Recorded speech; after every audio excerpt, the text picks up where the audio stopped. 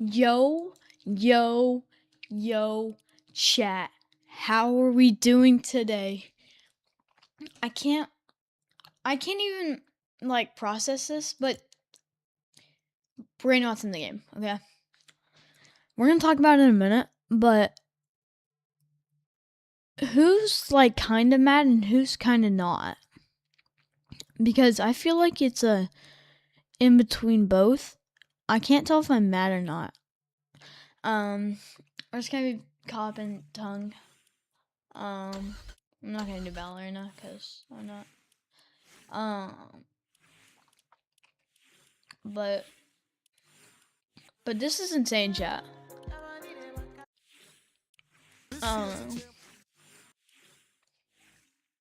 So,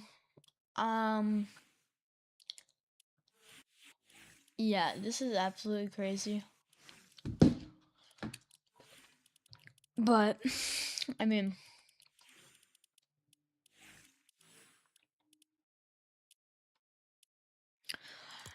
here, this Fortnite stream is gonna be insane. It's gonna be a long one too. Like, I'm gonna try for 2 hours at least.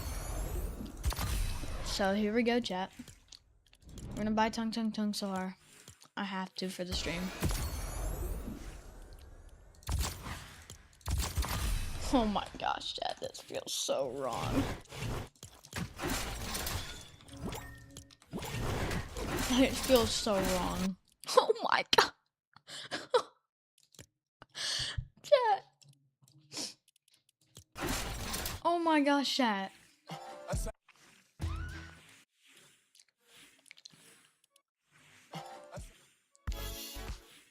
I sat down, crust, to my neck. That is my dog.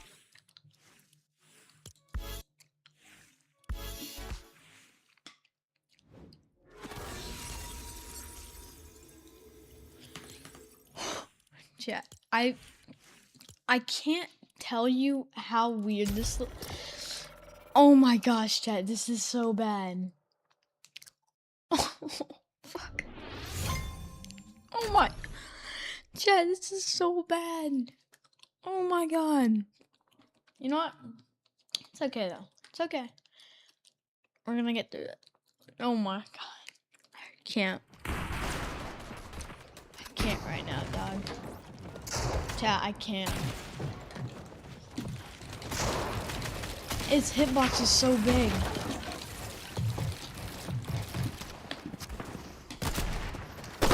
Mongrel Classic on him? Now I'm getting keyed on.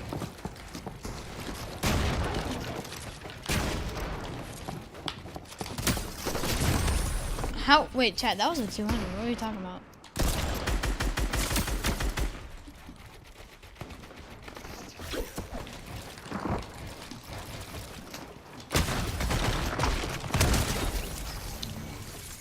I'm actually so washed right now, chat.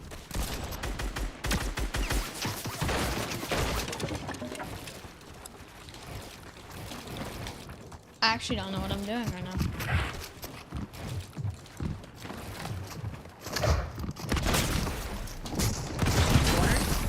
It's so crazy how big this hitbox is.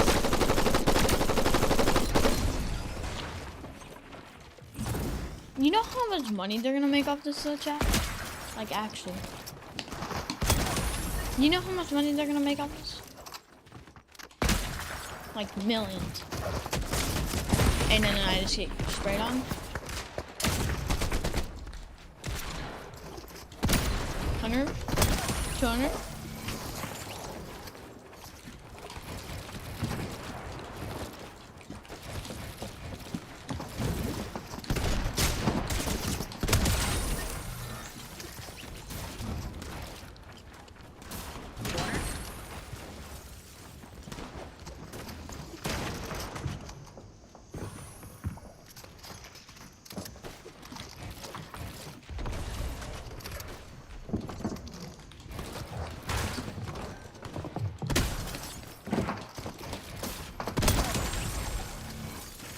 She just got trapped in my box, chat.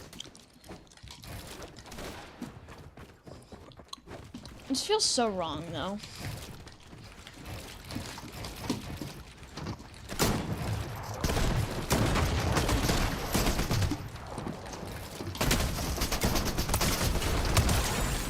I'm still getting used to not.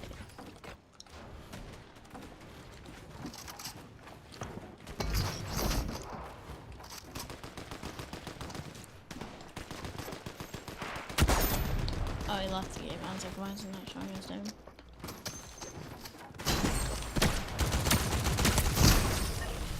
He headshots me with that? Wait, no. Corner.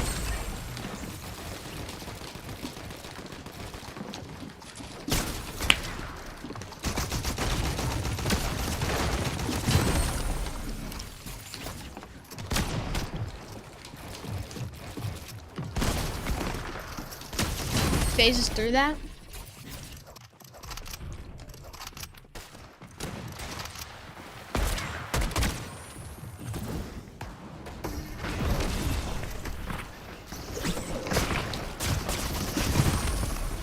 I actually like.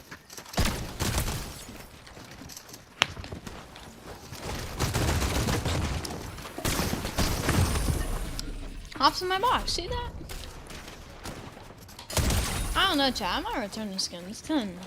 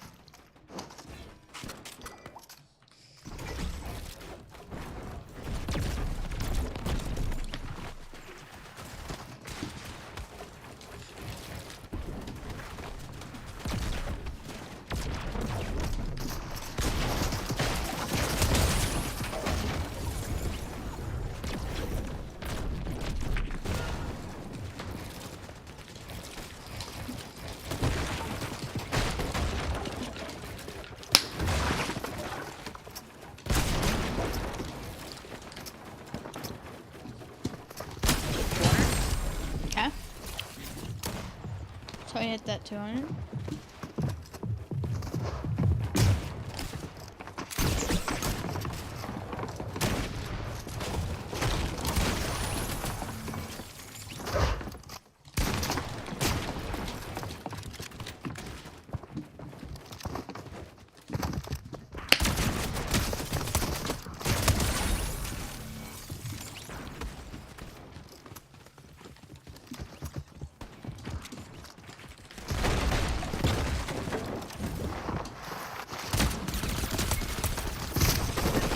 And then we get sniped. See this chat? Like, I don't know if I want to spend my money on this thing, chat. It's so funny though.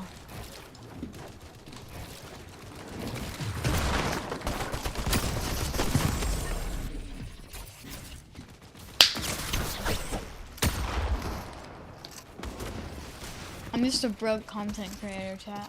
What am I supposed to do? Spend my money on a tung SAHUR skin? A broke streamer spending their money on a freaking FORTNITE skin? Like, dog. I wish there was a skin cup for this, dog. Like, I would have played in it and then tried to win it, but...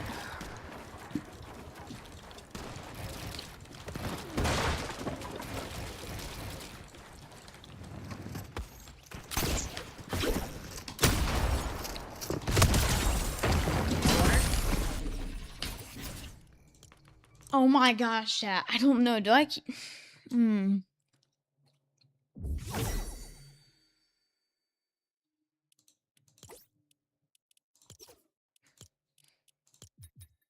No.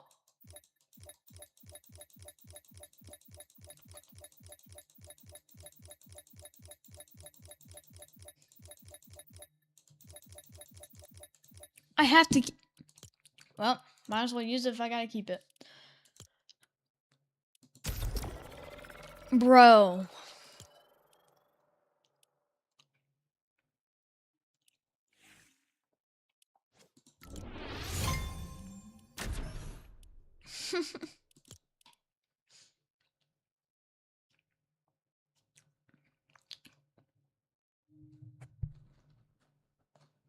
My gosh, chat. This is so bad. I wonder how many people have it on though. Move out of the damn way, dude.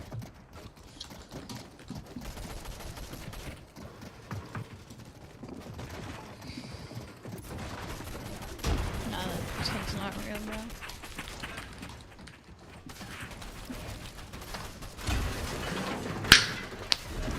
What do you want, dog?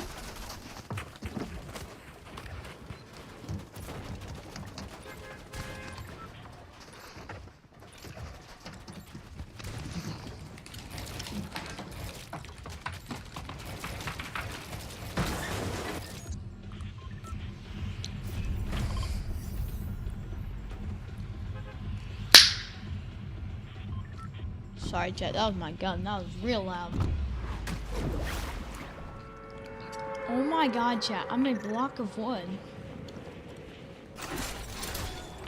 This actually feels so wrong.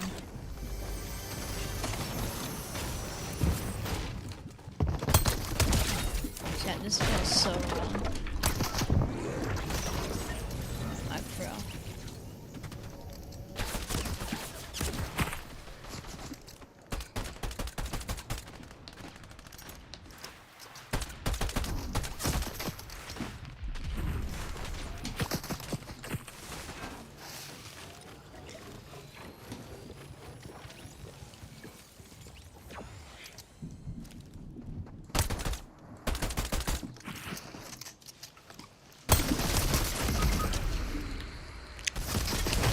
Wow.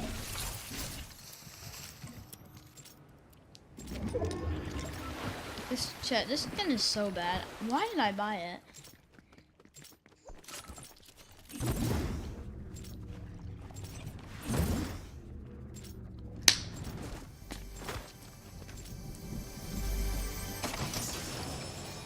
I'm actually so stupid, chat.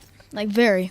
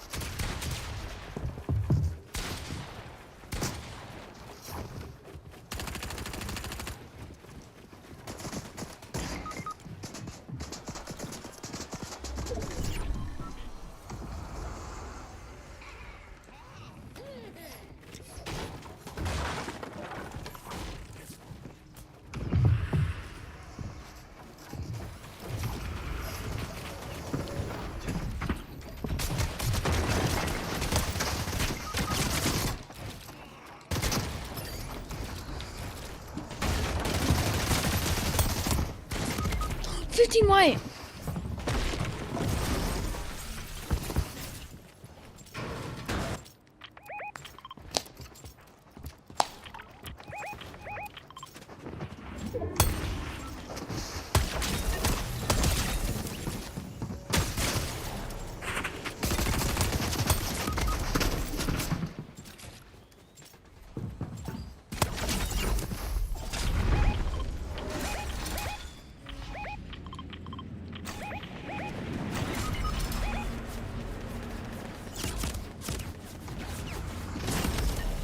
Wow. Well,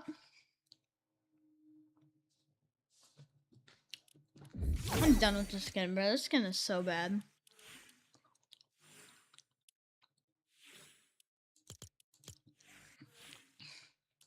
Um.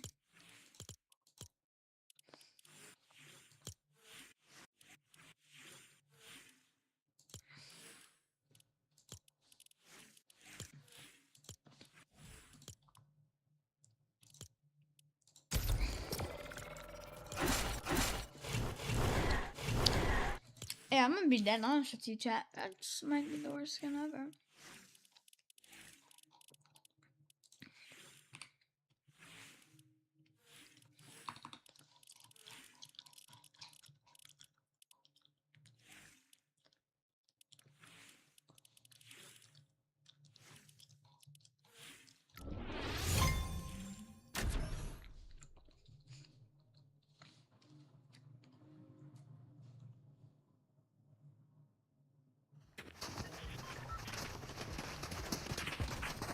How big that hitbox is, chat.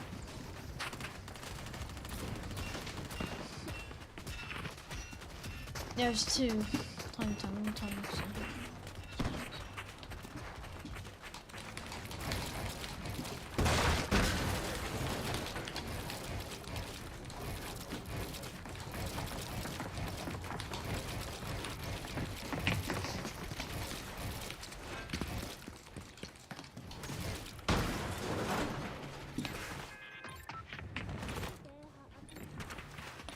I'm in ranked. Wow.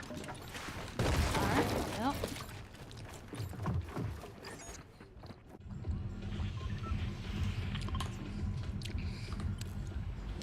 I guess I keyed into some rank to reload. Okay.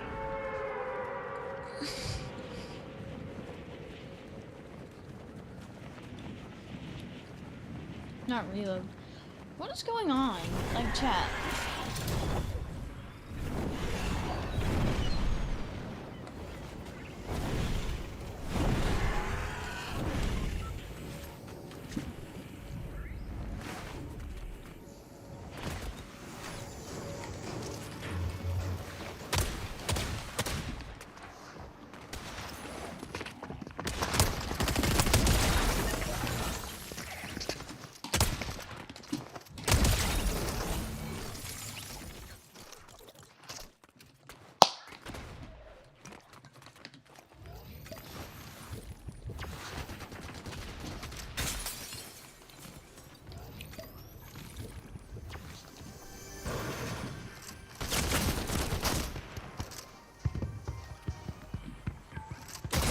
Okay, yeah. That's just stupid, chat. Wow. This is not going well for me. Okay.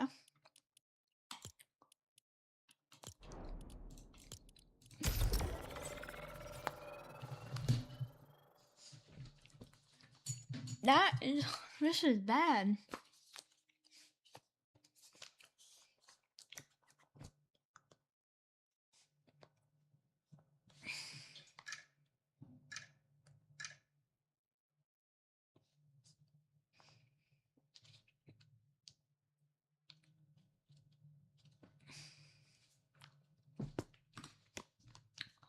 Wow, chat.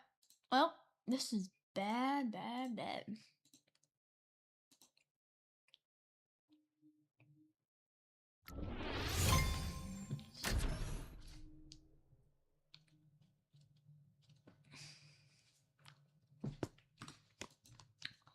Wow, chat. Well, this is bad.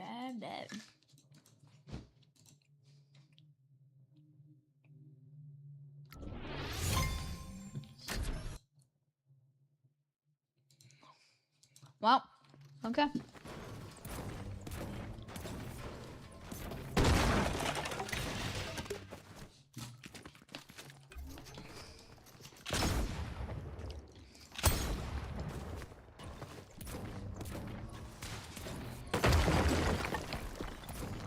Maybe this can be the good game, chat.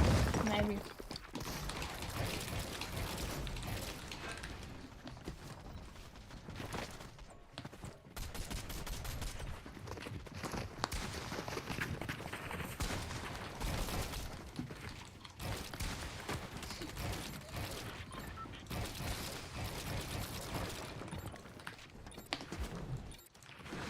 The updates that Fortnite does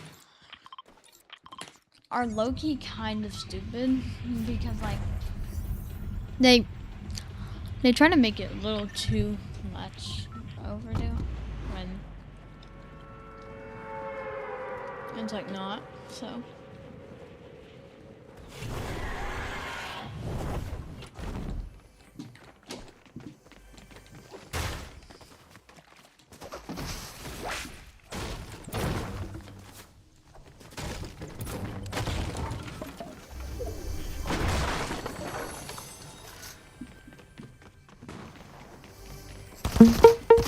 Oh my.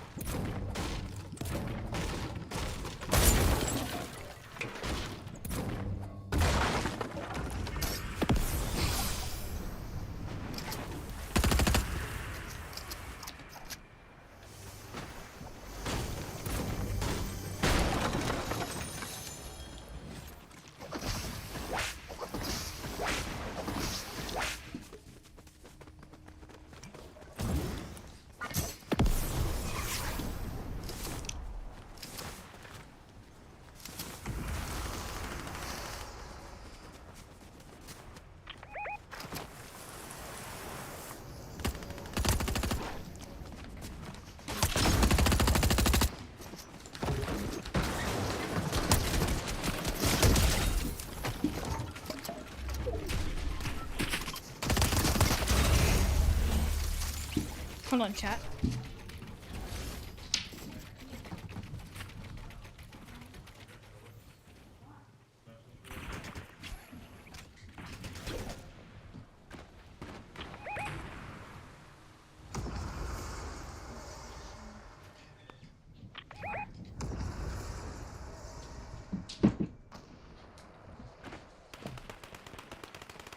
Okay, chat. I'm sorry, chat. I gotta end stream early because I have to go do something. I'm sorry I didn't plan this out. There will be another stream up later. Just give me some time. Just give me the last game, and then I gotta go.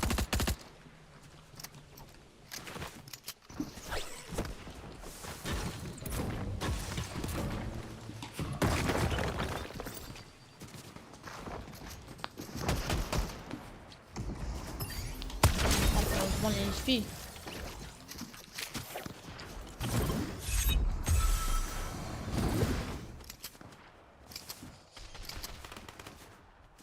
But this is gonna be a good game.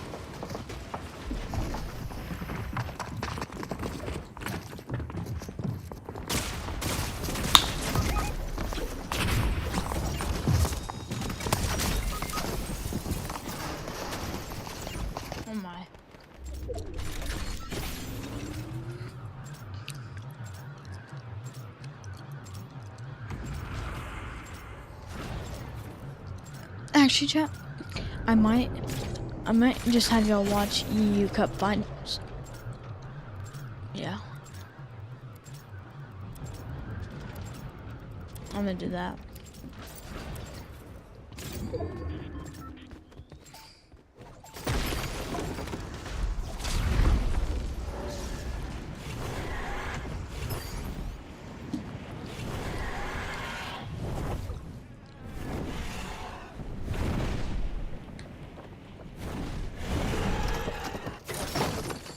Just got a spaz.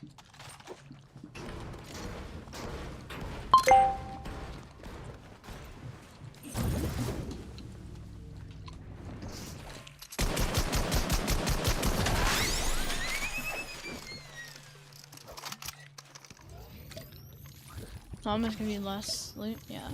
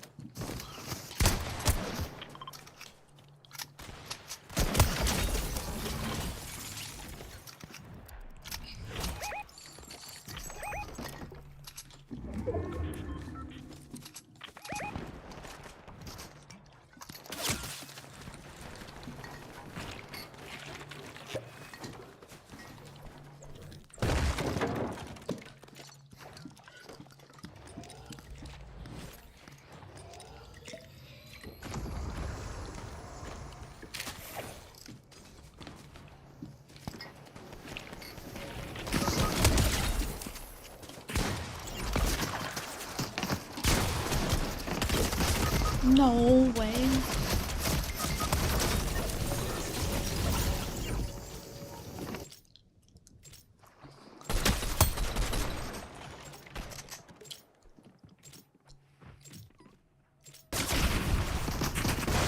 No, chat.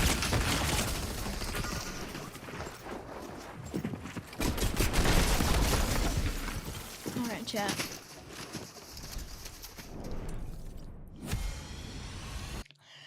Chat, that's gonna be it.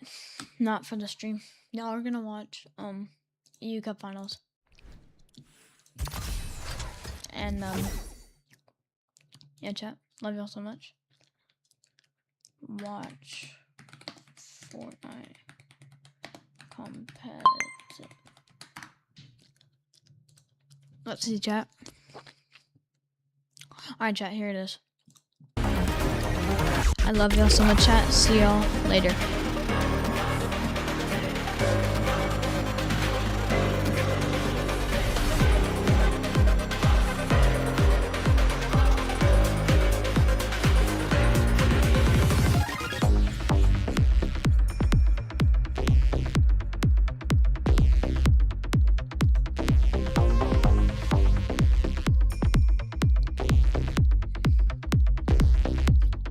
How long is this one?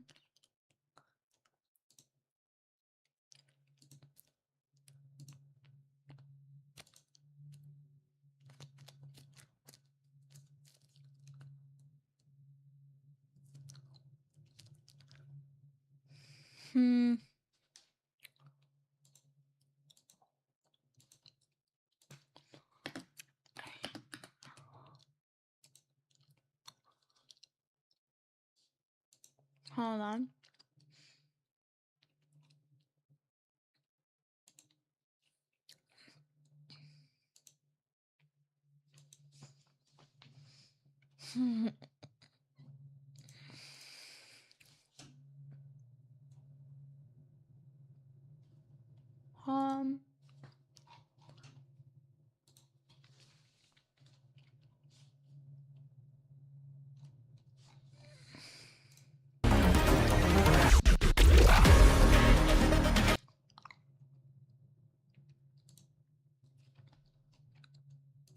All right, chat. See y'all later. Love y'all.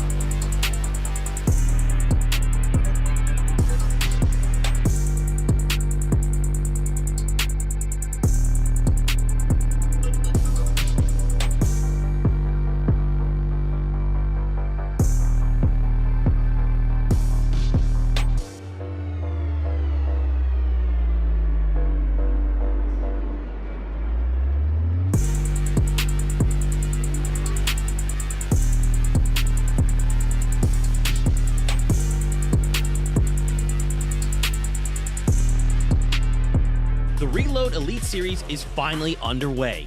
New duos are fighting for a share of the $2.5 million prize pool and their place at the Reload Elite Series Championship being held at the Esports World Cup in Riyadh later this year.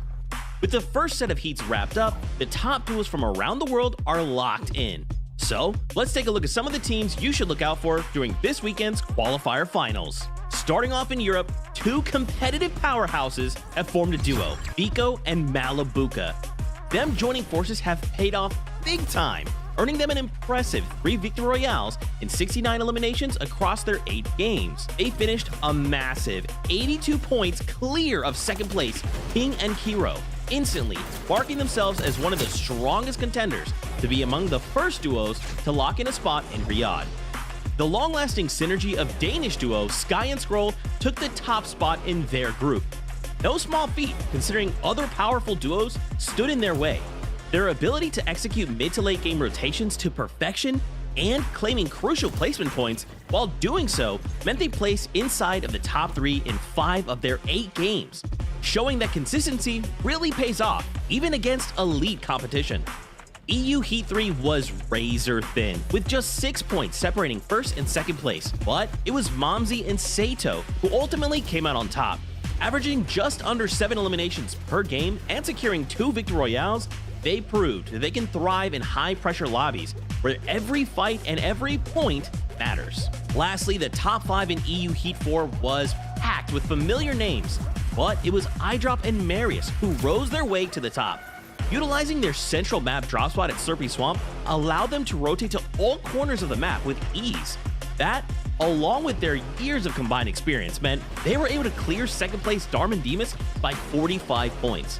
With fellow first place finishers Vico and Malabuka landing at the same spot at the qualifier finals, it's going to take more than just experience to secure their place in Riyadh. Over in NA Central, the competition was just as fierce.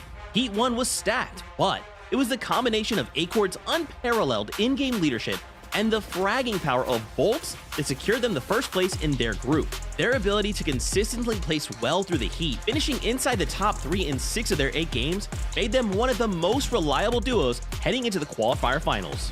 Following an explosive year in 2025, for ARC, now pairing up with Kanata, one of the most decorated players in competitive Fortnite's history, was always going to lead to some pop-off moments. And the Reload Elite Series heats were no different. Their aggressive and loud play style led to high elimination games across the heat, securing them valuable points. Who needs a VR when you can just rack up elims the way they do? The lobby in NAC Heat 3 was filled with big names, but only 5 duos could make it through to this weekend's qualifier finals. While Clix and Higgs impressed with a 3rd place finish, it was actually former trio teammate Iamzo and his new duo partner Josh who ultimately claimed 1st place. With Iamzo bringing years of experience and Josh providing the firepower, now the question is whether they can carry that momentum into the qualifier finals. To no one's surprise, the kings of NAC, Peterbot and Pollo, are back together again. But they had their work cut out for them to make sure they took the top spot in NAC Heat 4. Cold and Rapid really put the pressure on, earning themselves over 500 points in the leaderboard. But this is Peterbot and Pollo we're talking about. With 84 eliminations in 8 games and 3 victory royales, they soared their way to 1st in the group. A truly dominating performance, and something I'm sure they'll want to repeat again this weekend. These are just some of the duos you'll see fighting for their spot at the Reload Elite Series Championship. The competition is stacked, so make sure to tune in February 7th to see who will earn their place.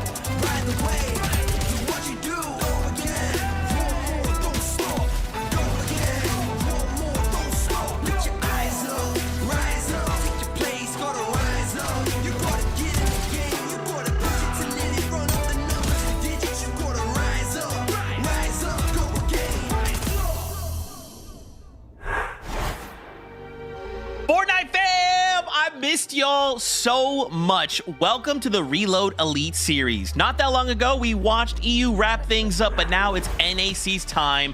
What do we have to show? It's going to be incredible. But of course, it's not just me that has missed you, because we've got some other of our friends as well that have missed you too. They'll be on in just a moment, but man, oh man. The Reload Elite Series is so unique and special and different. It's not the FNCS, but it's going to be similar levels of hype without a doubt. Of course, we'll get into all of that and so much more in just a moment. But of course, I do want to let you guys know this is Reload. So if you're expecting the FNCS or BR or anything like that, it's going to be a little bit different. Now, of course, let's get our friends in here. It's Kelly Link, it's Vivid. Our friends are standing by. Guys, I've missed the Fortnite fam, and I know y'all have too. Oh, absolutely, Zeke. Very, very excited to jump into all things Fortnite competitive this year. Kicking things off this time around with something a little bit different. You already talked about it. Reload being the different game mode. Very, very excited to see how this pans out over the course of this year. Just very, very excited to jump in all the action alongside my two best friends, Zeke and Kelly Link. Oh my gosh, I thought Levin was going to be on the show for a second, but I'm here, guys. So excited to be back. Of course, since the Global Championships, I've just been so worried. Talking about Major 1, April, that's how long I have to wait until we get some competitive Fortnite? Well, of course not. Fortnite's got you covered. We already had the solo series, absolutely incredible. And now it's all about the Reload Elite series. So much more to come, Zeke. I cannot wait to get started. Yeah, I mean, if you're a fan of Fortnite, now is the time to jump in and play FNCS, Reload Elite Series, mobile series. There's so many things, Div Cups, all the things in the world.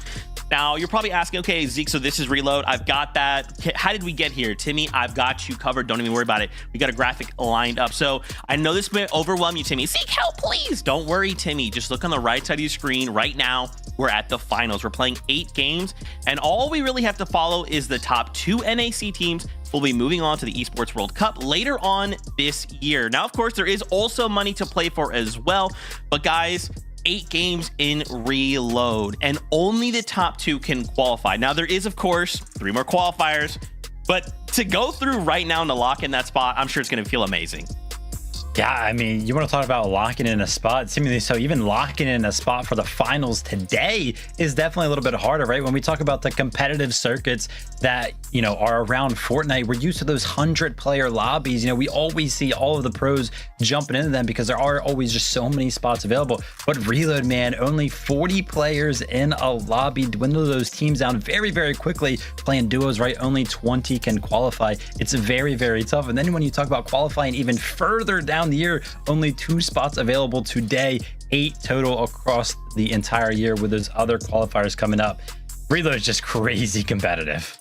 It really is. So much is on the line, and our players really haven't had the experience of these set lobbies like I'm sure they're kind of used to when they do practice for the FNCS. So there isn't just a question mark of us coming into the competition.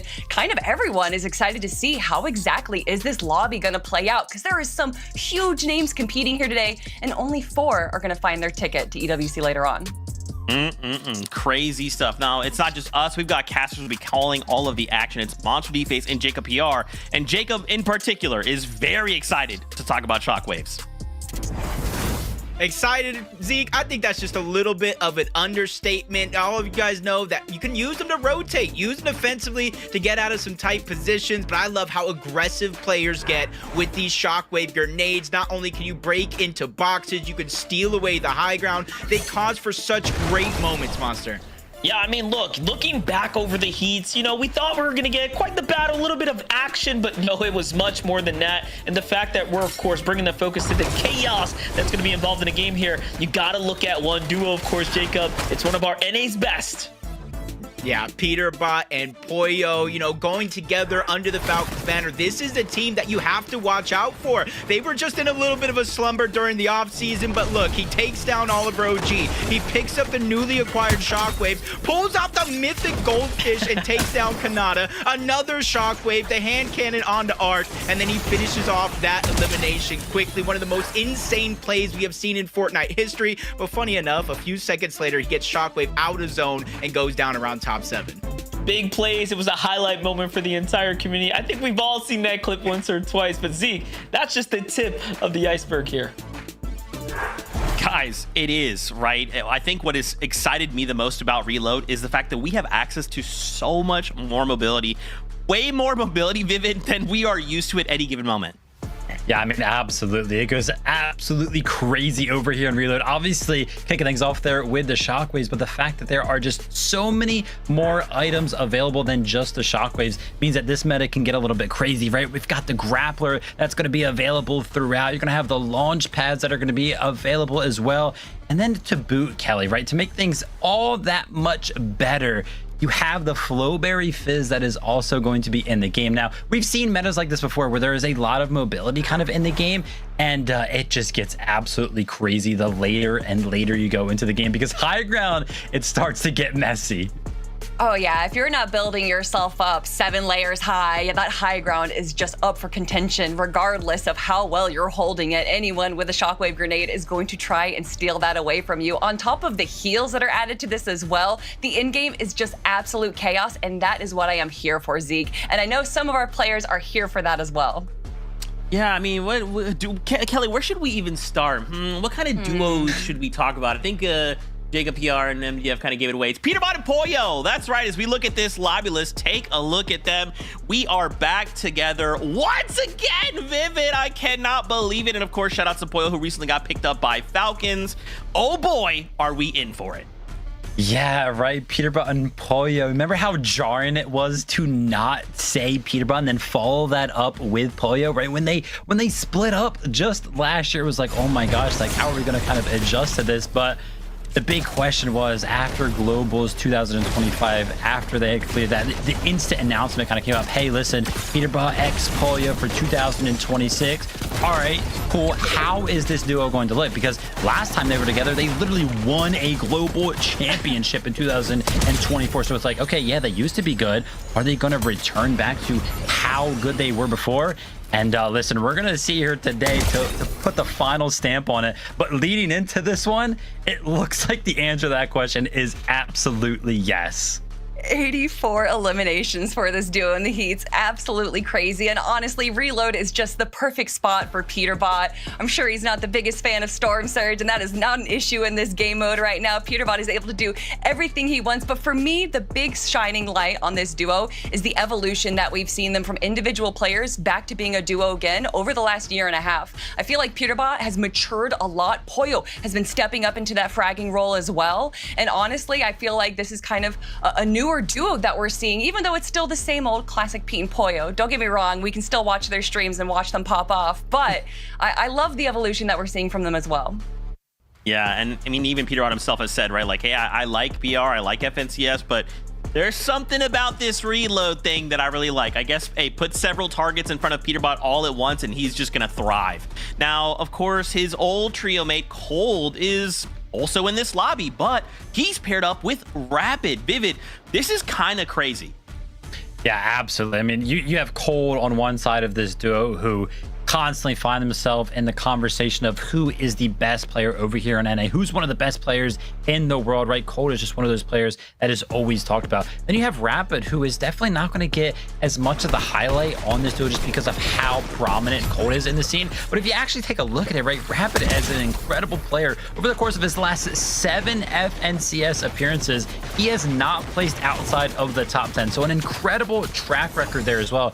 Obviously, this duo is going to storm through the competition today, and it's going to be on the back of all of the eliminations they can find. If you take a look at the elimination leaderboard, I mean, Cold was in 2nd place there throughout the heats with 43 total, and then Rapid quickly followed up, just 5 less at 38 total for him as well. And you can see the total eliminations there, 81. Just an absolutely fragger duo here. You know, back when Higgs was a Batman Booga and was playing with Rapid, a lot of eyes were on Rapid there. A lot of people knew that he had a lot of potential, but not really given the opportunity to kind of shine, especially when you're teamed up with someone like Batman Booga. And you would think that would be a similar case for someone like Cold, who, regardless of how little or how much he's playing, he's still able to perform at the top level. I'm really excited to see how much effort and time Rapid is putting in. I swear every time I'm watching his stream, he's playing Reload. And I'm hopefully that kind of momentum and that excitement from Rapid can spill into Cold a little bit as well. Hey, look, Cole's got a lot of things going on, okay? He recently got a haircut.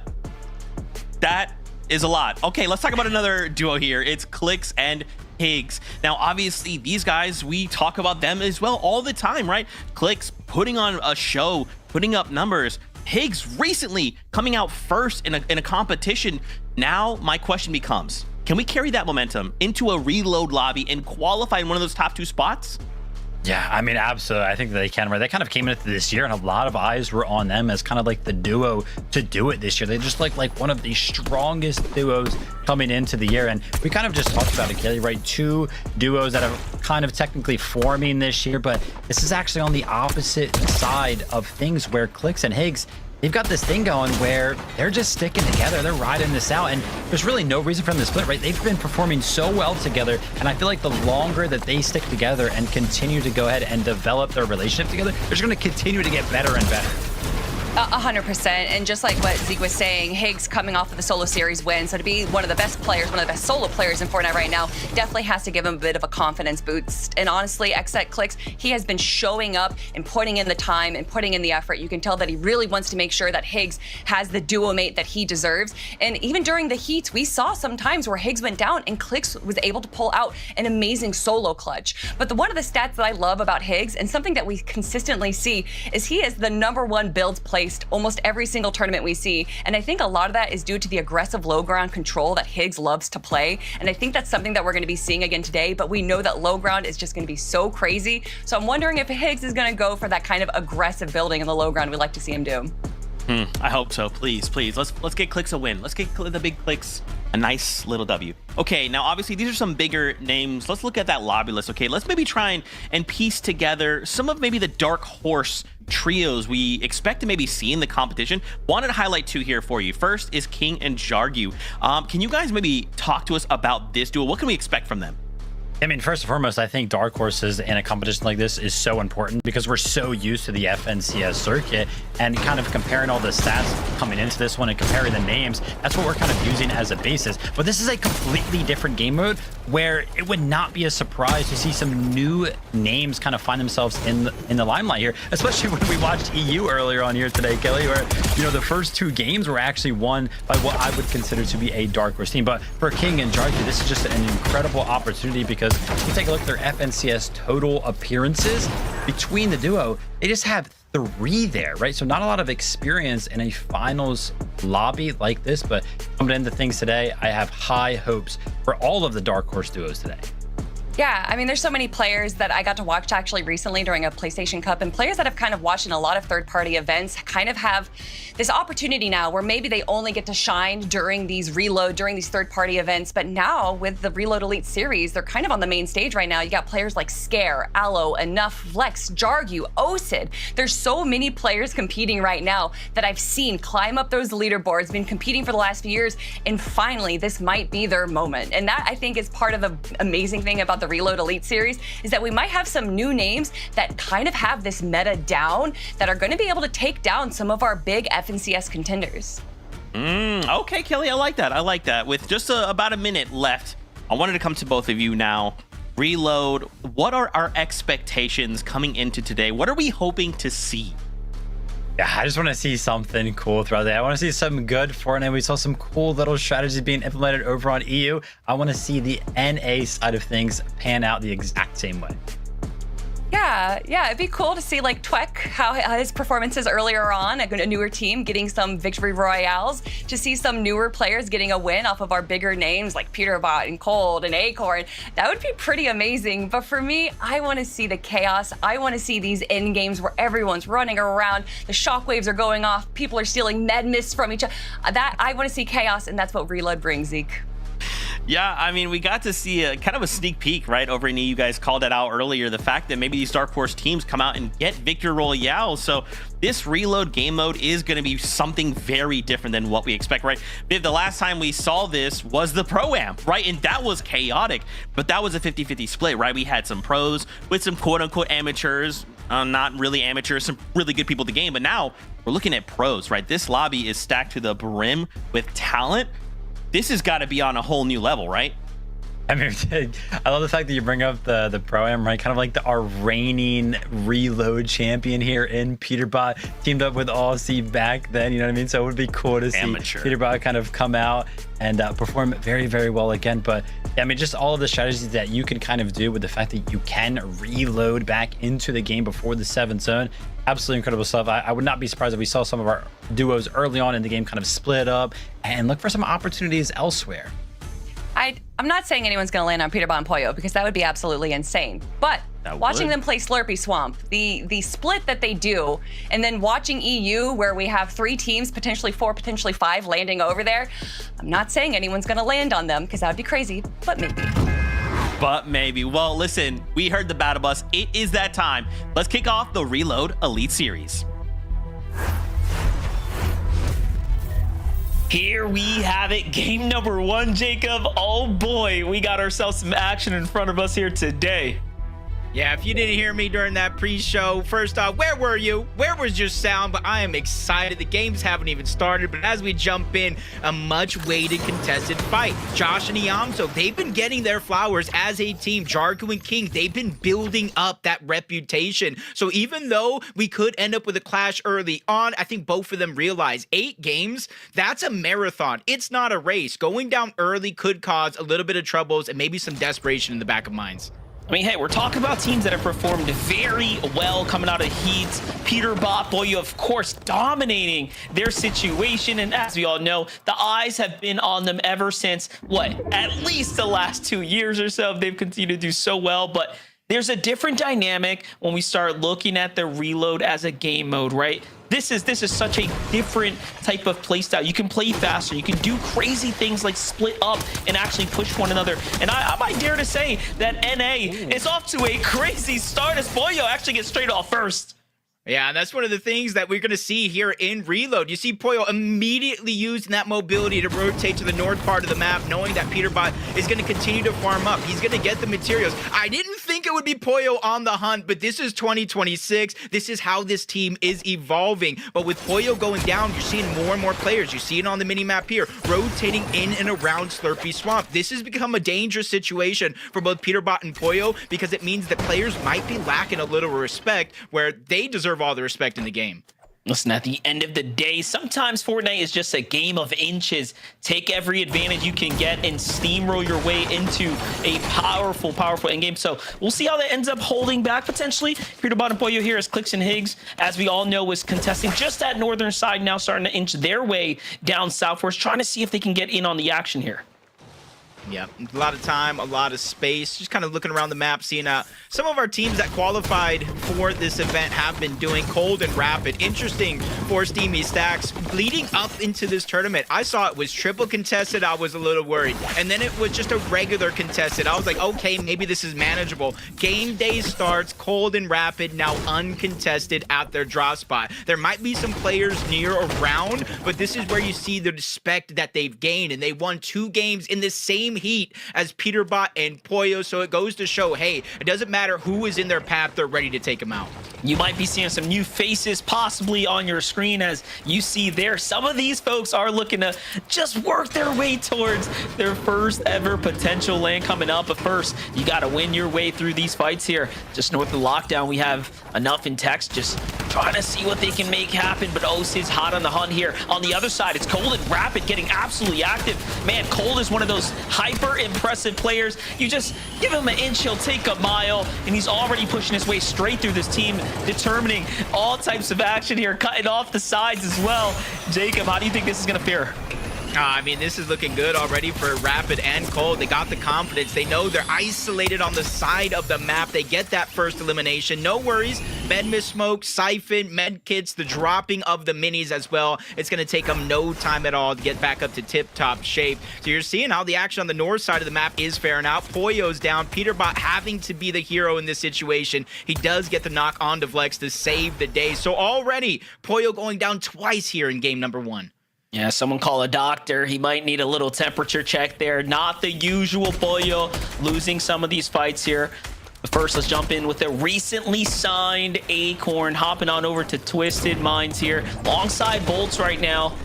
Looking good so far here. There are 9 FNCS champions in the lobby here. Reload really bringing the action. Continue to, of course, give the pros something to look forward to as we're out of the main season. Yeah, you're seeing already, you got exotic weapons. You got the slurp juice as well. And you know in Season Pass how powerful and game-changing those slurp juices can be at any given moment. But again, a lot of these uncontested teams that we're seeing around the map faring very, very well. As Josh and Yamzo maybe stepping a little bit too far forward. Josh going for an Elim. He gets taken down by Peterbot and Poyo. And not only is that 3 points for the elimination, we know how rocky of a road it's been for Poyo so far. That's a boost in their loadout. Look at the dynamic at play here. Josh Riley falls to the hands of Boyo. Finally, he gets his hands dirty there. Manages to put up a point. Yamzo on the other side, just trying to continue to gather himself here, staying out of the action. Doesn't want to, of course, catch himself out of whack there and catch himself eliminated. Jumping back onto the storm, though, or just safe over here to the south. The fight that I think everyone was hoping would happen here. Yeah, there are so many barrels here, both big and small. There's slurp trucks. Even though it's not in the zone now, you know a lot of players will rotate back here to try to get the extra HP and shields that they might have missed. But a little bit of a slow pay coming out this time around. Peterbot making sure to take a more calculated approach to this one, trying to play for that piece control. Here's Poyo in a fight towards the outside against Higgs, and you see him immediately change direction to try to lend a helping hand. Got to be careful here. Now we're talking about the upper echelon of what NA has to offer here. Peterbot and Poyo already playing the side angle clicks, opting to stay tucked away inside, just complete control of this low ground domain here. And they know who is exactly pushing on the outside of the walls here. You have to guess that Clicks and Higgs are just looking to maintain composure and hopefully pushing back out. Yeah, good shot by Clicks, but Peterbot having that slurp chuck right behind him. 100 of heals, whether if it's HP or shield, so he's going to be back up like he never took that shot in the first place. And you got to take a mention right here of Clicks and his loadout. He has all the shield in the world, but you got to imagine that building farmed free of all the slurp barrels, so getting HP back for Clicks is not going to be easy. So huge advantage on over to Peterbot on the side. Flank coming in from Higgs. Good opportunity there to cause a little bit of confusion onto Peterbot, getting him to reposition, but Poyo doing the same thing, taking that extra angle, trying to force them to make a mistake.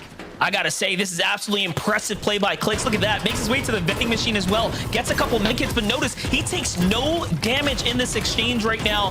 Clicks playing at an absolute elite level here in this series. Higgs now forced to go toe-to-toe with Boyo, back and forth. Looking for the piece control for the high ground wall there, but nothing just yet. Somewhat of a stalemate on all sides here. Yeah, and you can kind of see all of them thinking long haul, all of them going to farm and re-farm where they can. Even though they have about 200, 300 extra builds, they know this fight has already taken a little bit longer than they'd hope, and that's why you see the disengagements coming out. I talked about the extra barrels, the extra utility that you can gain, and that's exactly what they're going to do. They've wasted a lot of materials and some of their heals in that fight, so they realize, hey, is the 3 points worth it? 6 if we get the wipe? Probably not this early in the game. Yeah, definitely not when you have Clicks playing that well, but for Arc and Kanata, another team we expect to do exceptionally well here leading into the release or this Reload Elite Series here. Looking pretty solid right now, just finding their way into the edge of the zone, and again, the pacing really does start to pick up. You really don't catch a break when it comes to the reload mode. It is non-stop action, whether you're fighting for your drop or fighting for some new key positioning. Everyone is going to be pushing further and further, and they're going to be more willing to, of course, take risk here. It's kind of been their plan all along. I think it's kind of why they like steamy stacks. If it goes over to their side of the map, they got free high ground thanks to the stacks. If it pulls away, they have launch pads, they have the actual steamy stacks. You mix that with the Flowberry Fizz, which means they get a free rotation just like this to the slower side of the zone. It hasn't even opened up yet, and in theory, there could be 1 or 2 players, maybe a team nearby, but most chances are they're going to have an uncontested side of the map, Rapid and Cold playing 2-3 steps ahead of the game at this point. Yeah, I like what we're seeing right here. On the other side, Yell's just sitting pretty. Not the greatest loadout, but Med Miss is, of course, the name of the game here. Still full 20 team standing, as we all know. There will be a cutoff point coming up here shortly where teams will not be able to spawn back in, essentially. So notice how the pacing really starting to slow down now. You cannot afford to make any more mistakes here. Yeah, I like the way you said that. Reboots are about to shut off, and they know exactly that. That's exactly why you don't want to get eliminated here, even if you can come back. Because Monster, where are you going to land? And let's just say hypothetically you do find a spot on the ground to call safe. What loot are you going to get? And that's why you're seeing a lot of precautions being taken very, very early on. Acorn and Bolts, they know they got a far rotation to go, but Acorn's sitting and waiting for these teams to rotate out. They're going to land some shots, and then they're going to combine the Flowberry Fizz with their crash pad to try to get as close to the zone in one hop as possible. One of my favorite up-and-coming teams here, now veterans in the space. I think it's fair to say we could put the tag on Shadows, as he's made his way through his 3rd year as he continues to approach his way final to final. And hey, look, it was a hard road, a hard journey for most teams to even get this far. We saw some major upsets as we went through the heats and the qualifiers. So all of these teams here, of course, are the exceptional, but zone ending towards Dirty Docks. This is going to be some very interesting dynamic at play here, as half of it's inside the water. So if the map wasn't small enough already, now you have some water to contend with. Yeah, that's just a blessing right there. You couldn't ask for a better zone if you're Paper and Rezi. They land over towards Dirty Dogs, haven't had to move far. The battle continues with Peterbot Pollo probably rotating close by Clicks and Higgs. They're going to get the damage, probably push them off. You can see Peterbot and Pollo place 468 in open, the lowest of any duo in finals. That just goes to show when it comes to 2026, we know how good Peterbot and Pollo can actually be. It's just the slow start that for some reason put doubts in people's minds. But when you saw them play in heats, back-to-back-to-back wins, I was even thinking they could win all 8. They are back and ready to qualify today. Yeah, definitely. And I mean, you want to just get it out the way, get that quad locked in. One less thing to worry about, but back on over to Higgs and Clicks. So let's just go ahead and assess the situation. How much damage was that extended fight as far as it put on their loadout stress here? Doesn't seem like too much. They seem to be faring relatively solid here overall, Jacob. So Higgs does have plenty to play with here coming into the end game. I was a bit concerned, right? You start looking at how long those fights start to take. Really puts a question mark on whether or not a team has enough in the gas tank to go ahead and make it to the finish line. So far so good on high ground. See Cold and Rapid here, the first to go ahead and take a little gander off to the highs. Yeah, and this is where we're going to start rotating back and forth with these moving zones. You're seeing it move over to Dirty Docks. We're going to take a move towards the south, a little bit towards the west. And it's not going to be too drastic of elevation changes, but with the shockwaves and how much chaos they can bring into the game, it is definitely something you got to watch out for. Peterbot and Pollo, you see them going from a max pull all the way in. King and Jargu got to make that same rotation along with Curve and Craze. Yeah, here's the thing, when Medmist in play, you can do a lot of, or you have a lot of optionality, I should say, right? You could play deep in the zone, wait for it to kind of come towards you. You can stay even back if you really want to, and then go ahead and utilize shockwaves to make an ambush and a fight for high ground. But for now, folks are trying to get to this first zone. Pay attention, guys. It's going to end before you know it. Things start to move really quickly here. One duo or player eliminated already. Bolts and Acorn trying to gather their footing here as they find themselves in the new zone. Playing the ultimate low, still max material. Bolts. That's a little side angle here. That mythic rifle putting in absolute pressure there. Yeah, it has that added bonus effect where you keep landing shots. It deals more and more damage. So for Bolts, that's going to allow them to control a side of the zone. Not all 4 sides by any means, but they can pressure teams, push them out, get them to waste the materials. Acorn thinking ahead. Again, constantly moving forward, staying ahead of the zone. Look at the minimap, how far ahead they are away from everybody else. But from one side in the front, Peterbot and Pollo got that max pull in the back side of the zone. You see them peeking through, looking up, possibly spotting out both Cold and Rapid, waiting for a couple other players to rotate before they make one of their own. Absolutely clean tech right there. Quick, easy, fast rotate, not even overexposing themselves, and now looking to turn on the pressure here. And this is really interesting if you think about it. The early game is, of course, reload. The end game is like back to high-level competition. Don't fall. No mistakes can be made here. Drum gun from Cold Hands. Just putting absolute pressure here from up top. And you already know, once you're kind of situated here, all you got to do is spray and pray. But shockwaving teams are, of course, going to be the biggest threat to anyone right now. Yeah, Cole just watching that team shockwave up with the Flowberry Fizz. Doesn't worry about them. And that's the thing, like you were saying, you could put a lot of pressure down with the drum gun. It's just the accuracy and actually hitting the shots you're going to find a little issues. As Bolt and Acorn, it wasn't a shockwave. They combined that Flowberry Fizz with the launch pads to try to get out of render distance. Hopefully players go down below, but they realized as they close the distance in Cold and Rapid on the high ground, they got to beeline it to try to find some safety. Cold and Rapid are keeping their head on the swivel. They've been playing. They know the shockwaves. They know the threats around every one of these corners down below. Listen, and this one thing that we know is that they're going to be able to put that pressure down here from up top, and I see Medmiss, and they see, of course, an opportunity to put the targets on the limelight here. But look, Peterbot Boyo opting to the ultimate low. This is not what we expected of them, and that's because they don't have any shockwaves here to mess with at the moment. So instead, they're going to play the low ground here, looking to rack up some points. And remember, every elimination now is going to be worth a full set of 3+ placement here just around the corner.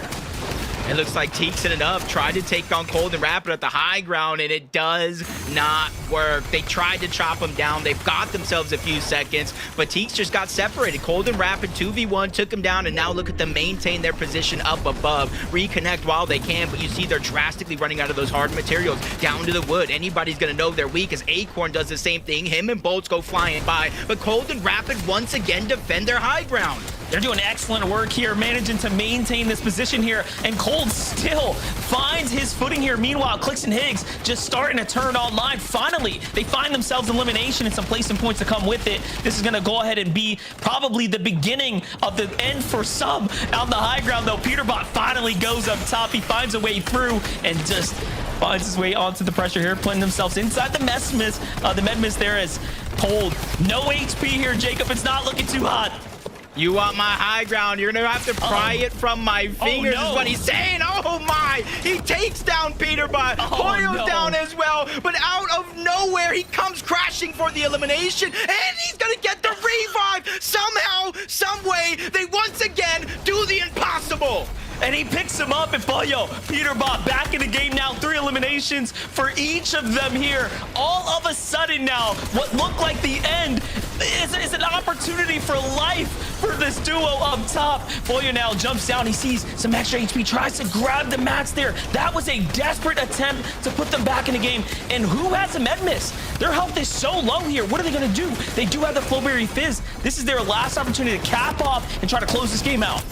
Yeah, there's a bunch of duos still alive, but some of them getting ripped apart from their team. Higgs falls, Clicks falls shortly after. You got Drew and Chris, that's a duo. You got Josh and Yamzo, that's another duo, but it's Peterbot and High Ground, the last remaining duo left in this game that we're mentioning, still alive, putting pressure down from above. 400 medium ammo each. They have the grapples to get down, and if you look at the other side of that coin, nobody has a chance to look up as of now. Yamzo's going in for the elimination, saying, hey, it's now or never. I don't have builds. I don't have anything I need. I have to take it from him as he gets the elimination. Josh gets one as well, but Peterbot strikes, taking down Yamzo, bringing it down to a 2v2. There goes the Siphon to go ahead and cap him right to max HP here. Couple max drop for Boyo. He wants to make sure that they can go ahead and have enough just to go ahead and keep this pressure down. Shockwaves come out both sides, and then Peterbot gets sent flying back. He has to jump back in. He's going to go for the fight instead. This grapple keeping him in the game. Flowberry Fizz effect as well. There's the Siphon to go ahead and cap him back off. 9 eliminations, a 1v1. He's got the height, 2 mats, 1 mat.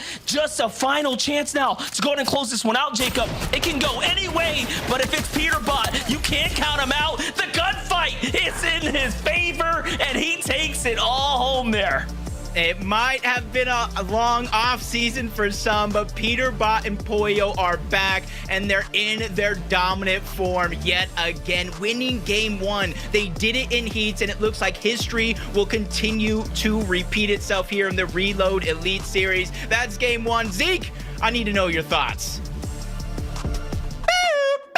Red alert. This is not a drill. Peterbot and Poyo are back. Guys, I thought for like one moment, it was over. Thought like, okay, he fired the grapple. I like the play, but it didn't land. He's down the storm.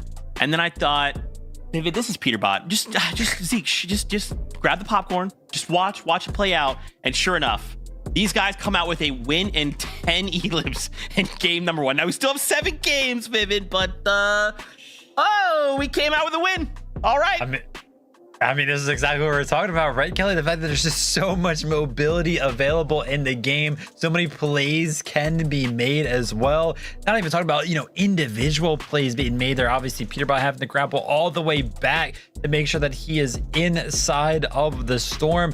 But high ground, right? Switching possession a couple of times towards the end of this game. And honestly, Kelly, one of my favorite things about the way that this whole game panned out is Jacob was kind of mentioning all of the duos that were like left alive, and he went ahead and said, he was like, yeah, Peterbot and high ground, because you're right, Jacob. Peterbot and high ground are a duo in their own right. It's no surprise to see it in the first game of the competition of the year. Peterbot is once again on the higher ground, returning to form with Pollo. But hey, Kelly, the res was the MVP. Oh my gosh, I lost it. I did not think Pollo was going to pop that off and able to get the res onto Peterbot. What I love, though, you were talking about how many hands was switching high ground there. Once Peterbot and Pollo were able to kind of claim high ground, they built up just a little bit higher to make sure that those shockwaves weren't able to stop them. But here, the final play from Peterbot with the grapple, holding on to it to the final moment to get the last elimination on Chris and to get the first win of the day. Wow, absolutely incredible. Textbook from Peterbot and Pollo. Oh man. Okay, everyone in the lobby, we need to band together. Okay, we need to stop them from doing this. Good luck. We can't. We can't. Obviously, more things transpired in that game, but first, a break. When we return, we break down what we saw out of game number 1.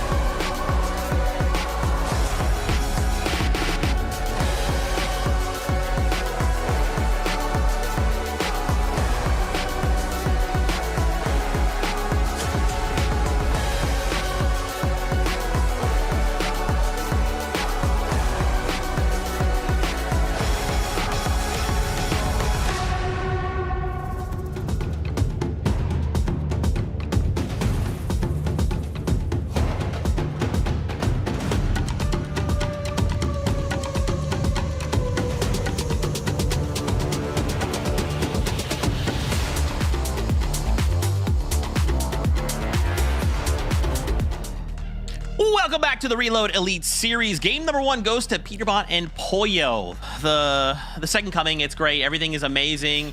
And I'm sure this is just going to keep going. But other things happened in that game.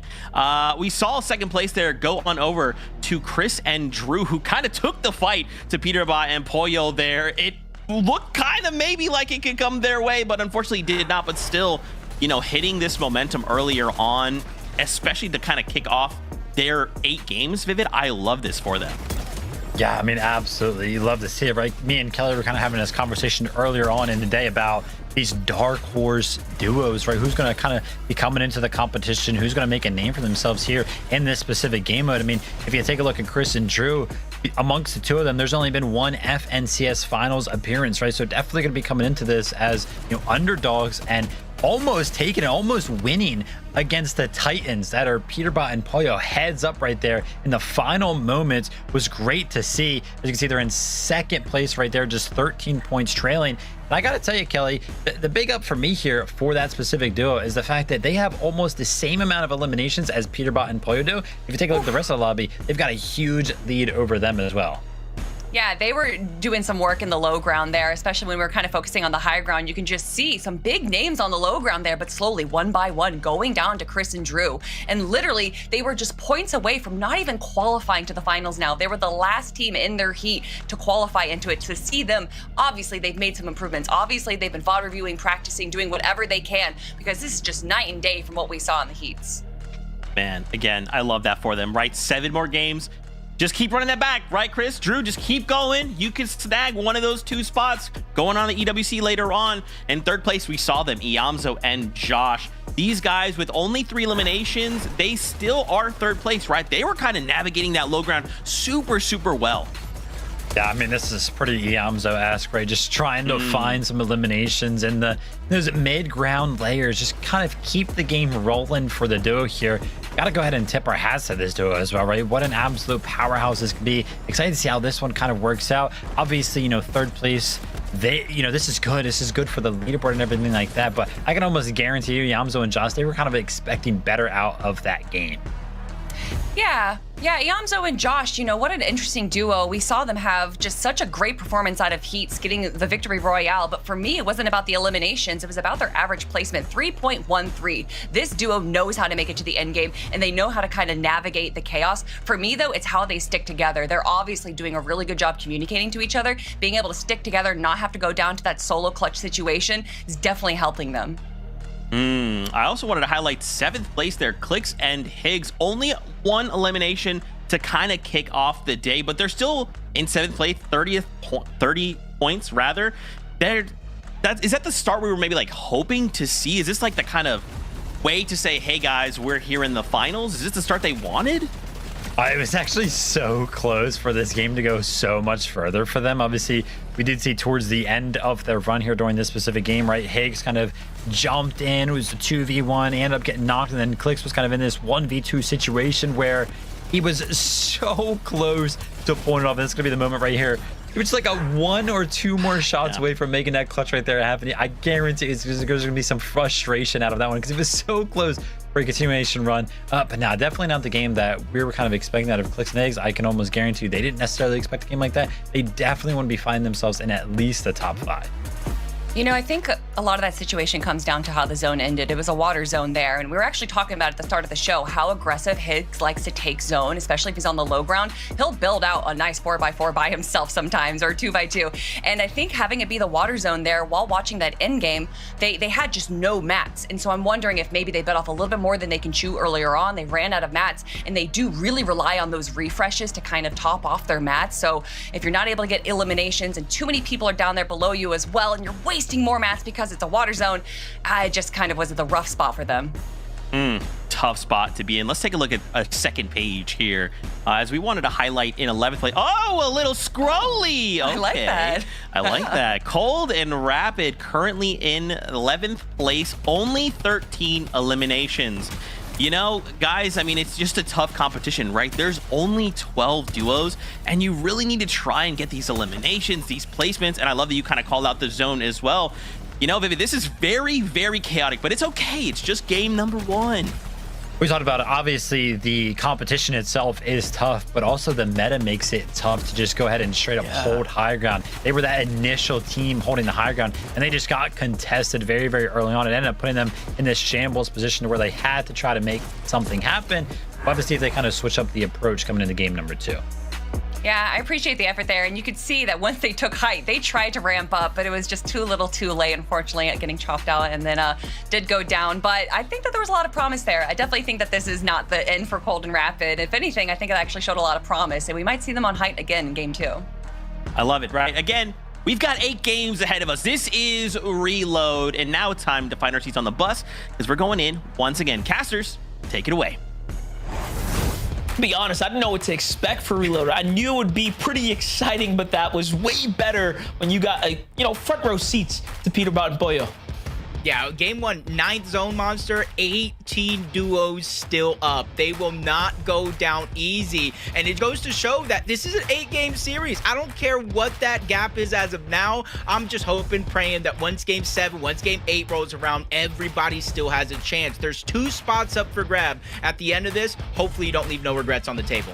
And it makes you wonder, is holding high ground going to be worth it? Cold, Rapid there. They had the right idea, but Shockwaves just destroyed that entire game plan. But let's hop on the bus here for game number 2.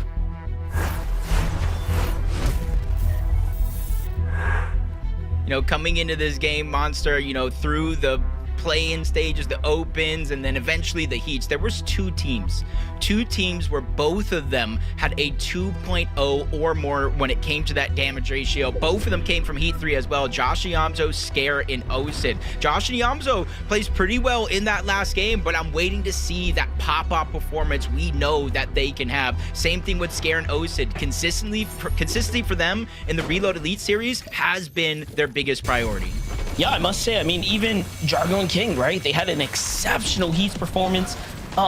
Coming into this, anything can happen. Right now, they haven't quite earned themselves point. As I say that, they go ahead and find a Yamzo here early on. So this is going to be that boost of confidence. I'm sure that'll allow them to start surging their way towards a more positive game here. But hey, anything can happen, right? We're talking just exceptional circumstances. It's the Reload game mode. The map's smaller, less players, and the dynamic is you can play faster, right? So let's see what happens when folks start to warm up here. And you see Jargo and King, they were able to take down Yamzo very, very early on. Josh was able to stay alive, get the reboot, but you see Yamzo, I was talking about where are you going to land when these zones close up. It's even having a little bit of troubles here before the zone even starts to move. Yamzo goes down again to Lawrence. You see that in the feed. So it's going to be an interesting game for Josh to see how he's able to safely get Yamzo back in the game. Agers goes down. I even saw Cold in the feed. So already here in game number 2, those uncontested teams you see with Peterbot going down, they're going on the hunt for those early eliminations and early points. Yeah, definitely got to earn what you can here as often as you can. Otherwise, you're just going to slip behind. Looking at the standings, you saw there 90 points now. You see your competition way up at the top will start to make you feel like, wait a second, am I already out of this race, right? And, that's when desperation begins to kick in here. But as we know it, there's a fair amount of folks that are going to be qualifying out of this stage here.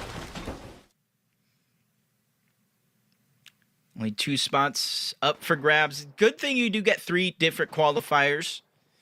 So you got chances to kind of fill out the competition. Those first 2 teams, it'll just roll down after that. So plenty of opportunity. But in the feed, again, even Mark getting that elimination onto Yamzo. So for Josh and Yamzo in game 2, their struggles continue. Josh is not able to get into his form. Even Peterbot from Slurpy Swamp going on the hunt. He already has 1 mythic in his inventory. That's the yoink. It's going to deal a 1 pump straight to Drew. And that was first place and second place from game 1 already going at it. Peterbot's like, hey, remember that last game? Nah, run that back. I need that fade right now. Finds Drew here in this early game, goes and of course secures it. This is after he was eliminated, so somehow just finds his footing, already jumps back in it. Curve and Sindo in full control right now with the 4 Crumpet here. I like what I'm seeing. 2 eliminations and relative space to work with, and already they're starting to kind of choke out Drew and Chris's angles here. Look at this, another knock. So Drew just really not catching a break at all right now. Yeah, and it's a complete giveaway because Chris, even though they may not know exactly where he's at, gosh. as long as Drew keeps rebooting here, they know he's somewhere, and that's just free points for them. But Peterbot goes down to lights. You just saw that one shake down. Yamzo going down again, and this is kind of the struggles. It's only the second zone. Good luck trying to find a place to land because unlike when you're playing ranked, when you're playing pubs, where there's certain hot spots on the map, where there's a lot of loot on the outskirts where people don't get to touch, everybody has a drop spot here. Every single piece of loot, every chest will be uncovered. So good luck trying to come back. Yeah, that's right. As you talk about that, Rapids sticking to his drop as well, getting the north side. Look at this, 5 eliminations. My gosh, already this game they've earned somewhat more than all the effort combined from their last game. As Rapid gets a nice long range knock right there. You'd love to see it. Rapid and Cold only getting 3 eliminations. Otherwise, Peterbot and Poyo in that last game, almost 2,000 damage as a team, 10 eliminations as well. They took only 1,300 damage, so already getting in good form when it comes to Peterbot and Poyo. They know how aggressive they can be, and they know as long as they control the tempo and the pace, they'll be all right. Jump for Osid and Scare. They're the ones kind of reaping the rewards because Slurpy Swamp is no longer housing Peterbot and Poyo, so they kind of got free reign from there. Take a look. This highlight right here, Kanata showing us why he's got a seat at the big boy table. We'll play for him. Find himself a nice little elim there. Yamzo getting rebooted back in, and this is just the nature of what is the early game of Reload. It's back and forth, and it's kind of interesting, right? We watch so much, you know, normal BR and FNCS, and the pacing here is just absolutely different. It feels like such a different environment watching top tier pros just go head to head. It's like just collision after collision, keeping things interesting. Like another quick highlight there. Let's say 2x speed there for a moment with how much action is going down. Sometimes when I'm watching replay modes, trying to do my own VOD review, I put it 2 move speed, 3 speed, just trying to fast forward to the fights. This one, you almost want to slow it down so I can keep watching. Is Rapid and Cold again sticking to their strategy. They have 6 elimination, 18 points, Monster, already off of straight eliminations alone, and they haven't even left their POI. Yeah, that's the difference, right? Between, you know, finding let's just say a favorable fight, right, and a team to take advantage of that kind of starts off their game essentially on the wrong foot. You can really turn that into exponential amounts of points there. That's what we're seeing. So if you're like Clicks and Higgs, it doesn't matter if you play super consistent. If other teams are just gonna dust you on the standings because they find themselves a lot of points, you're gonna have to adjust your strategy. Yeah, so many major finals I've seen in this game for the past couple years that truly do get decided by elimination points at the end of the day. We've seen Clicks, Higgs, and their trio, Iamzo at the time, lose out by 11 or so points. That was 3 eliminations at the time, and you don't really want to look back at the leaderboard getting 3rd, 4th, 5th place outside of that qualification spot saying, hey, if I could have just got 1 more elimination in 3 different games. As Peterbot and Poyo sticking to their strategy, they're going on the hunt early, only getting 2 eliminations here, but they're not necessarily too worried about their HP. You see the Med Mist Smoke, the Glowberry Fizz, even the Slap Splashes in their inventory, but they know exactly how many barrels, where to find them, so they don't have to dig deep into their utility. Yeah, they have this drop on lock clearly here. One thing we do see that's different this time around, Clicks and Higgs do not want to, stick around Swamps if they don't have to. Jargo and King, though, find Kanata here. We're just giving them all the praise, and now he's going to have to go ahead and back off. So King and Jargo really finding their footing, showing us that first game was just a matter of, bad circumstance for them. The zone's now popped, though, as we're starting to see them decide to go back for a second here. So King doesn't want to situate himself without his teammate. In fact, they actually switch up their drop. They're going to go and wait for the zone and maybe come to them instead. Yeah, I know it's only 5th zone. We still got 2 more to go before the reboots turn off, but this is where you got to start to be worried. We saw how many players already in this game start to get farmed, not able to touch the ground. Now imagine when the zone is closer and more compacted, where there's even less options to land from here on out. So going down here, whether you got the loadout or not, whether you got a good teammate or not, will be disastrous for your game plan. And that's why we are seeing so many teams, including Aegis Ritual here, use the zone as a way to rotate freely. I wouldn't say risk-free, though. Yeah, definitely not risk-free. As we know, nowhere is safe in the Fortnite world as long as there's others involved. Acorn, Bolts, though, maintain a little bit of high ground here. We talked about teams that are, again, more on the safer side. That's what we have here from Acorn and Bolts, positioning right now at the log jam, just going for that high ground, not really trying to get their hands too dirty. They're waiting to embrace the end game where they will clearly be able to shine. Last game they played ultimate low though. They had no interest in playing for height, and I cannot blame them given the given the loadout situation at hand here. Becomes just a little bit too chaotic at times. Shadow and Virgo got to make a decision. Keep your high ground, harp your way towards zone, wasting those materials, especially since they know Stiff and Loom are going to be right underneath. And you see the battle just kind of spraying back and forth. They're just trying to get them out of this position so they don't have to worry about them for now. It's not necessarily the elimination, or at least not just yet, as the Men Miss Smoke is going to come down for Shadow and Virgo, probably trying to wait as long as possible. If we get the elimination, we can save the Men Miss. That'll be our siphon. But since it is 5th going into 6th zone, it's too big of a risk. One thing I am noticing across the different teams we're jumping in, a lot more Medmiss seems to be making its way into the loadouts of the professional players right now. Folks are, I think, recognizing like, hey, wait a second, maybe last game, you know, I wasn't quite prepared for the end game. So Medmiss are going to likely open up a world of different opportunities, maybe even a different type of end game here as we can potentially edge our way towards more of a heal off type situation. Drew and Chris, the team that did come in second last game, still finding their footing right now, rotating their way to new zone as jump back in with Yamzo and Josh here. Seeing everybody just trying to rotate early up the side of that mountain. One of the last things you want to do is kind of be stuck underneath with a max pull if it does go over towards Steamy Stacks. And you can see it's actually, yeah, again, right over towards Steamy Stacks, just outside of it. So a lot of those teams, yeah, if they were underneath that mountain, they're going to have to either use their mobility to get above the mountain and then rotate in, or they're going to have to take the risk and just run it on foot. Drew and Chris made that risk early on, so they already rotated towards the zone. They used the natural buildings inside of Steamy Stacks, not only to refarm their lost materials, but to cover up any sort of lines of sight.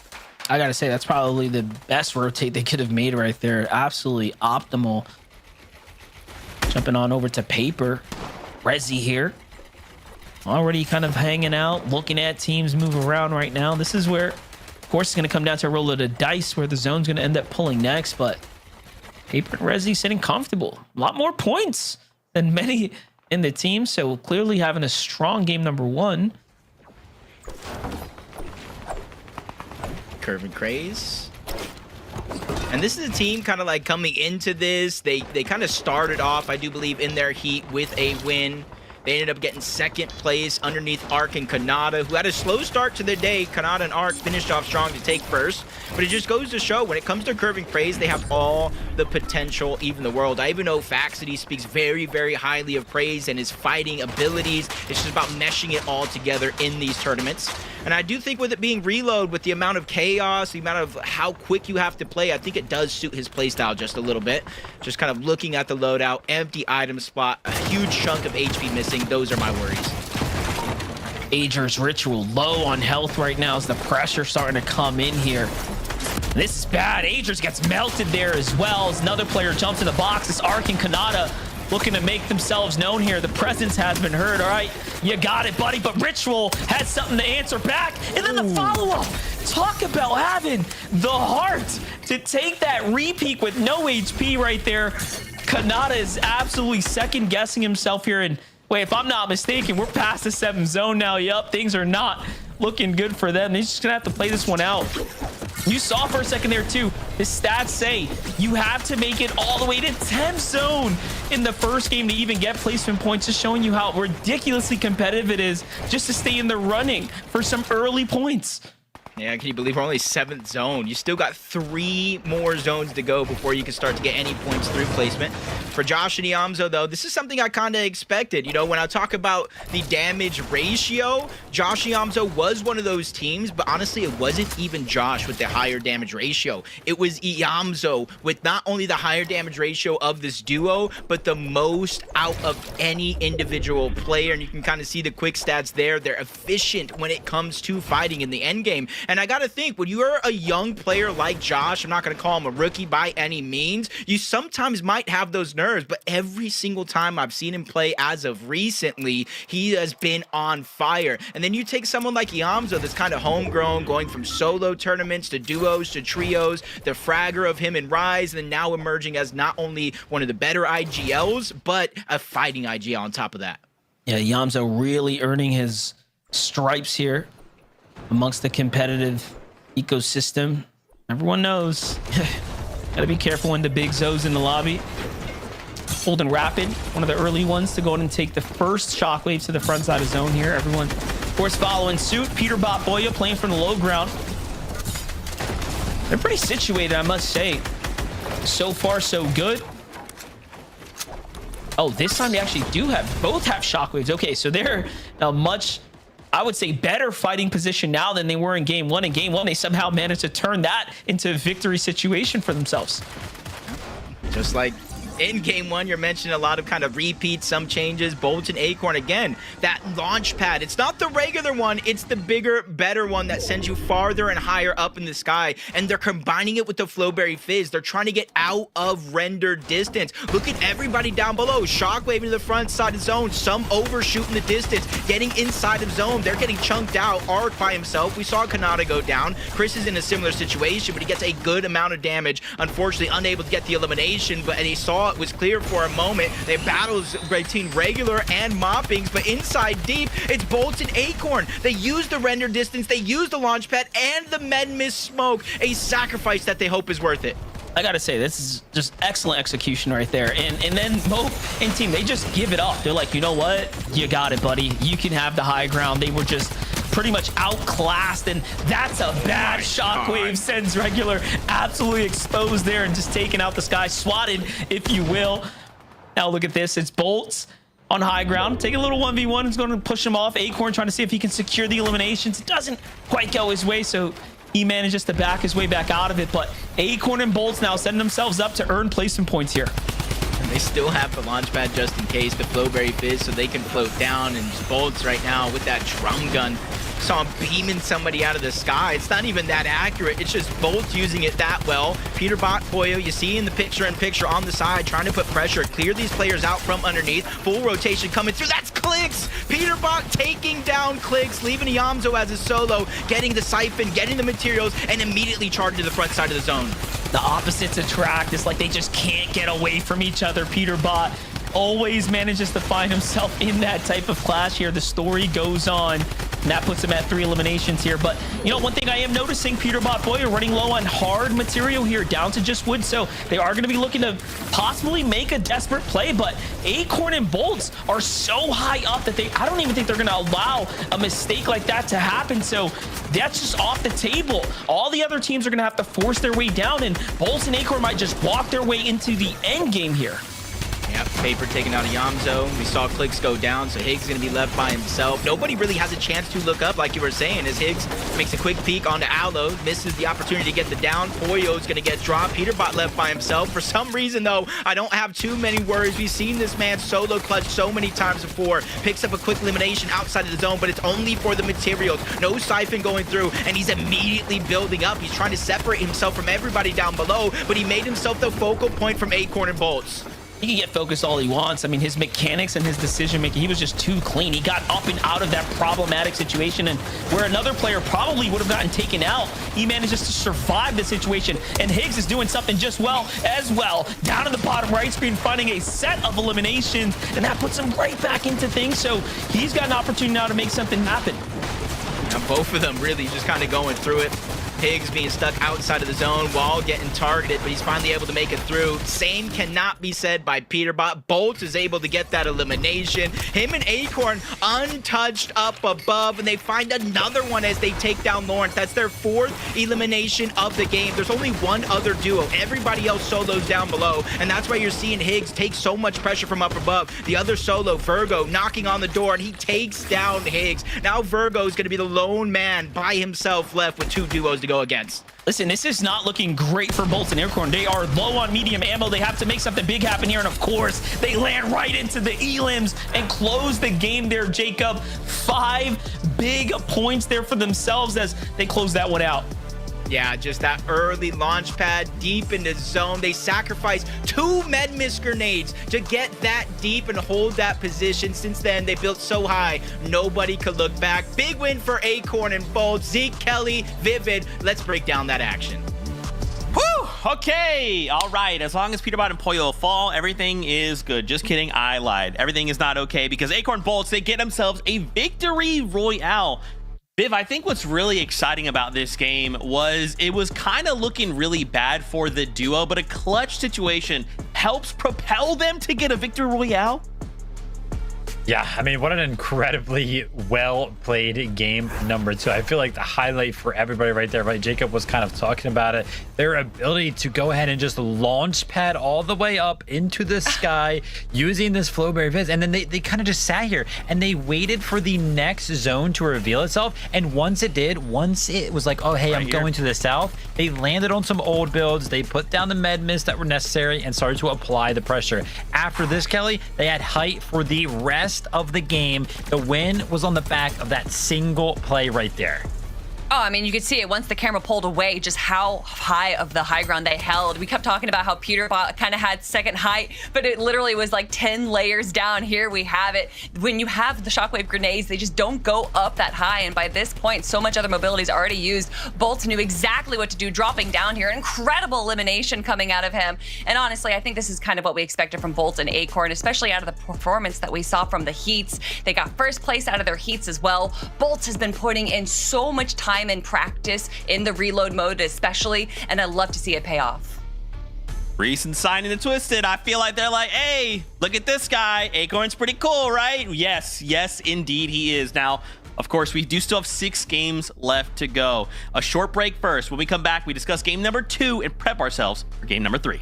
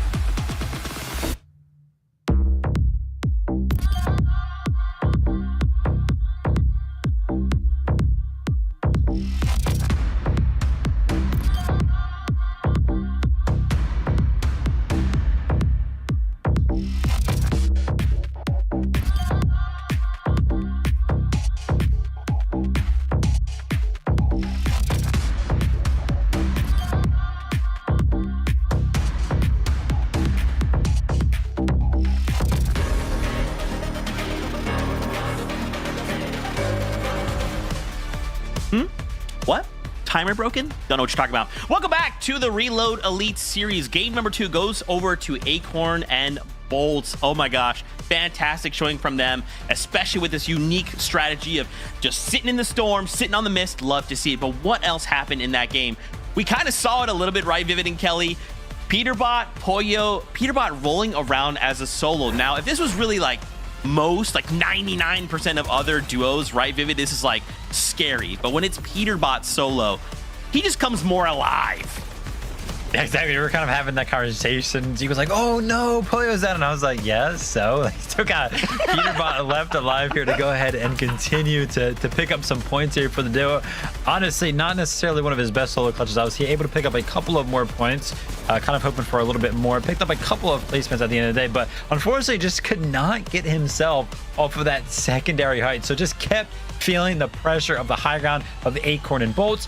After game number 2, though, because they still made it towards that end game, right, top 6 there for Peterbot and Pollo, they still reign supreme. They're still on top of the leaderboard, 130 points, but Kelly, Acorn, and Bolts closing the gap. Are they? That's almost a 50% difference of points right now between first and second place. Acorn and Bolts doing a great job, though, in that game. If anyone's going to start trying to take away that first place spot, it might be that duo right there. But also, we had another incredible solo clutch coming out of Higgs. Clicks going down a little early, but Higgs, we saw him in the solo series. When he is a solo, it is not too much to worry about because he can just absolutely tear. Even when it's a 1v2, Higgs is not down. Yeah, I really hope we don't get into this little bit of a pattern here for Clicks and Higgs. We've kind of seen this happen before where a lot of the points, and it's been with different duos, by the way, but it just seems to be something that is synonymous with Clicks, is that sometimes on his teams, it's just like a lot of the points just come from these solo clutches.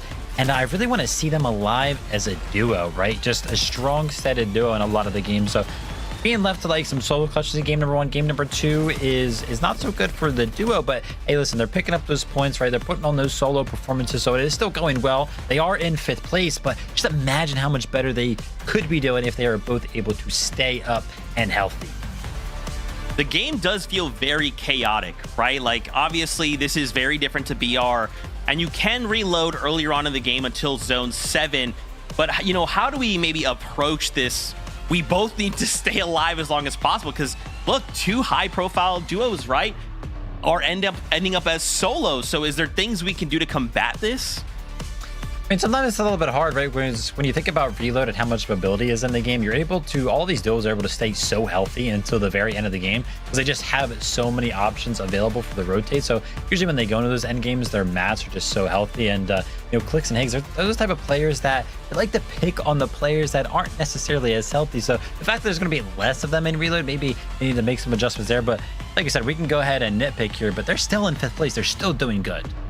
Yeah, honestly, the only criticism I could give them is that nitpicking, making sure that they do top off if they have to go back into Storm to get some more mats or to get some more heals, making sure that they are, once that zone 9 kind of hits, that they kind of just run out of everything and they're not able to kind of come back and get that refresh, get those eliminations on the low ground.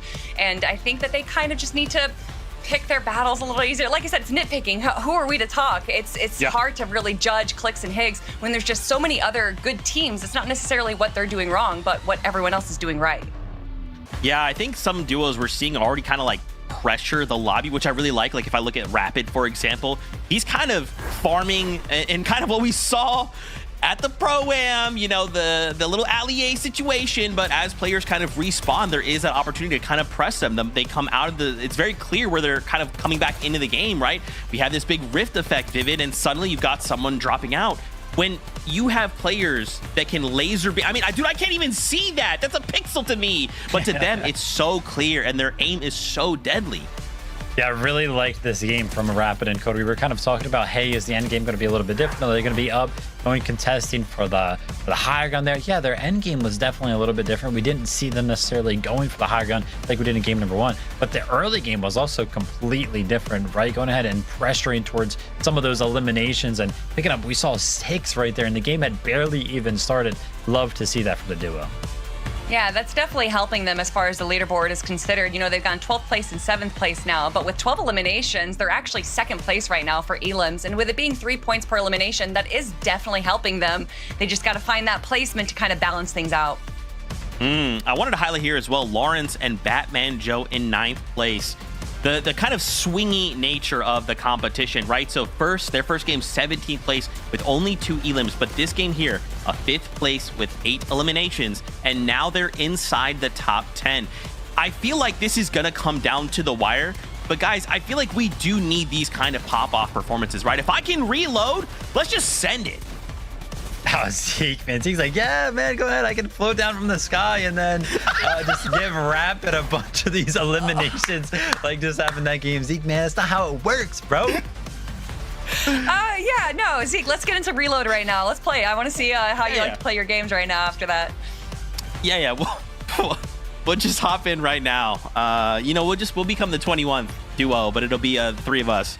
And Vivid can carry us to a win. Guys, we are getting ready to jump back into more of the action. This is game 3 of 8. So, casters, over to you.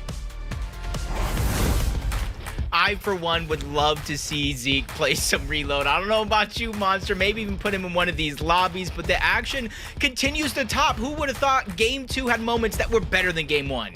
Yeah, I mean, look, for some, you're walking on a sunny side of the street. For others, it's a cool, brisk breeze, man. It's not looking good. But hey, Reload has told us one thing. Every game can go any which way. The pendulum can swing if you can just find your momentum in that early game and lock someone out, farm those points, really. Yeah, with it being an 8-game series, consistency truly is key. Yes, you might have to pick up eliminations at the end of the game, but you're seeing outside of maybe the 32-point lead for first, how close the leaderboard actually is. One game can bump you from 10th to 5th, and then from there, you can probably bump into the top 2 spot, because that's exactly what everybody is playing for today. That top 2 will get you to the finals later on this year. Yeah, and it becomes a game of mental stress at this point. Can you stay locked in? And, you know, look away from Peterbot and Pollo. You know, they have a lot of points, but game 3 is here. Let's jump on this battle bus.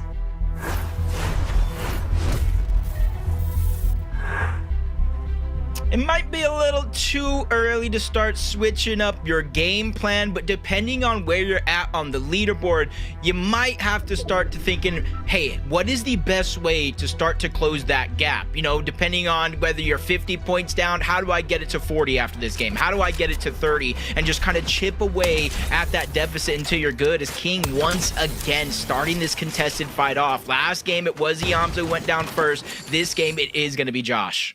Yeah, King and Jargu have only found their success in the first set of eliminations. You know, making it to endgame has been fairly difficult for this team and many others. Iamzo, Josh, of course, are not going to let that deter them, though, from having a good game. Holden Rapid continue to push the press here over at the Steamy Stacks. We know there's a llama to the north. We'll see if they end up finding it, as they do tend to stay in the storm no matter what. For Reg in mopping here, they seem to be doing just fine with their side of the map. Yeah, and it's interesting, like I spoke about, you know, for game 1, triple contested, regular contested, and then uncontested. But as the day goes on, you're seeing teams realize, hey, maybe elsewhere there's not the loot that we'd hope. Maybe it's not the best fight in positioning. So you're seeing them inching their way back on over to Steamy Stacks. We'll check how it works out for them later. But it does like looking at the feed, Sharkman, regular again from Colt, and Iamzo, 3 more players just kind of going down. Luckily for them, they still have their teammates to kind of reboot them. But as Zeke and Vivid and Kelly broke down, it's almost like a beacon. You see the rift from the sky, you have to drop down, and with the mobility that's in this game, you more than likely will get chased. That is definitely certain. Getting back over to King and Jargo, they just seem to have continued. I think they might have sent Iamzo back to the lobby. We don't see them nearby, but they do have a nice set of eliminations, seem to have the drops themselves at the moment. Yeah, I see Josh, and I was looking just all around. Where is Iamzo at? Maybe he got out safe already. Peterbot show continues over towards Slurpee. You see Higgs making his appearance over on that side of the map, and it becomes more and more contested, even if not at the drop, right after players are able to get a little bit of a loadout and feel comfortable starting to fight. As Peterbot, instead of chasing one, he goes after who's closer. Maybe no mobility, but the shockwave comes out from Higgs. Good shots coming out from Pete, but not enough to get the down yet. But with the last crash pad, he's going to continue on the chase, but Higgs has mobility of his own. It's the cat and dog. Shockwave versus crash pad. Can they catch up? Clicks tries to close the distance to lend a helping hand, but Peterbot is not backing off. Oh my gosh, there goes another shockwave, sending them. This time Clicks is low on HP as well. This is just starting to crumble beneath them at the moment, and the pressure here from Pollo as well. It's not just Peterbot. Pollo's already in the mix, but it's a 2v1 onto Higgs right now. Higgs still putting up a great fight. Finds wonderful tags onto Pollo, but it's Pollo who gets the siphon as well, and they just have more than enough to go ahead and bounce back. So this is looking like a repeat of that Major 2 where Clicks is kind of off in the distance and Peterbot and Pollo on the other side. Or really just Peterbot, but you know, they're thinking about that fight once again. Yep. Higgs having to kind of drop back down. That's kind of where they land right out of the gate, so they do know where some of that loot left over is. It's just basically having to restart fresh here when it comes to your materials and getting all of your utility, whether it's the heals, the grapples, or the shockwaves. So from scratch from them, but with Higgs coming back into the game along with Click staying alive, they're going to have a chance in this game still. Acorn and Bolts coming fresh off of that win. You see they already got one early game elimination and kind of sticking to their plan. Acorn and Bolts usually play out every single one of their early games as slow as possible. If the zone pulls away, that's a blessing for them because they can use the launch pads. They can use the shockwaves with the Flowberry Fizz to get there safely versus everybody else rotating together. Yeah, it's definitely a duo that is dependent on playing for placement points. It's the reason they're up at the top of the standings right now. But hey, this is only game 3, and realistically, if you tune out at any time, by the time you tune back in, these games are going by very, very fast. For Cold and Rapid right now, 70 points, holding them up. 2 eliminations this game, so pacing relatively decent here, still at the steamy stacks. And this is where I talk about the difference in eliminations, because to start this game, Cold and Rapid were in 8th place. With those eliminations, they moved up to 7th. They're 1 more point away from Scare and Osid on that leaderboard. And this is kind of what I'm going to be trying to look at once we get to Game 7, Game 8. I'm going to become a mathematician, trying to break it down to figure out who actually qualifies at the end of the day. And we're just seeing how different everybody's playing it around the map. If you're out of zone, it almost seems like you have a little bit more freedom. Peterbot, Pollo, making sure no one's in their vicinity is going to have freedom to do anything with the loot that they want to make sure they secure here. But for them, it's really picking up the lead, right? Opening and widening that gap between themselves and everyone else. 2 elims right now.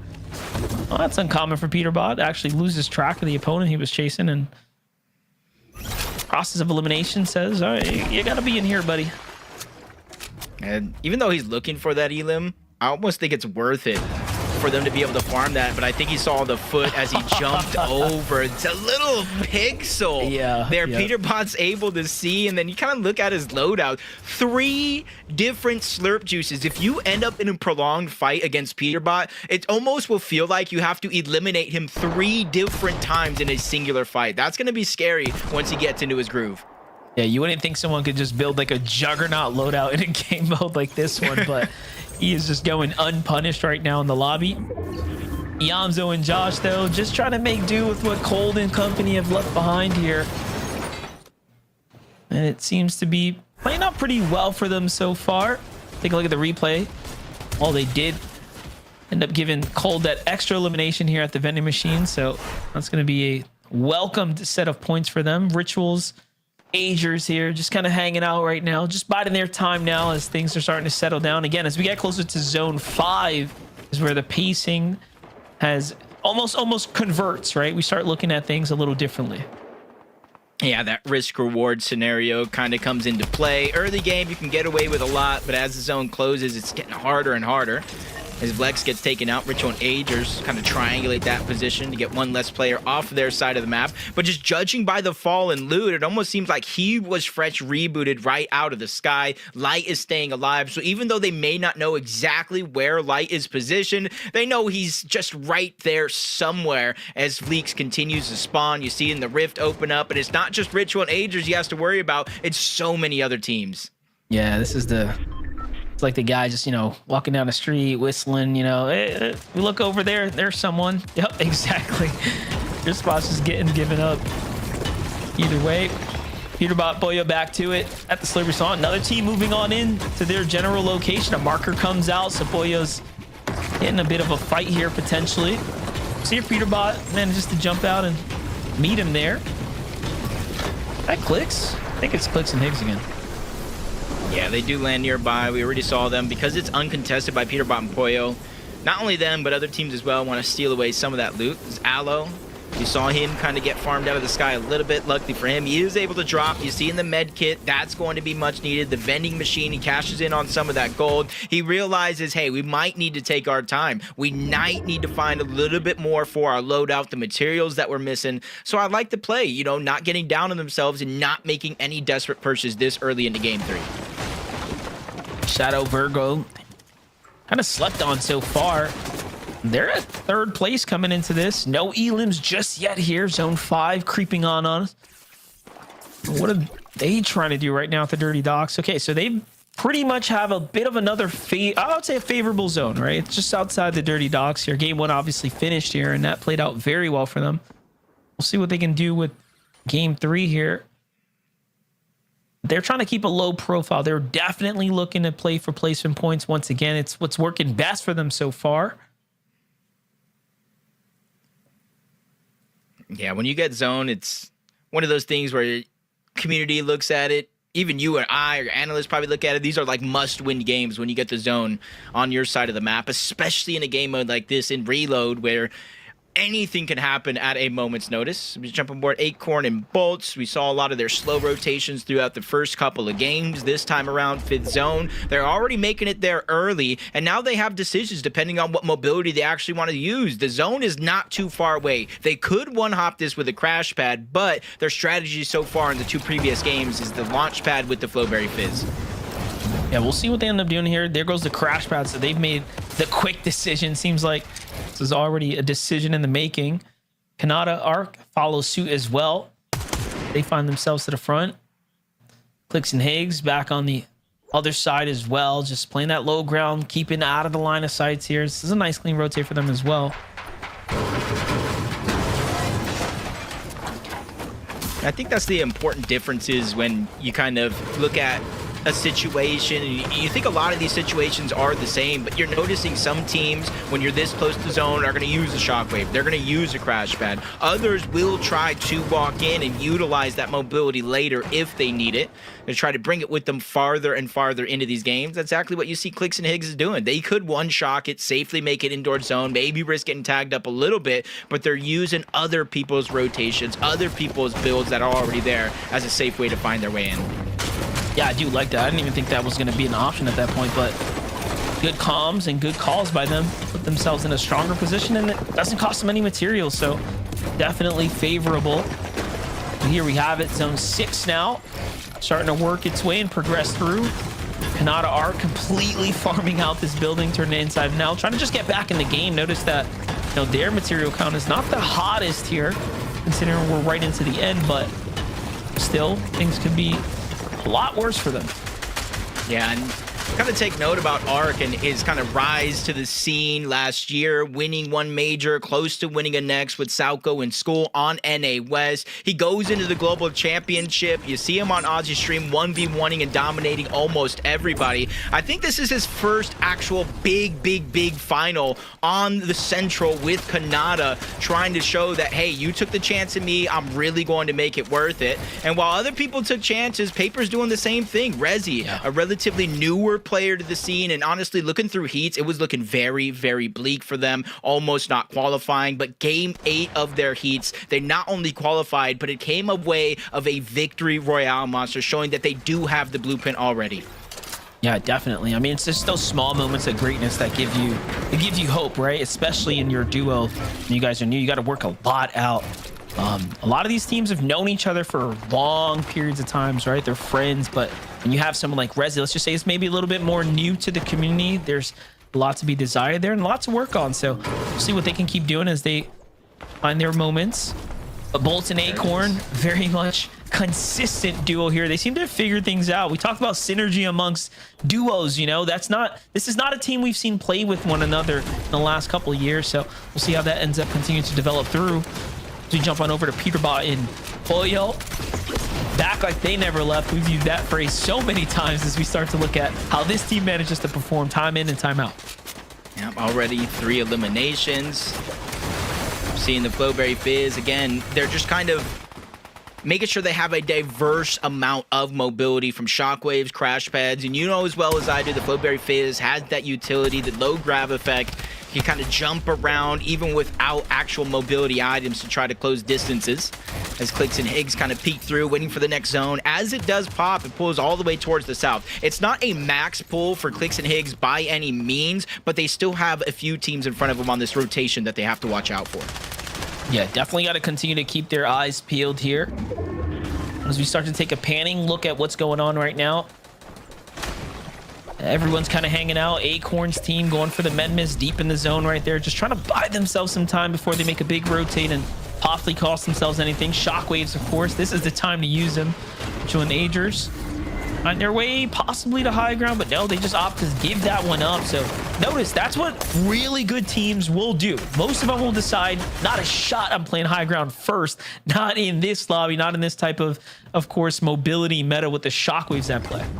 Yeah, we know Acorn and Bolts have that launch pad. I knew I saw somebody fly by at the corner of my screen, and I was thinking, was that Acorn and Bolts? Then I saw them down below. Somebody is stealing the strategies, the bag of tricks. It's cold and rapid this time around, using that launch pad to try to go ahead and dodge everything that happens down below. But notice where Rapid landed. He didn't go down below. He's trying to hold as much of the high ground as possible. His curve goes down to Peterbot. Him and Poyo make quick work of him and get that refresh that they need to keep themselves strong.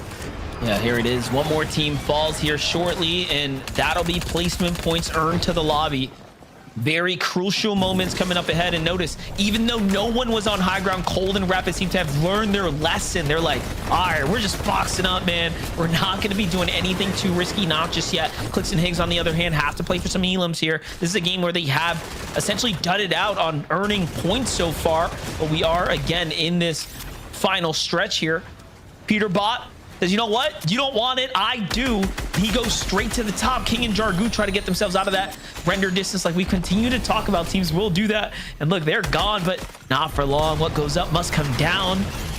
And they're forced an early descent. Yeah, and I like the awareness, knowing the difference between the launch pads and the shockwaves, knowing they don't need to protect themselves. Cold and Rapid, they're almost non-existent. They're stuck in that mess that is down below. Kanata and Arc continue to drop down layers. They don't want to become that focus of the high ground. We've seen it game after game after game. Whoever's that second height usually is the threat, and they get all of that pressure. So for Kanata and Arc, they're just trying to fall underneath the radar. They get to the front side of the zone, but look how stacked it is. Everybody's being displaced, including Lawrence that goes down to Bolts. A much-needed elimination, because you look at him taking those ticks to the zone that no longer matter, because he gets the HP and ends up with a whole nother box. I don't know if that was Arc or Kanata, but they almost got sent packing. This is crazy. Bolts is just scrambling right there. He's like, I don't even know if this is my med miss. We gotta go. And he is burning through those shockwaves just to stay in the game like any exceptional player would. Clicks and Higgs, though, fall before they even get to find their footing to the hands of Agers there. Jumping over to Jason Oliveira.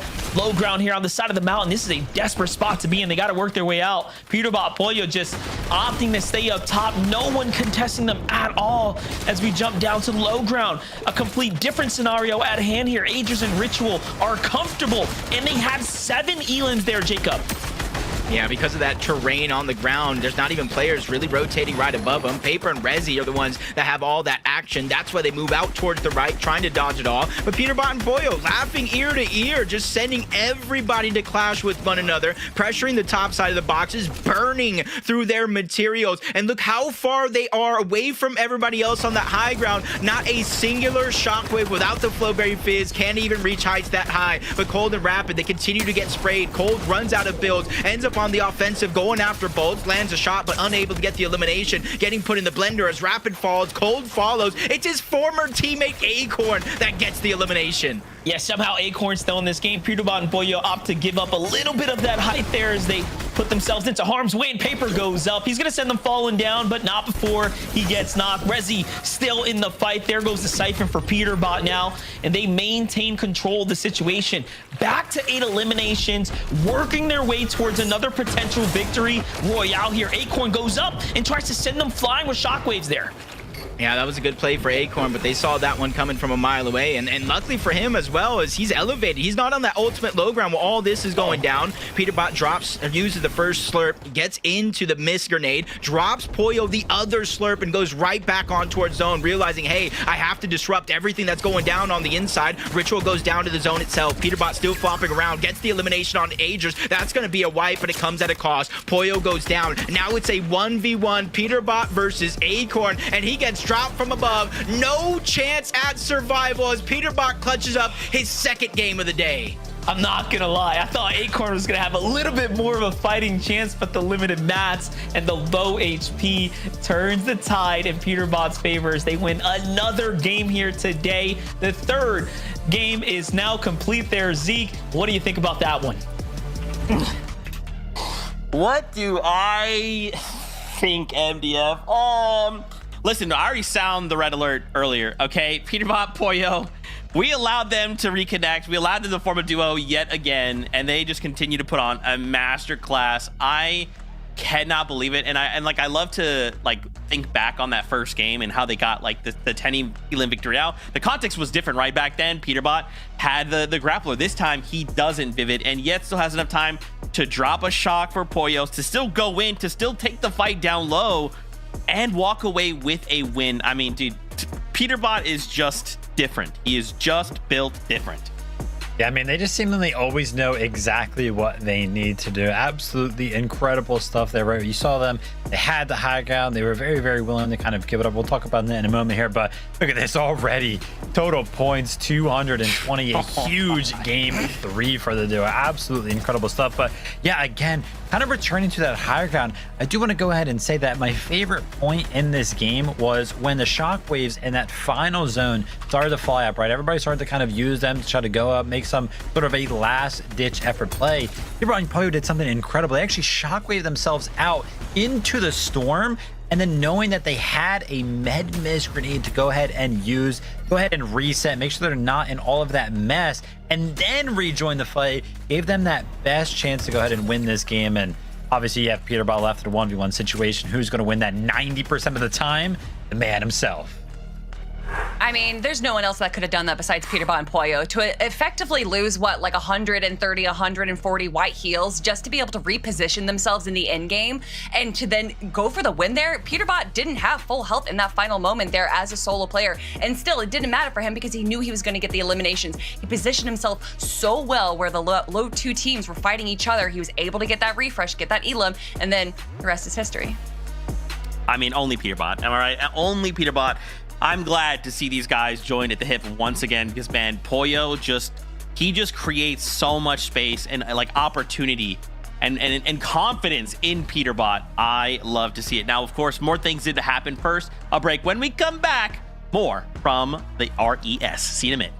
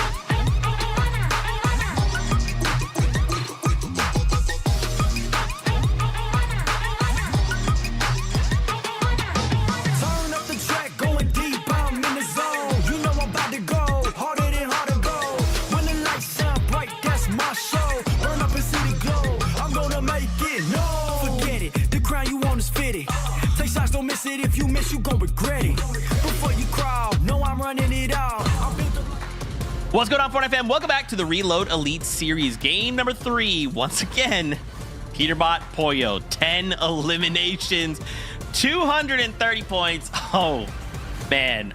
Let's dissect what else we saw, right? Because I'm sure as we move through the rest of the show, we'll probably end up talking about Peterbot and Pollo more. So let's give some highlights where they're due. Acorn and Bolts. Man, oh, man. Showing up big here in that game. Again, you know, maybe Peterbot, Pollo are starting to pull too far away, but if anyone can keep up, I gotta think it's Acorn and Bolts.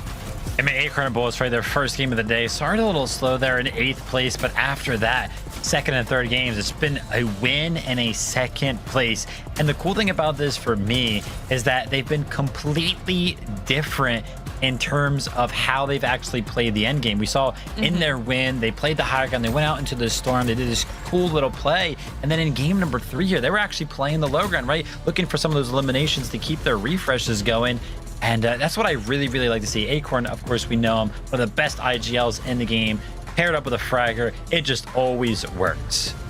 And it's not just a fragger. We've been watching Bolts since back when it was Bryce and Bolts, and you know, a lot of eyes were on that duo. They were kind of the new shining duo a few years ago. And to see Bolts continuing to just climb up and to increase his ability and to join up, like you said, with one of the best IGLs in the game, well, that is why they're currently sitting in second place. But I am already starting to see quite a separation from first and second to the rest of our lobby. And of course, that is the two teams that are going to be making their way to the EWC later on. Agers and Ritual, though, that big jump up, that does go to show that there's still opportunity for many of our teams to jump up into those top 2 spots.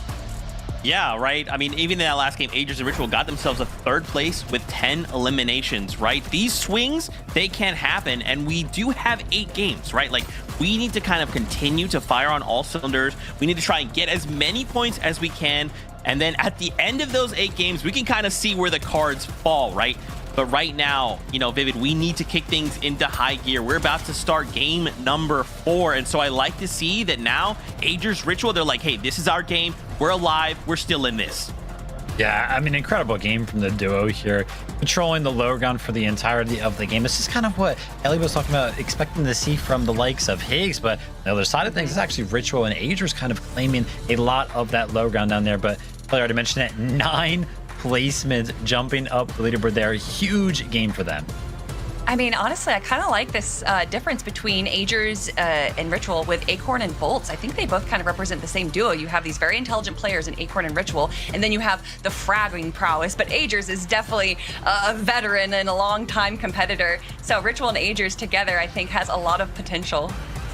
Let's keep going down this right. I want to go to 5th, Cold and Rapid. Another 5th place with 3 eliminations, right? Like, hey, it's maybe not 24 eliminations, but the placements, we just try to find ourselves a footing, right? We need to build toward this consistency. And I'll admit, look, Reload, it's hard to do that sometimes, right? But we need to start kind of kicking ourselves into high gear. And this is Cold we're talking about, right? Rapid as well. I have confidence. Yeah, just kind of keeping an eye on this duo after game number 1, where they did try to play for that high ground. They did get it, but because of everybody that was kind of going for it, they fell a little bit short, right? Picked up 12th place. And ever since then, they've been progressively getting better throughout those games. I still would really like them to see that, try that high ground again, try to go ahead and claim it, because we've actually seen now that it is possible. They just got to go ahead and give it another try. Maybe they knew that it was Peterbot and Pollo up on high ground, and they knew that there was no effort in trying to go for that high steal. And looking at that in game right there, they just didn't have the material either to really go for it. So yeah, I agree. I'd like to see them kind of in like a little bit of a different in game situation, maybe with just a little bit more material, and then going for that high ground again, like what we saw in game number 1. I wanted to also kind of go back to the lobby list real fast and highlight 4th place, Paper and Resi. So out of them, first game 4th, then a 10th, then a 4th place again. We're kind of lacking on the eliminations, but listen, the consistency of placement is there, right? So now we just have to look to find those eliminations, and then I think we're set, right, Vivid? How does Paper keep getting away with it, man? This guy like unretires from the game every couple of like 4 months and just comes back and qualifies for a final like this with somebody who a lot of us who have never heard of before, right? He just constantly finds talent in the Fortnite scene, brings them up to speed, and then qualifies for events like this. It is always incredible to see how well he does in these types of situations. Honestly, I would love for this duo to stick together for the remaining finals that we have. I think that there's a lot of potential between the two of them, and it's Paper. He's a longtime veteran. If anyone's going to be able to kind of learn reload and learn the meta, it might be him. I love it. Okay, guys, almost at that halfway point. Game number 4 is ready. So find your seats on the bus. Casters, take it away.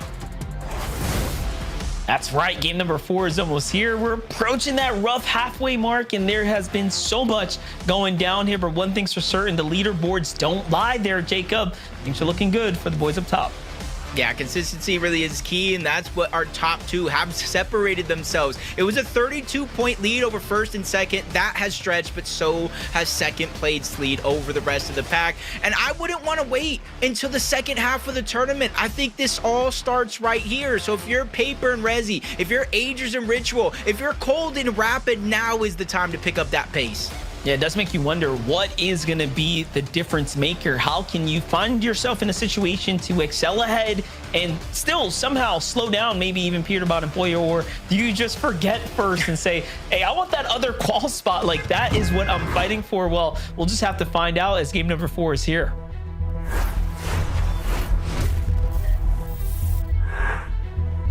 As the games do continue, game 4 is the important game before the halfway point, and you really got to look at that leaderboard and reflect on what's going right, what's going wrong, and how to find that success. See Paper and Rezi, a triple contested Dirty Docks, and they're performing that well. This contested fight, King and Jargu have been winning it more times than not necessarily wiping Josh and Iamzo, but pushing them back, getting eliminations, and basically getting most of the loot out of the booming base. Yeah, they're doing a good job here, definitely slowing down Iamzo's kind of momentum, right? Not really allowing them to get too situated, and it's been fairly, I'd say, even back and forth between the two as far as who's earned what on points. As the games continue to progress, though, one thing seems to be more and more clear. We need to avoid Slurpy Swamp, and Peterbot and Poyo now no longer have anyone here at the moment, and this is their drop to do what they will with. Yeah, you can almost see him preparing the launch pad up above. Let me just get the loadout I need, maybe some extra materials. And you know Peterbot's going to be on the lurk, on the hunt, trying to find those early game eliminations. Clicks and Higgs, I say that loosely because Higgs has already went elsewhere. You see him trying to move back in, finding eliminations of his own. It was actually Arc that he did take down. Arc freshly off the reboot. Him and Kanata having a little speed bump in their game early on.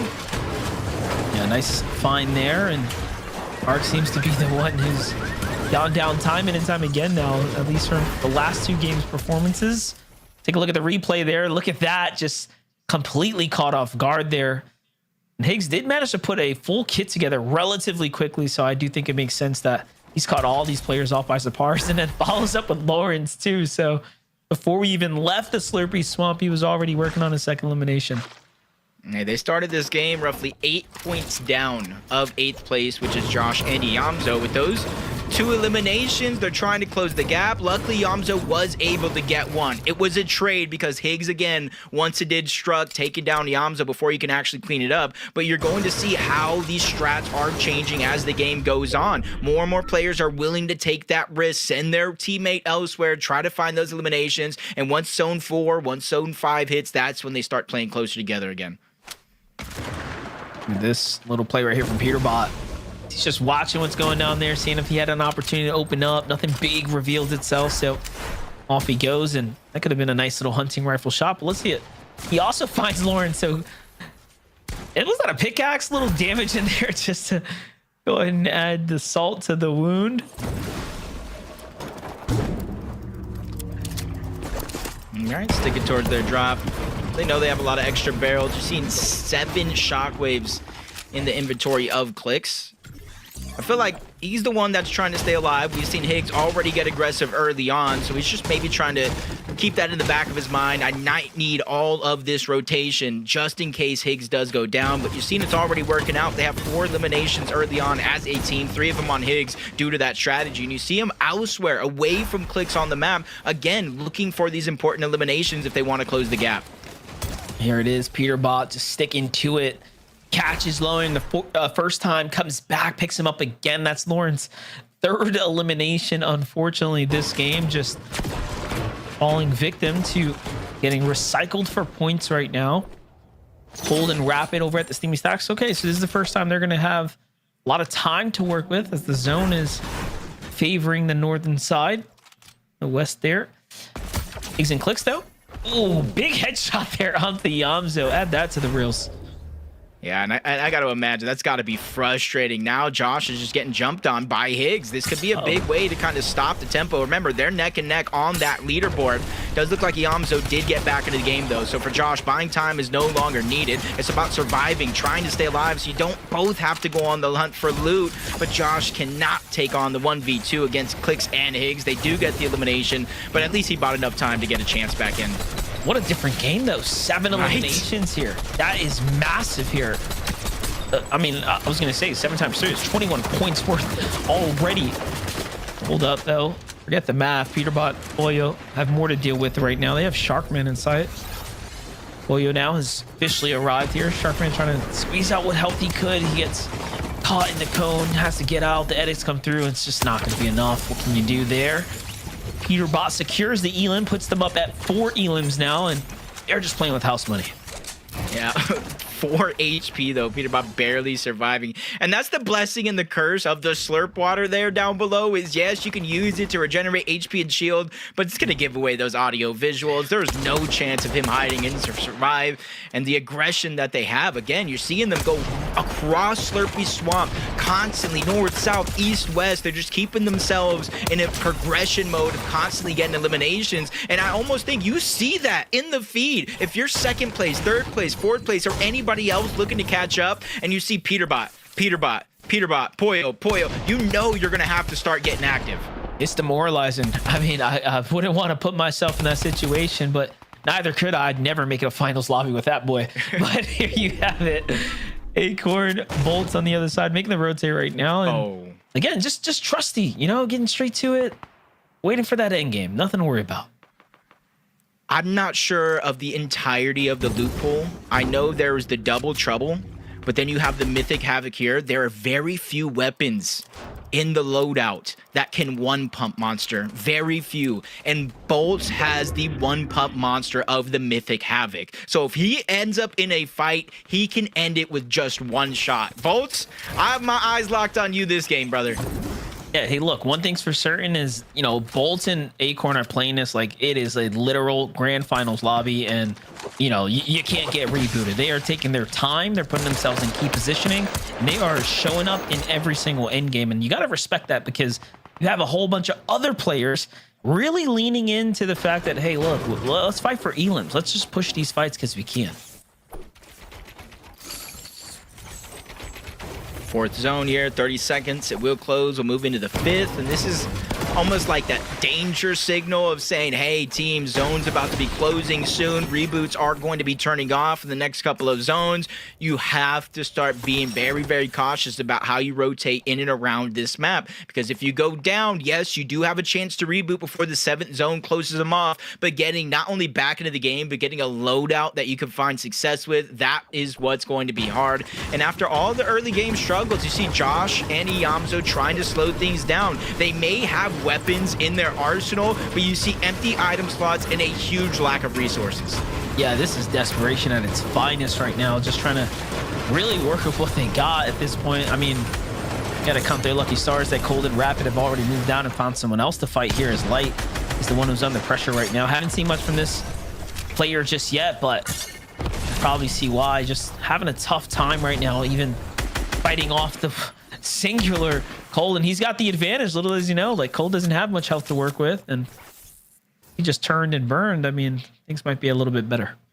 Yeah, and I saw Vlex go down in this feed, so for Light in the next couple of seconds, it's important that he did create that distance to stay alive because he was the only one with a chance to get them back into the game. As Cole looking around his POI, they're just trying to find some extra heals here. He does not want to have to use these slurp juices, and that's why he's immediately making his way on over towards that vending machine, so that way he can buy the patch-ups, buy the med kits only if they're needed. Yeah, that came in just in the nick of time. He was very, very low. If Josh would have been only slightly better, I'm not sure if he would have made it there, but nonetheless, that's not the reality that we're looking at right now. Still, though, they're all on the move, burning through these grapple hooks. They must have plenty of work within Cold. Just lasers in on Flex and shuts him down. It's almost as if he knew exactly where he was. Yeah, and that's going to be a full-on wipe, too. They got lights, they got Flex. So that team is out of the game here early in Game 4. 18 teams still up, though. And it's usually around Zone 8, Zone 9, we start to see those teams go down. It's very, very important you do make it that far because they are going to be dropping. Next thing you know, it's from 18, you blink 15, you blink again 12. And that is where you're able to kind of pick up some of those placement points merely by staying alive. And that's why you see the launch pads really start to come into form. It was Acorn and Bolts first, and then it's Cold and Rapid. So I'm just interested to see who else starts to take that strategy in the second half of the tournament. Yeah, it was definitely effective. We saw a lot of teams, especially around zone 8 or 9, super shy, timid about going for that high ground and really just exposing themselves for the most part. So plenty of opportunity to take advantage of the strategies at play. But let's lock in with Higgs and Clicks really quickly. What an early game, right? 7 elims, hasn't slowed down since. They have just managed to make their way into the middle of the next zone. And this is looking mighty comfortable for the duo right here. Yeah, you see them safely farm, making sure nobody's hiding inside, lurking. Just going to quickly try to hit a one pump. I like their approach to this situation. Storm Surge is not a worry at all. Only worry for Clicks and Higgs that I do have if the zone bounces back. You see Steamy Stacks. You see the hill where Paper and Rezi are at. So making a change in rotation like that is not going to come without risk of its own. As we jump on board, Paper and Rezi, 117 points. Such an impressive day so far for them. We know how good Paper can be, but I want to give credit to Rezi here, putting a lot for somebody that hasn't really had a lot of these moments to shine. I got to give him credit for shining bright today. Yeah, definitely. I mean, he's just holding his own, but Higgs seems to have found Boyo in the feed, and we get the instant replay here. Take a look at that. Just top-down angle right here, and then tries to shockwave in.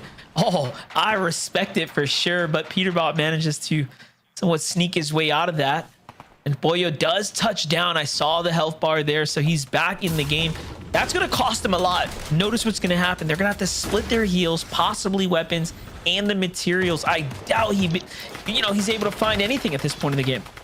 Yeah, and if you know them, they almost feel like they might try to force a fight here, depending on where this next zone goes. See a replay, a lot of action happening in this game. Agers realizing, hey, he's within reach of that top 2 position. He is 3rd place on that leaderboard. Obviously, winning a game gets you that extra 10 points, first over 2nd place, but an easier way to close the gap is find easy eliminations like that. And you're seeing the advantages of Steamy Stacks. I think I spoke about this in game number 1. If it pulled towards the north, you get free high ground. Yeah, I was going to ask you, what's your take on this? Because they just managed to build this huge base up here as well. So they have a lot of optionality.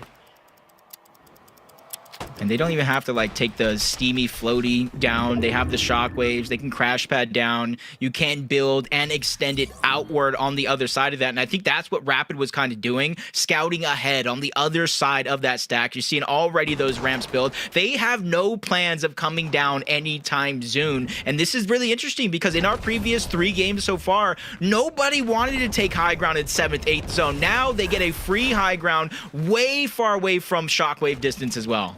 I gotta give credit though to Cold. He just keeps going for height. This time, granted it's given to him on a platter, as Peterbot in the replay right there continues to find eliminations. That's actually a critical one. That's gonna put Boyo possibly back in the game now. You have to assume he has a full loadout to work with right there. So I didn't think I'd say it, but what an impact frag right there as they find one here in this game.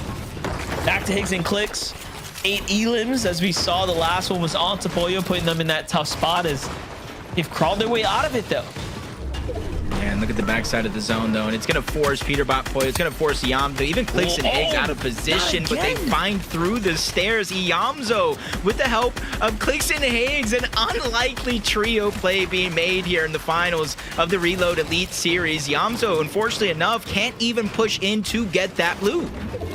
I mean, they're just on a correction course here. Higgs is like, hey dude, didn't I say you're out of this game, buddy? Knocks him once again. So unfortunate that he didn't have time to react. That's like one of those weird spots you can't even put a wall, right? Because they had the staircase there. Unfortunate for him. Cold though. Team have to come down. No one's really got height just yet. Yeah, I was gonna say they're coming off that stack.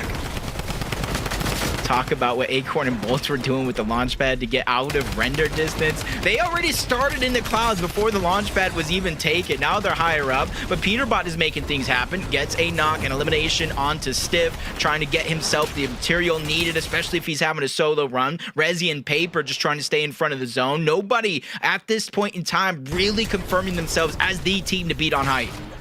Yeah, this is a tough one to hold height as well because you don't see a lot of other high structures. There's no mountains around, so shockwaves are going to be devastating to anyone that goes up early. I mean, it's going to be susceptible to an easy break here, but Ritual and Ager say, screw that. We're just going to go ahead and commit to it anyways, and they find themselves looking to go ahead and base up and outwards. We'll see how long that will last them, and we'll see how safe it is making this play right here. Now look at this, going just recommitting to structuring up that base right there, so they have somewhat of a strong foundation. Shadow, Virgo though have to make a move. This is a team that was holding on to third place pretty strongly in the first 3 games, with that 4th one now at play here is up in the air, and they've just consistently made these end games. They're very, very good so far as a duo. This might just be their type of game mode. Yeah, and if any time is going to be the time to close that gap, it is this game here. Peterbot and Poyo down outside of placement points. So the only points they got in this game is through their eliminations. Bolts and Acorn, that's going to be our 2nd place team. Ager's Ritual in the picture-in-picture, 3rd place team. And you're seeing on the left, all the chaos. Ager's is just putting pressure upon pressure down below onto that 2nd high team, which is Bolts and Acorn. So this is 2nd and 3rd place looking to clash, but then in comes a new challenger. Front side of zone, Virgo and Shadow out of nowhere. Ager's Light Ritual, they lose their high ground for a second, but they use that time to quickly gain it back. We're moving over towards the Steamy Stacks where they might be looking to connect. Yeah, look, and that's the same call I made. You know, pro players recognizing, hey, that's just not safe high ground. Like, it's easy to break, and that's exactly what happened. So it cost them so much more. And Ark and Kanata now say, wait, but this is a structure I can get behind, and they go up and over on top of the stack here. And just like that, they are looking to secure a victory royale. And hey, this is their chance to try to close that huge gap, right? There's a crater between them and everyone else.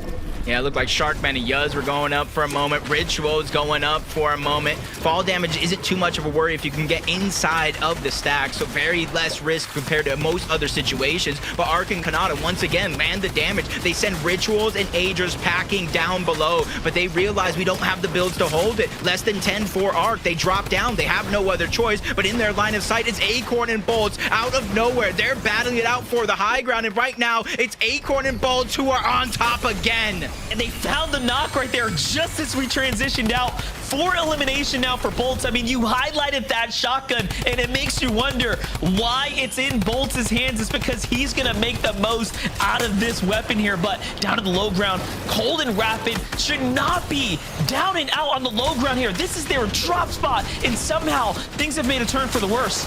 Yeah, it's either fall damage or storm. Cold still had shield on him, so nobody really gets that knock, or at least no credit for it, as Higgs picks up his 8th elimination of this game. This is what you have to do when your back is up against the wall. Solo series champion here, looking for a big game, and he's pressuring that team up above. That's I Am Enough, that's Teeks, but he is also has his head on a swivel, realizing there's players all around. I cannot get lost. I cannot tunnel vision at this point in time. Acorn and Bolts had a 2nd place last game. They're fired up right now. They're coming back, looking to see if they can do something big here. Higgs on the low ground is still cooking with gas right here. He's doing an excellent job putting up the pressure, but hold up. As I say that, I think Bolts actually lost Acorn in the mix, and then he falls to the hands of Virgo in Shadow. We were just highlighting how consistent they have been, and now Higgs and Clicks have their work cut out for them. They are very low on material, but look, what a monster game for them. Yeah, this is how you move up that leaderboard. This is how you start to build that confidence. They're one of 2 duos left in this game. There's also 2 solos running around that could play disruptors, Rapid being one of them, but he has no builds. You've seen him trying to mantle up and dodge everything, but he rolls right into the palm of Clicks' hands. He gets back-to-back eliminations at that. Yuz falls as well. Clicks continues to scramble around, realizing I need time for the siphon to actually work. Higgs is going to buy him that time. He tries to grapple up, trying to land the shots. One knock's going to come through, but it's Clicks and Higgs who both fall out of nowhere. It's Virgo and Shadow that steal away the win. Virgo and Shadow are the duo to look out for right now. They had an excellent performance coming out of the heats, and then just showing up right here in the final moments for a victory royale in game number 4. Zeke, I mean, you have to wrap your head around this. They've been around for so long. What else do they got for us? This is what I was talking about earlier, right? MDF is finding those opportunities. This is an 8-game format, right? You just have to, even if you have bad games, just say, look, this is a brand new game. We are trying to qualify to EWC.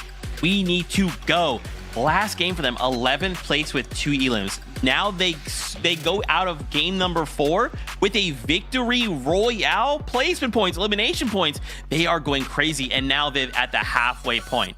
This is good. This is momentum. We've got some. Oh man, I feel like this is very, very scary for the leaderboard right now, right? We saw our top 2 teams that game kind of fumble, and now one of these trailing teams is going to pick up a huge win like that. And awesome to see Shadow back in the mix. And I feel like this name, we always kind of see it in FNCS Final. Now we're seeing it over here in Reload as well. Great to see them get a win. Yeah, it's a name that we constantly see, but never really give the credence that it deserves. And Shadow and Virgo have now finally showed to everyone, hey, there's a reason that we qualified. There's a reason that we're here, and we're going to make you work for that 1st and 2nd spot. And honestly, Zeke, I'm really excited to see the leaderboard because things might have shaken up a little bit. We will. I'm not gonna spoil anything. We'll get to it when we get to it. But yes, I definitely think with this performance, this is really good for Shadow and Virgo, right? Because ultimately, with 4 games left to go, we just need to string together a couple more eliminations like this, and we could be looking to fight for one of those 2 spots going on through to the EWC. Congratulations to them once again. But I will say, before we take a look at the leaderboard, we're gonna go to a break. First, I know. We're gonna go to a break. When we return, we'll have that leaderboard for you, so stay tuned. We'll see you right after this.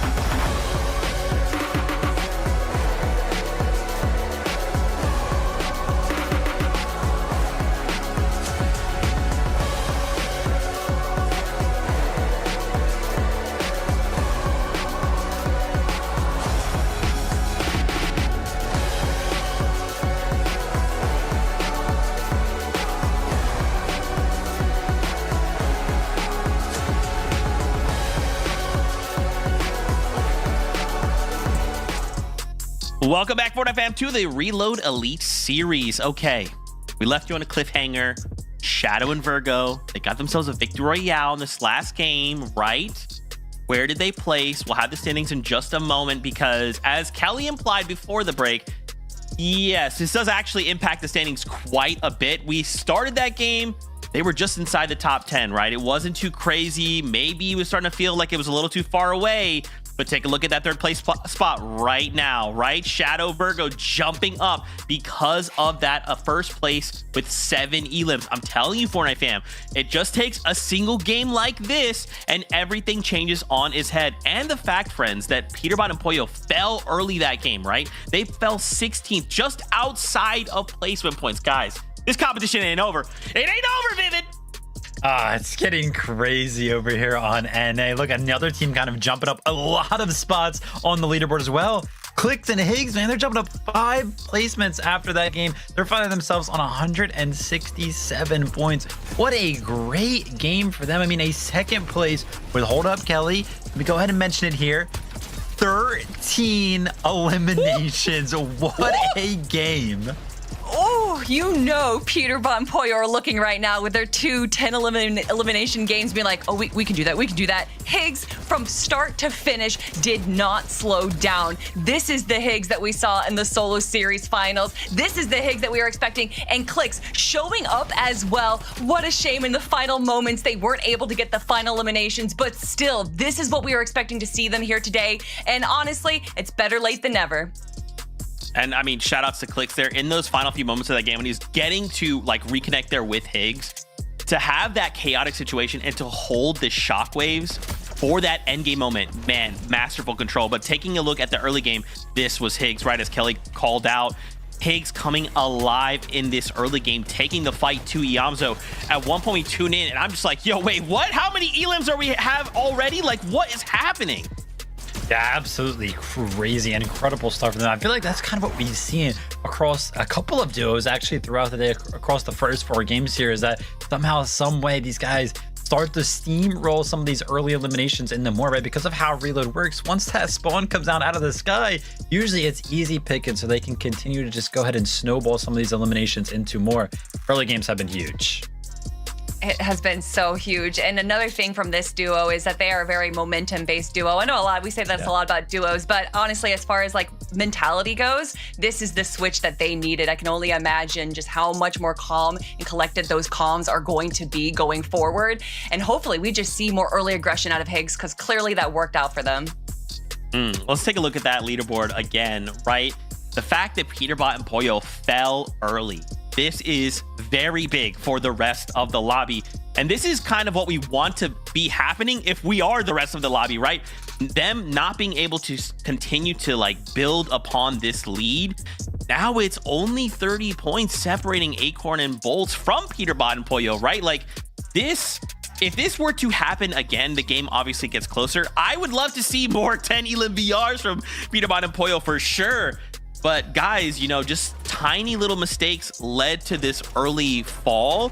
You know, I guess it's just kind of talking about the nature of Reload, right? It's just 1 or 2 things. You know, you go from, hey, we get a victory out to like, oops, we fell a little earlier than anticipated.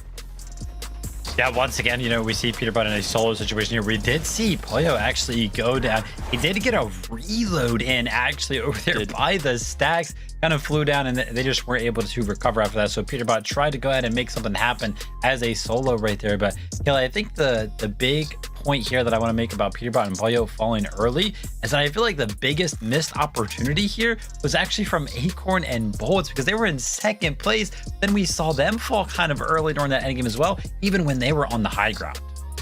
Yeah, they had a decent height. They, 4 eliminations on high ground around zone 11. You had the Mythic Havoc shotgun on Bolts as well. They had so much going for them, and then they just weren't really able to kind of convert that into this early aggression that we've seen from other players. Also, another kind of surprising game was Cold and Rapid there. They didn't necessarily have a terrible game, but with it going over into steamy stacks, I was expecting just a little bit more of a control from the zone there. Everyone kind of rotating over to that northwest corner, allowing them to kind of stick on top of the stacks and control the rest of the lobby, but just wasn't able to really convert that into anything too much. But just looking at this leaderboard right now, looking at the point differences, honestly, from 5th up, I think any of these top 5 teams right here can easily break into that 1st and 2nd spot. I feel like that's what makes Reload so entertaining, right? Like, again, we are now at that halfway point, right? So having these tiny little moments, because even if I think back to that game, right, the fact that Peterbot Pollo fell early, it is because Peterbot decided to get a little too aggressive, right? He's against the stack. He's trying to edit into, like, literally against something you can't edit. to try and break through and find an elim, and then it ends up costing them, right? But Viv, I do agree, the fact that Acorn and Bolts couldn't capitalize more, like 6th place, 4 elims, still really good, right? But it's not that good when you look up and you see Peterbot and Poyo above you. We just need to try and do a little more. Yeah, I mean, those wins, they start to mean everything when you're going up against the Titans, who just pick up wins constantly. But I mean, Acorn and Bolts are just playing so good right now. The fact that we even saw them on higher ground once again, kind of poised for another win, poised for doing just so well in the end games, man. You know, it kind of feels like the Peterbot and Poyo show, but when you look at the leaderboard, Acorn and Bolts, they're just not that far behind. No, and Logjam, their POI Logjam has like, it's just honestly won a great POI, and they play it so well, and they have great mobility over there. I believe that there's a static launch pad over there, so that if they don't have too much mobility, they're still able to kind of rotate throughout the map easily, and we're seeing that kind of work out for them right now. 2nd place right now. Can they hold on to it though? That's the question, Zeke. I know, and that, look, this is just me being nitpicky, okay? That's all it is. That's all it is. I love everybody. I want everybody to win and all of us to go all to EWC together. Anyway, I know that time. You want more action. You want more games. Here it is. Game number 5 for you, casters. Over to you. This is where we're at, Monster, the second half of the day. And I talked about this being a marathon with 8 games, but now there's only 4 games left. This has turned into a foot race, and we'll keep it going because game 5 is here. Game 5 is here, and it's time to face the music. Let's be honest, if you're looking at the standings and you see that there is a gap between you and that qualification spot, you have to do what Clicks and Higgs did last game, and that's turn on the pressure on the rest of this lobby in final eliminations. And already, but you've seen a little bit of a difference. It's been either King or Jargu that's been able to get that first elimination more times than not onto both Iyamzo and Josh. And you're seeing a little bit of a different approach this time around. They're staying close together. They're making sure that they don't end up in a 2v1 or an individual fight that they don't, or I should say, can't really afford to lose here in the second half of it all. Cold and Rapid, again, getting steamy stacks to themselves. That means Mopping and his duo are constantly dipping in and out of steamy stacks, and that POI, or I should say, a sub POI that is right underneath. It may not be the best loot, but at least it's something to get their game going. Yeah, and you can see with Rapid taking a little bit of damage here, so obviously something went down, but nothing conclusive coming from the fight. Cold and Rapid, though, I mean, last game really should have been I mean, they did well, but I was hoping to see a victory from them. We'll see if they can pull one through for the days up. There's 4 games ahead of us, obviously this one and 3 more, so we are in the tail end of things now. Kanata Arc falls again, the first to fall in this duo, so he clearly is the one that Kanata's like, all right, you get out there, you try to earn us something, but he's just having a hard time. Meanwhile, Higgs and Clicks are doing the same thing, but Higgs is finding success. This time, they're going straight after Iyamzo, and one thing's for certain, Iyamzo is not someone you want to take lightly in a fight there, and look, he makes Higgs pay for it. Yeah, Josh there, the Higgs moved over into their side of the map where they were performing as a duo. They quickly clean it up as he looks to disengage, and little do they know, they're sneaking up, getting closer and closer on towards Clicks. Is he still there? That's the question they're probably asking, and with Higgs dropping straight from above, they know exactly the location of where Clicks is at. Maybe not pinpoint down to go down and fight him, but they know he is around this side of the map, especially if Higgs keeps rebooting. Yeah, and I think they're going to just go ahead and check this warehouse here in a second, but no, Iyamzo actually goes to the one next door. Okay, but they are still very much on edge and curious to where he's at. Meanwhile, Jargo and King, okay, finding their continued successes here. Now at 61 points, so things are picking up just a little bit for them here, but they will have to continue to do more as his shield just gets ripped off. A scare there and Osid in the distance. It's just becoming more and more of just an early game battlefield to where it's almost a must, it seems like, with how aggressive teams are. If you don't at least off the first drop send one of your players out to try to get an elimination, it's almost like you're not optimizing your game or optimizing your performance, because that's what we've seen a lot of these teams do that are in the top 5. They hunt down those early game eliminations. So once we get to zone 5, zone 6, or even 7 when it actually closes, they don't have to do anything else. They already got their loot. They already got their points. They already got their position in the zone. Yeah, it's kind of interesting, right? Because then if you take that same kind of description and you apply it to Acorn or Bolt, they're completely fine with not getting eliminations or anything like that in the early game. Instead, they opt to play for hyper placement playstyles, and it's going well for them. You know, one thing that was really interesting about game number 4 was that Peterbot and Boyo fell early. They actually gave the lobby a chance to close the gap.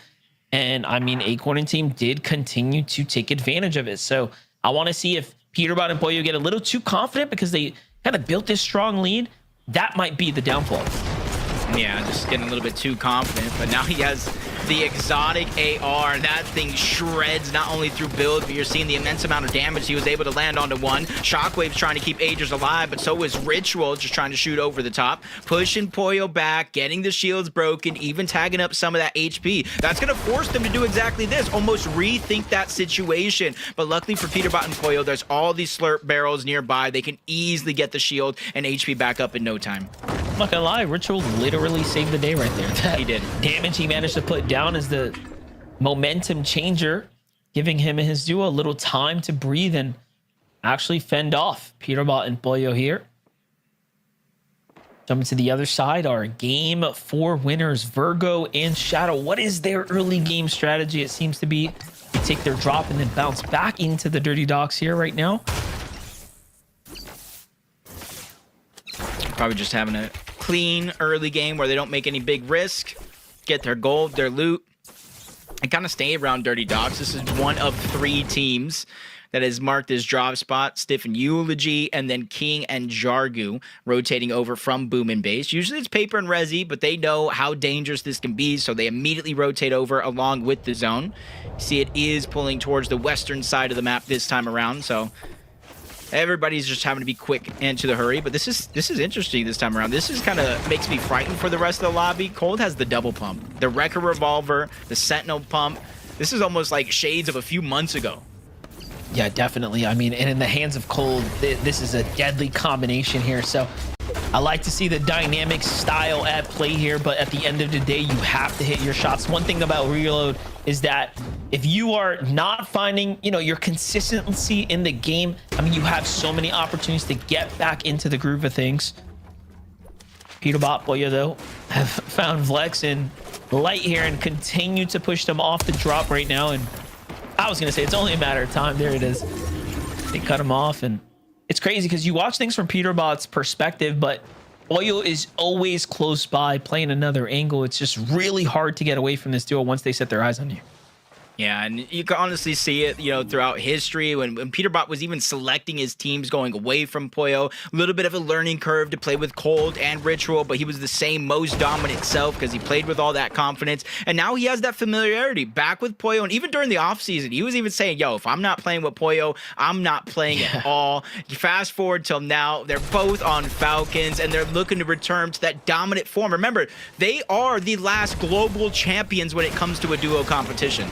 Yeah, I just think like Boyo's game sense, right, when it comes to, you know, fighting is just elite, right? He's just so far ahead. He's a cut above the rest, and you couple that alongside Peterbot, and they are just a perfect combination, the yin and yang of one another here.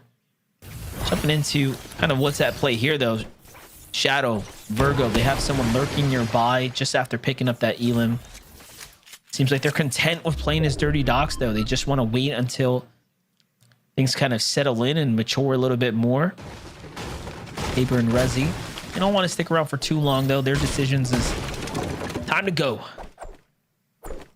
Yeah, especially if you have this far of a pull, it almost puts in the back of your mind, do we use our mobility now? And it's probably not a good answer to use it now. You kind of want to save it for later on in the game. We're already at the 5th zone, so anybody dropping here is going to have one hard time getting back into peak form to have a chance to win the game. And that's where you're seeing them prioritize rotating as much as they can on foot. If it does come down to it, then we'll start breaking out that mobility. Osid, Scare. It's a team that's been playing with one another for a long time, through trio, through duo. I mean, you date back. This is nice to see them kind of making their return right now. 116 points. Talk about relatively impressive performance so far. Coming into this game, maintaining their 8th place. Last game being their 2nd best performance that they've had so far here on the day. So signs of very promising play coming out of that duo. for Cold and Rapid. Here it is. They're getting their hands dirty once again, and that's their 4th elimination now. Just really flexing the fact that Steamy Stacks, they have this drop on lock right now. Yeah, and the only thing, honestly, if you kind of look at their stats when it comes to damage, they're up there. They're in the top. When it comes to eliminations, they're close by as well. It's getting inside the money points. And what I mean by that is that top 3. You get the 10 extra for winning. You get extra points for second and extra points for third versus the +4, +4, +4 with each placement. They have a 4th, a 5th, a 7th, and a 12th. They're just failing to get inside of the actual big money points. And if they can do that in these last 4 games, they could put themselves in contention of qualifying here today. Yeah, I have to assume like Rapid's making the decisions, so it's either just a lack of confidence, because it seems like when they made the calls for height, I mean, they put it all on the table and that backfired, and they sort of tried that 3 times so far. So I am curious to see how that's going to continue to kind of develop, right? And then they can patch that up. I think they'll be in excellent shape, because clearly when it comes to fighting, I mean, we don't got to talk about that, right? We don't got to break that down or analyze it. They're doing exceptional in the fights. It's, I think, the end game decision making that needs to be worked on.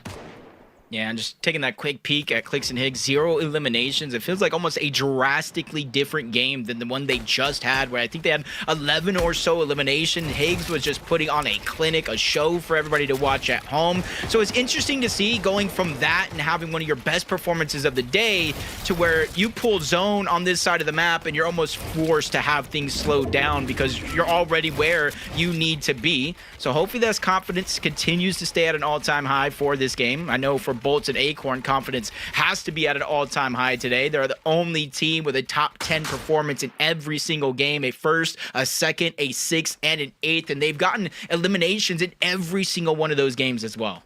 Yeah, Acorn knows better than anyone. Stick to the plan and the results will come. And you know what's really interesting about Acorn? He's typically like a late game tournament performer, right? We call him a day 2 adjuster, but when you have Acorn starting off on such a strong foot, that is a sign that he is in top shape today, whether it's mentally or otherwise. I mean, he's got to be feeling good after that new signing. So I think everything's just kind of lining up for them, and they still have a chance to come first in this tournament here. Peterbot Boyo, as aggressive as ever, though, opting to go for that early high ground. We talked about this continuing surge of confidence, and this is a sign, Jacob, that they are taking more and more risk. Yep. You see them immediately putting damage all across the map. That exotic AR is so annoying to deal with, and Peterbot has it on lock into the distance. Light off the fresh reboot, literally seconds before it turns off. He's knocked. It does look like Vlex was trying to get the revive, but in comes Clix and Higgs. They crash again. They not only clean up that elimination, but they stop them from reuniting as a team. Yeah, they get it just in time right there, and look, just delivery of loot right here. They have, I mean, they get to get their share of the pick right now. Seems like shockwaves are all going to go to Higgs right here. King and Jargu making the on-foot rotate. Peterbot, shockwaves off the high ground, looking his way to make his cut straight across the field here. And I'm willing to bet they're going straight for high ground again. They're just sizing it up at the moment. Yeah, they know they got a couple more mountains to climb, and their approach here is, instead of taking that risk where you shockwave and run the rest of the way there, they're just pausing. They're waiting for other teams to make their rotation in, so they're simultaneously doing it, so it lessens the chance of them getting tagged on the run. Cold and Rapid actually pop over the top and get that down onto King. So now Jargu is also left as a solo. There is more distance to cover for Cold and Rapid, but they are well on their way there. Oh, that's a painful elim right there. Falling at plenty of material. Cold now completely capped off, and we'll see what they end up doing with that. That's gonna again give them that second thought. Do we go for high ground? They're 5-5-5 coming into zone 7 is insane. Meanwhile, Acorn and Bolts, though, steady and true. They haven't even moved an inch. They just have that high ground, kind of looking over that natural elevation. But this pool's completely opposite here. It's going north now, so all of our competitors having to deal with a lot of movement right here.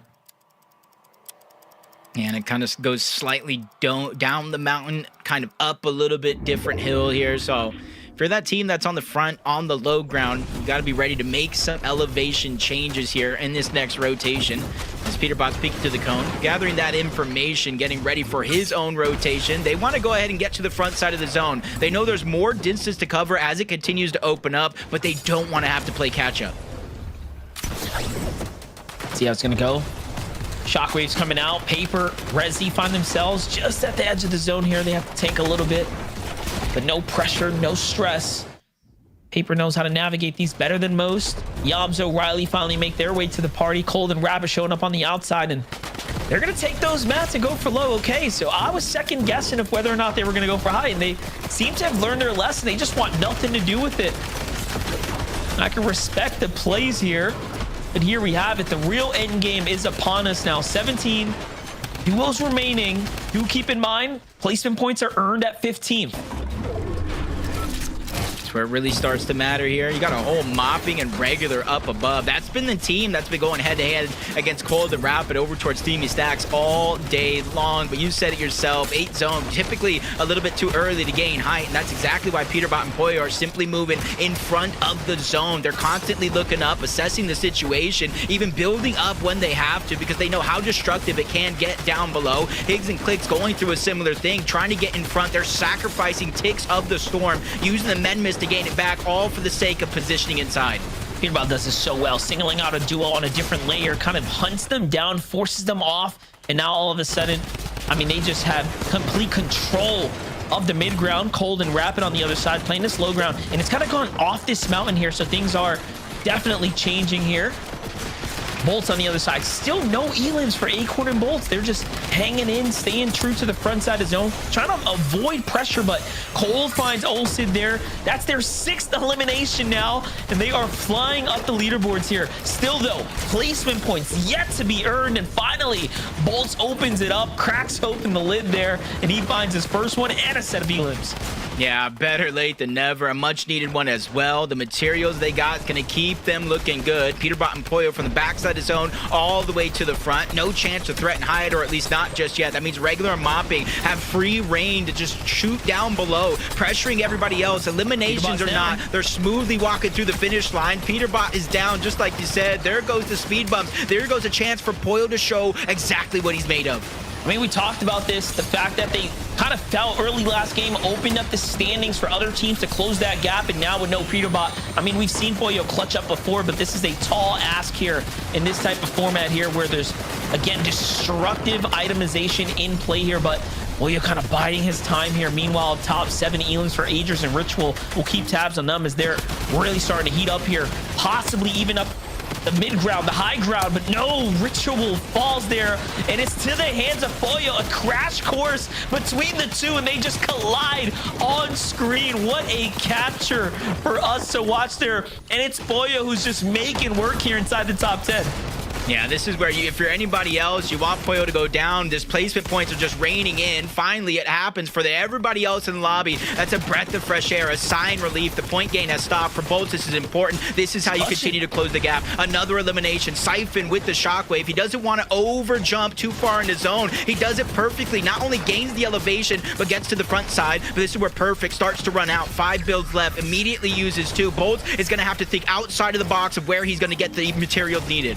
Cold and Rapid still in the game as well. Look at this, 9 elims. The decision to stay on the low ground, definitely the better one as we're approaching top 5, and Cold gets in the mix, and you said it, you said he basically has a double pump in hand, and no, Bolts didn't see him just behind the wall. Knock, knock, and he is there to go ahead and kick that door wide open.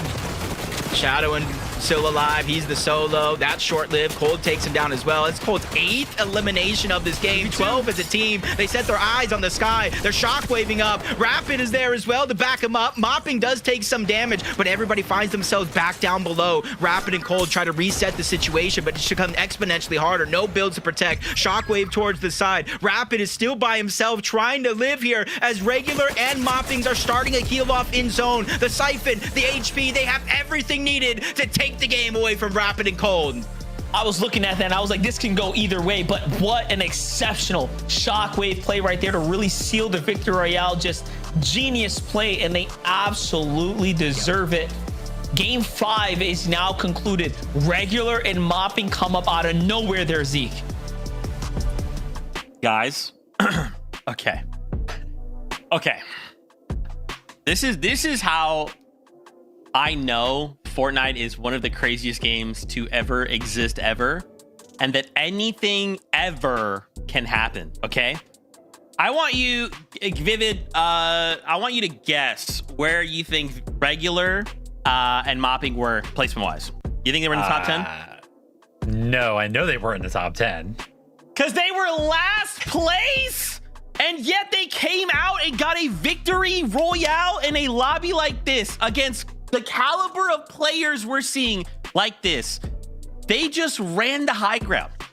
They just ran the high ground, Vivid. I mean, hey, for a team that is not only in last place coming into this Not game, anymore! also went ahead and kind of looked at their stats prior to this event. You know what I mean? Yeah, how much experience these guys have. Have we ever seen them in FNCS finals before? Nope. Have never seen them in any finals before. And for this team, kind of not only come out of nowhere in terms of experience coming into this tournament, but then inside of the tournament itself to be last place and then go ahead and control the higher ground, which is kind of arguably, Kelly, like the hardest thing to do in Reload. There is just so many factors that come into play to actually controlling that high ground. We've seen some top tier teams today fail at holding this, and then this team is able to go ahead and pull that off. Incredible stuff. Yeah, I was so confused for a second, trying to see who was on high ground. I'm like, is that a plane? Is that Superman? No, it's a bird. And to see this team do so well on the high ground, and to have teams try and go and fight for that high ground and them kind of denying them, that to me is really what was impressive, is that it wasn't like they were just holding high ground because everyone was kind of on the low ground paying attention to each other. They were able to control that for a few zones, and honestly, hopefully we get to see more out of them in these following games. That's how I know. That's why I love Fortnite, dude. Anything can happen. Anything will happen. And of course, we'll have where they might be on those leaderboards after this short break. Don't you go anywhere. We'll be back with more action on Fortnite. Let's go.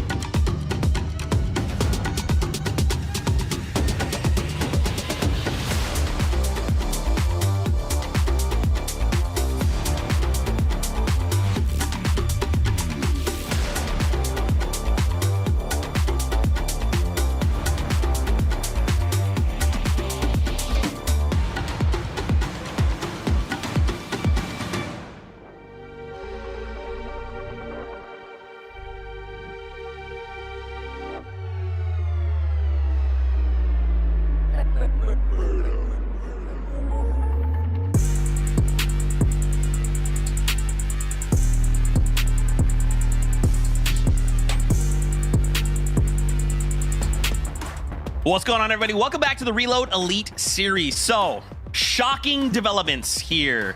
Team in last place got themselves the Victory Royale in the last game. Now, the question is, where do Mopping and BRD go from where they were in 20th place? Well, all the way up to 13th. Take a look there. 7 placements up. I'm telling you guys, this is, again, why I love Fortnite. Anything can happen. A single game can just change everything for anyone. Suddenly, teams who don't have the spotlight on them can demand the spotlight. What an incredible time. But that's what we're talking about before. All right, I just wanted to put a nice little bow on that. Now let's go up the leaderboard. Let's take a look at how things are shaking up at the top. Okay, let's take it all in here, guys, because what started as like a crazy lead for Peterbot and Pollo is not the case anymore, Vivid, right? Like, this is very, very close right now. Oh, I mean, I cannot believe it's a 14-point difference. Like I mentioned before, it seemingly that this whole thing was just going to be the Peterbot and Pollo show, but the last 2 games out of them have been a little slow. I mean, we know what happened in the last game. Pollo went down kind of early on, and then just simply on a rotate right there out of Peterbot, getting kind of clipped over there. Pollo kind of left as a solo to go ahead and try to clutch things up. Man, Kelly, it really stinks for them, but they are just opening the door wide open for the rest of the competition to go up here and contest them on the leaderboard. You know how you'll watch Peterbot and Pollo compete, and then they'll start to jump on stream because they're already confident that they've already qualified and that they don't actually care about the remaining games?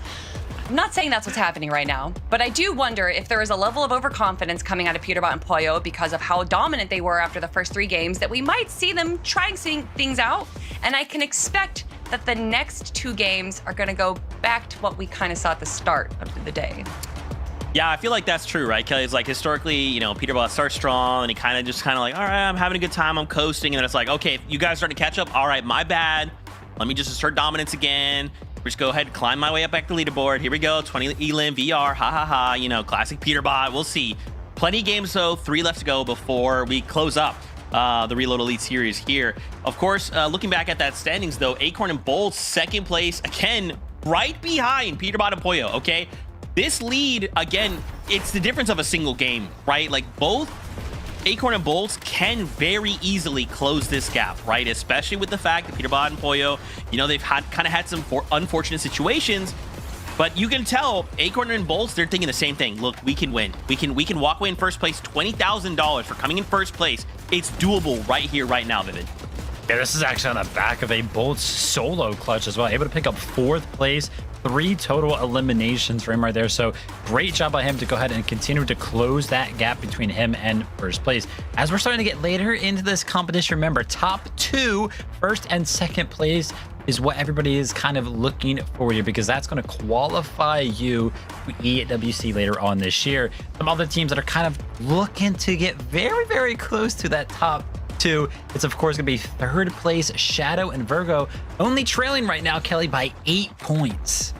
Oof, 8 points, and that's going to be the difference between if you go to EWC or not. I could not be them right now. The amount of pressure that this team must be feeling, Virgo and Shadow, one of the dark horse teams that honestly does not deserve that title, because Shadow has been an incredible player for so long now, and maybe they finally found their spot in Reload to really shine, to really showcase their abilities. We already got a Victory Royale out of them, but can they get 2? I mean, with how they've been kind of running the low ground right now, I think that is a possibility, Zeke. What's crazier too, Shadow Virgo, 249 points. Cold Rapid, 239s. We got Cold on our heels right now. The competition, no one is safe. Really quickly, we wanted to highlight some stats from the kind of first half of the competition. Vivid has pulled some stats for us. Walk us through this, because this is a little bit insane.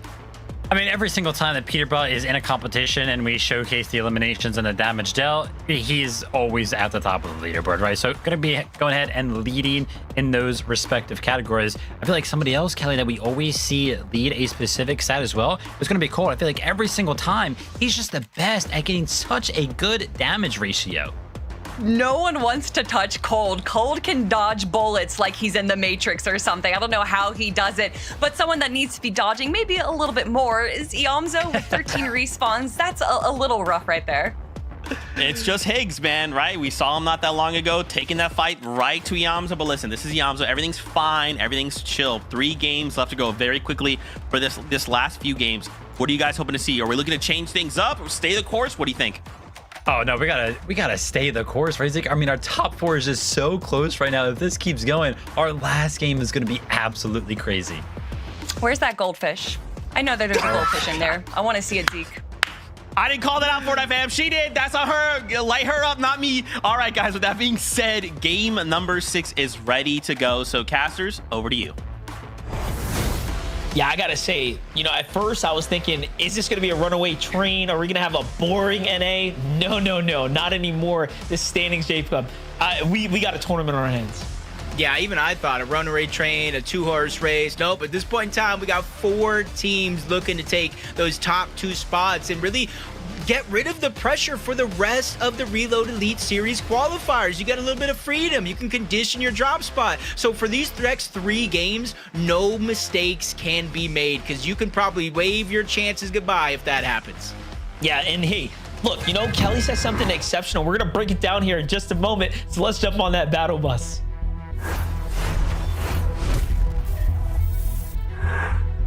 You know, Monster, Jacob. usually when Kelly says that, I was about to say, when she says something, I want to listen. So what did she say?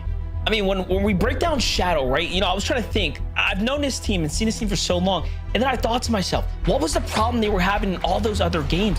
It's their draw spot. They haven't had a chance to really get that tier 1, you know, opportunity at loot, right? But you put yourself in reload and it's like early game is not a problem no more if you can get past that. So I think we are seeing this game mode really open up and possibly highlight the fact that, hey, there are going to be players that are going to excel in a reload setting that otherwise have a bit of a harder time in the traditional battle royale kind of situation. So if that all starts to come together, I mean, this is really going to take form and be a super interesting series. Yeah, definitely. I can agree with that. Sometimes just making it through that mid portions of the game in regular BR can turn into a nightmare traveling through the open, especially if you get that max pull. This time around, with so much mobility, a smaller, more condensed map, yes, it does come with its own risk versus reward scenario, but it does cut out a lot of different risk in its own mind due to that mobility. You're seeing in the feed, King is going to go ahead and try to take down Josh. Higgs takes the usual fight against Ark early on. They did such a good job of closing the gap. If they can keep up this pressure, maybe get this elimination on the Ark, start to build up a plan, it will look good. But nice shot by Ark to shut down Higgs, and then he gets that slurp juice from it. I gotta say, finally, Ark bites back, man. We know what this kid is capable of. He is so good when it comes to just head-to-head clashes, but the last couple games he has had a little bit of a harder time in the first engagement. This time, no more though, so Higgs is really eating his words here as he comes through. And now it's up to Ark and Kanata to see what they can do. If they can actually turn this around and get the momentum against Higgs and Clix' duo. Yep, see, I asked the question earlier. I believe it's his first big final. Yep, there it is, confirmed in the quick stat. Ark's first big final, and it's an interesting one at that, because you get known for playing the regular BR, one of the best fighters in the game, and then you kind of get tossed in a reload where, yes, they might have practiced for it, but after the years of playing Fortnite, the differences coming into play, they're not necessarily having the tournament they would hope. But with 3 games left, there's money to be won for each and every one of these placements. So even if they don't find themselves in first, you can move up $2,000 here, there, and even $4,000 in some places on the leaderboard. Yeah, it's a lot of money, as we all know. So that's just a bonus, right? We all know that the real fight is typically for the prestige when it comes to these players. You know, everyone remembers who took first place, but second and third are shortly forgotten afterwards. But hold up, as I'm looking off to the left-hand side here, Regular and Mopping, have they just found their second win right now? Coming off the win, now all of a sudden finding some fast eliminations here in the early game. They just don't seem to be taken lightly anymore. I mean, sometimes that's all it takes, is that one little momentum shift to start to boost the confidence. And this has been a team that Cold and Rapid have been crashing on almost every single game. Lights and Flex as well. But this is a team that was taking some of the loot away from Steamy Stacks. Cold tries to push it again. He gets sent back to the reboot. Luckily for him, Rapid is still alive, and they do have that POI to themselves. So if you haven't watched it, you might not have guessed later on the game that Rapid did go down, as Ritual and Agers are going to take down I Am Enough. And this is where it starts to get interesting. You're seeing a lot of early game eliminations coming out of our contenders. Peterbot, no shield right now in a box fight here. What all went wrong? We'll see what's happening though. Seems like he doesn't care about Oliveira or Jace's HP pull. They can have the advantage. He's still gonna fight. Not even looking to pause here. Spoyo's got the other side, so of course he's looking to support him. Spoyo should be the finisher. That's one big tag. Doesn't quite get it. We're just moments away likely from a quick elim here. And there it is. Yeah, I was trying to see what loot dropped from him. Yeah, as I suspected, no HP to regain. So whether it was Poyo and Peterbot or the zone itself, because of that damage, he was definitely on a clock, a short one at that. Teeks, I am enough. They're back up over towards Slurpee. They're just trying to get the scraps that Peterbot and Poyo may or may not have left behind. I saw Rapid taking out Vleeks in the feed, and now Cold is going for the second elimination on the Lights. He just needs to stay alive long enough, and you see in the mini-map, he did just that. He did get Vleeks back into the game. Yeah, just inching out that little bit of time that he needed there. And, you know, Cole, I love what he did. He marked him. He's like, do I really want to take him on right now? Maybe not. I'm kind of out of position here. There could be another team looking at that player come down as well. And then he backs off. So, well played on him to just have constraint, right? As a veteran player, you know, a lot of people see players like Cold or these other players that are dominantly known for being fraggers, and they think, oh, they can't make decisions. We'll talk about that though. We're watching two of the best fraggers and decision makers in the game here. Back at it, pushing through. Oh my gosh, that shockwave turnaround shot from Poyo on the chase, but he gets flanked himself. Poyo does go down. He tunnel vision just a little bit too hard onto I am enough. He gets flanked. Peterbot now stuck in a reverse position here, having to stay alive. And since nobody's really putting pressure on, you know he's going to get Poyo back into the game, back to their drop spot. So it's going to be no strange thing to find them with a good loadout again. Let's not forget this game 6 here. There's 3 games in front of us. This one on hand and 2 more coming. And we really are in a close competition right now. Peterbot and Poyo kind of easing up the pedal here have allowed teams like Shadow and Virgo that have been consistent to remain up at the top. You know, I was looking at like the overall performances from Acorn and Bolts. That clutch, that 4th place, if you just look at it from a bird's eye view, I mean, they look like they were playing almost perfect Fortnite, but these games don't come without their troubles. So you can even see Shadow and Virgo not taking any risk here. They're content with being up at the top and in the running for a potential win here. Yeah, they realize, hey, just no mistakes. It doesn't need to make any big plays. They did that just to get to that point. Now it's just minimizing mistakes throughout the game as Peterbot continues to go on that rampage. They have a 23-point lead over 4th place, Monster. 2nd place is a little bit less than that, but it just goes to show, like, hey, maybe their aggression, maybe them going down a little bit early has hurt their momentum so far in this game, and it's happening again. Only 1 elimination split between them. Ritual Agers, they were the ones that got it, and now they find another one onto Aloe. They, too, at one point, were sitting in 3rd place on the leaderboard. It let it slip through their fingers. To start this game, they were in 6th place with 153 points. That could have went any way. If Ritual and Angels jumped on Peterbot there instead of Oliveira down on that low ground, we could have possibly seen this whole entire dynamic shift, but Poyo comes in and gets caught again instantly. Doesn't even get to touch grass there. It is all over. Jumping back to Chris and Drew. Game 1, they showed up. They showed out. They had us all thinking, who are these guys? They are still in the conversation here. I mean, if you look at how Mop and Regular were able to pull themselves from 0 to 13th at 80-point game, it shows you that any one of these players in the 160 range can truly jump up. I can wholeheartedly agree with that. It shows to show, I think, over the years that anything is possible. Is Acorn and Bolts again under the radar. And one of the biggest differences that I've seen so far is we've watched Poyo, we've watched Peterbot, we've watched Higgs, Arc, Kanata, Cold, Rapid hunt down their eliminations early when they are uncontested. Acorn and Bolts are uncontested as well, but they're playing together the entirety of the game. They said, hey, if we're gonna win or lose this game, it's not no desperation looking for eliminations. It's because we deserve to win this tournament. Such different play dynamic here.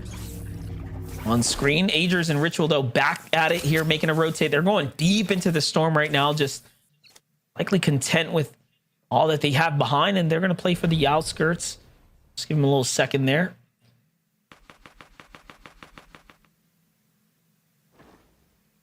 taking their time. I want to say I'm a little worried, but again, with all the mobility in the game, it's still early. It's a one-tick zone, 5th zone on top of that, to where usually teams are looking to play a little bit careful. 2 zones before reboots turn off, but Ager's Ritual, they find themselves in a scuffle so deep in a zone against Jace. This is a team they've been fighting most of the day, landing near each other, but this almost looked like a desperation play coming out of Jace. He's on the clock, probably has no heals, trying to push in. The zone is just chunking him out. It almost feels like Ager's knows what's exactly about to happen. Let zone do the rest of the work. He gets knocked. A huge giveaway, but luckily for Jace, he bought time. His teammates back into the game. It may be a bleak opportunity, but at least it's one. Yeah, Ager's knee, all he had to do was just get a little bit of damage on him for the credit there.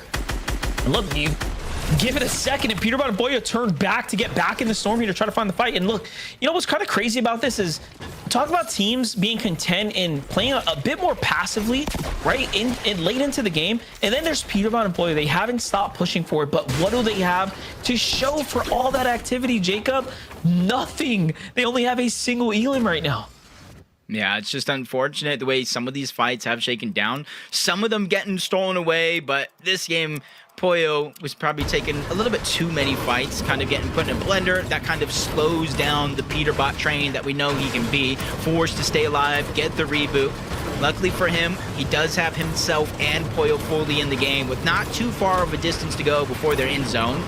Just the western side of Dirty Docks, hole opening into the middle, that's going to open up in about 50 seconds. So there's a lot of space for those players that are on the western side of the map that have yet to touch the zone. Yeah, a lot of control there for Acorn and Bolts. Peterbot, Boyo, playing off that super pad here, getting right into the zone right now. Plan, they see some fresh terrain here to play off of. Peterbot just burns through so much of his brick. My gosh, I don't think he expected things to go that way, and lucky for him, there was a couple kegs here still left over down in the low ground. Huge risk involved going straight like that. Not gonna lie, for what it's worth this late in the game, but I guess the gamble pays off for them. A small chance to kind of refarm there as well. But where this next zone is going to really hurt how much farm they can actually get, and anybody else that's trying to do that same thing on the eastern side of the map. And it goes far west this time around, so that is going to be a max pull for a good chunk of the lobby. Nobody really having the front side. I think Cold and Rapid see it. They were assessing the situation almost the entirety of this time, and as soon as zone opens, they're one of 2 teams to immediately start to rotate. Very nicely done. Quick decision making there, no hesitation. Plix and Higgs on the other side, just a single Elim. Makes you wonder what all happened in that other game where they just really peeled the band-aid off and kind of went for it.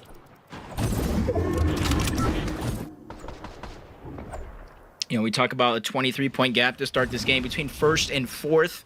From there, it was about a 95-point fall off, and that team was Clicks and Higgs.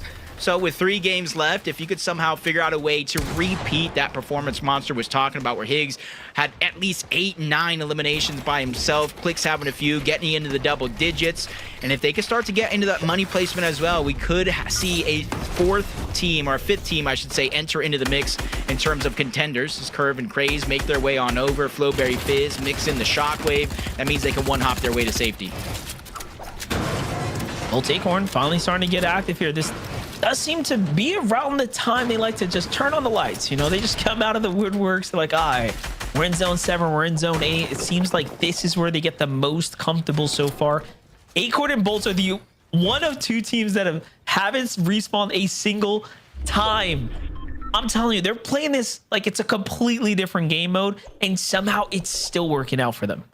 And my jaw dropped. I'm like, what? Like, how is that possible? Who's the other team? And obviously, they're not winning all the games. They do go down after reboots turn off, but it just goes to show how pristine their game plan actually is coming into this point. There's no unnecessary risk, and you got to give Bolts and Acorn all the credit in the world. Both of them are one of the few FNCS champions that we actually do have on this lobby. Bolts won a solo DreamHack LAN as well, so he is somebody that has continued to, I think, make the perfect team. Peterbot and Poyo, 1 elimination, a little bit slower, but I think once you start to realize you're in the second half of the day and the score isn't as big as you would hope, sometimes you got to flip that switch and change things up. Oh, for sure, and it's working out right now. They Shockwave on in, but here, The name of the game is get positioning, get to safety. Meanwhile, high ground, much different visual from the last time. Early on here, Olsen and team are looking to go ahead and get a bit risky here as they go up and truly commit the resources it takes. But Peterbot and Boyo come right up behind them, and you see in the feed there on their way up, they land a double pump onto Osid, and it happens off screen, but he falls before you know it. Yeah, Poyo falls as well. So Peterbot again is going to be stuck by himself. 19 teams still left alive. I use the word teams loosely. There is a couple solos running around, but Peterbot, this is a whole different game. He no longer has to play to help and protect Poyo. He plays with a complete different style of freedom, and that's where you're seeing him immediately get the green light to go, realizing he's a solo. Even with damage there, he's forced to back off. Down below in the other screen, Bolts and Acorn using that med mist to get to the front side of the zone. Now they're going to crash pad, or I should say shockwave their way through all of these builds and increase their elevation. They are layering on these strategies one after the next. Cold and Rapid want that first place seat, even if it's temporarily. They are fighting their way up. Clicks and Higgs are still in the fight as well. 3 elims for them now. They had a slow early game and a fast mid to end now as things are starting to pick up for them here. Higgs eyeing up the situation, downloading what's going on around them. Shadow and Virgo sticking true to their very cat-like playstyle, just silent as ever, inching their way around, not making a fuss, not making a splash at all. This is a very non-flashy playstyle from them, and it is working. Yeah, they're not trying to get any of that attention. You feel like, hey, if we gain attention, they're going to get targeted. As Peterbot using the last of his slurp juice, going out and around, gets the knock onto Chris, but instantly goes down shortly after. And now this opens up a lot for Acorn, for Bullets, for Cold, for Rapid, anybody that's still in the hunt. As Batman, Cho, and Lawrence, they get the exotic slap cannon. That is almost infinite heals if you have the time to let it recharge. Cold and Rapid, they're next on that list. 4th to start this game, another elimination, 3 more points plus the plate. They are rising up fast. Definitely the worst performing game right there for Poyo and Peterbot. You know, not a lot of elims and definitely falls short, so it's going to be pretty tough. And look, Higgs is also solo right now. He's going to play the med mist deep in the storm. You know, I'm surprised we haven't seen more of these types of plays here on this kind of level of the tournament, considering how many abundant, you know, med mists we've seen in the inventories. But Cold and Rapid still turning online right now. They have jumped their way into the conversation as well. We're going to have a new first place team after this. It's just a question of who is going to be that team. As Cold and Rapid, they're trying to condition everybody next to him, push them out. He has the drum gun in his inventory. It burns through those builds in order to find damage. Higgs still keeping it going as a solo, though, on the right, but he's running out of builds. Less than 10 left. He found himself the sweet spot on the side, but there's somebody else on the other side ready to knock on that door. This is crazy. Cold and Rapid, top 6 now, almost a top 5 here. Ultimate low, but he's running low on material. There it is, a good cutoff, but left camera peak, we all know, is not favorable at all. So look at how they switch the things around here. Meanwhile, Higgs is still going as he finds paper there on the low ground too. He's got material, he's playing the storm here, and he's just a disruptor in the lobby. Yeah. Now Higgs thought he was smooth sailing, high ground pressured him, and that let Cold and Rapid notice, hey, there's somebody else around. They went in for the elimination, and these are the 2 teams that have a chance to take first. But Rapid goes down, Acorn falls as well. Bolts versus Cold down below, but it does not happen. That's I Am Enough with the flank as him and Teeks flying under the radar on the high ground steal away that game and take their moment. It's the second time we've seen it happen now. The team on high ground just ever slowly, ever lurking, coming through and sniping that victory royale in the final moments. And just like that, game 6 is over there, Zeke. What did I say? Anything could happen. This time it's not last place, it's 14th place. Again, guys, I don't know what's happening, but like there's just like a point in the game where we're just like high ground. I don't know I don't know what's up there. What's high ground? I've never heard of that. And it allows these teams to just kind of slowly, they just take a deep breath. They just play out their game and it all goes their way. But for Tech and I Am Enough, man, it's a victory royale. I mean, there's prize money on the line with 2 games left to go. If they were to string this together, maybe they could bring it to the top 10, top 2. I don't know. The world is our oyster, Vivid. I know, it's kind of crazy, right? I feel like on NA, we're kind of watching our lobbies just fizzle down, you know, just based on how all of the teams on low ground are kind of playing, right? You would maybe expect to see a lot more plays using these shockwaves to kind of go up and take the higher ground. But I feel like a lot of the time, some of these teams on high ground are getting this kind of like free ride all the way to the end. But They're choosing their opportunities perfectly. They know exactly when to go ahead and drop down and take that face off right now. And it's just been working out so much, and it works out perfectly for this team as well. Honestly, that was the best situation for them to be in, holding high ground there. When you have Cold and Rapid on low ground, Acorn and Bolts on low ground, Higgs as a solo on low ground as well, you really don't have to worry about anyone kind of looking up at you because there's just so much action going on the low ground that they were kind of safe to just walk on through until the very end. But of course, they did get the final elimination. I do not want to discredit their win there. They played that so well and took advantage of what was going on in the low ground. I love it. Another piece of key information here. Peterbot Poyo did fall in that game outside of placement, and the implication is quite big. So let's take a look at the standings after this break. When we return, prepare for shock.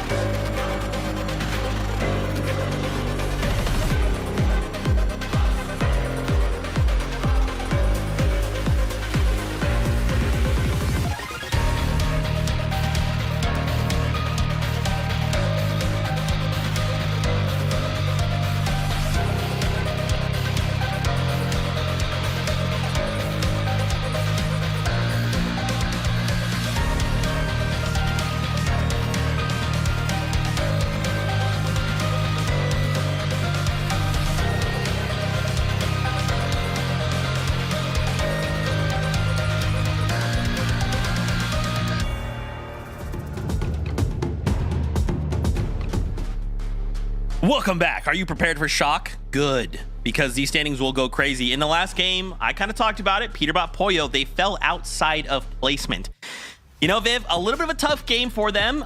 Kelly, we kind of talked about this a couple games ago, but you know, sometimes they kind of go crazy. They have these crazy games, and then maybe it's overconfidence, maybe it's cockiness. I don't know. But then we kind of have these games like this, Kelly, and it kind of scares me a little bit. Yeah, you know how I was joking before how Peterbot and Pollo like to go a little silly when they already know that they're qualified? They might need to step back a little bit, reframe where they're at in this game, because the first 2 games just look so good. That's exactly what we expected out of them. And then these last few games from Peterbot and Pollo just having these like rough late games, and it truly isn't like they're making that many mistakes, Vivid. There's just so much going on in the low ground right now. It's hard for Peterbot and Pollo to keep up. Yeah, and as you can see right there, after that game right there, falling short of placement points, they do drop down into 3rd place, and we have not only a new leader, but also somebody else that is in contention right now for those qualifying spots to EWC. Acorn and Bolts have kind of been holding on to that 2nd place spot, but Cold and Rapid jumping into 1st place now with 310 points. And what a run that they have been on ever since game number 1 happened, right? Go all the way back to game number 1. They were on the higher ground. They fell short, 12th place. Ever since that game, they have consistently just gotten better in placement. They went from that 12th place in game number 1 to 7th, 5th, 4th, 2nd, and then a repeat there in this last game to another back-to-back 2nd place. They are playing absolutely out of their minds. As soon as they kind of gave up the idea of higher ground, they've just been dominating the low. 100%. And they're doing this play that I love where they kind of stick to the side of low ground a little bit back. That allows them to not use too many mats. And you can see here that they're very low on that. It allows them to play a little bit safer, but also get great peaks once they do kind of push themselves to the front, going from that side to front. And that's where all the action is. And they're just able to get so many elim because they're farther away from everyone else. I love the play that we're seeing here from Cold and Rapid. It is some of the safest ways to play in game, but also with the ability that we have from Cold and Rapid, they're still able to get those eliminations. They're coming at it from both fronts, and I'm just so impressed. Evolution, man, right? Like the meta within the actual meta of the tournament, these guys have it figured out. And with 2 games left to go, they very well we could be looking at the winners of today.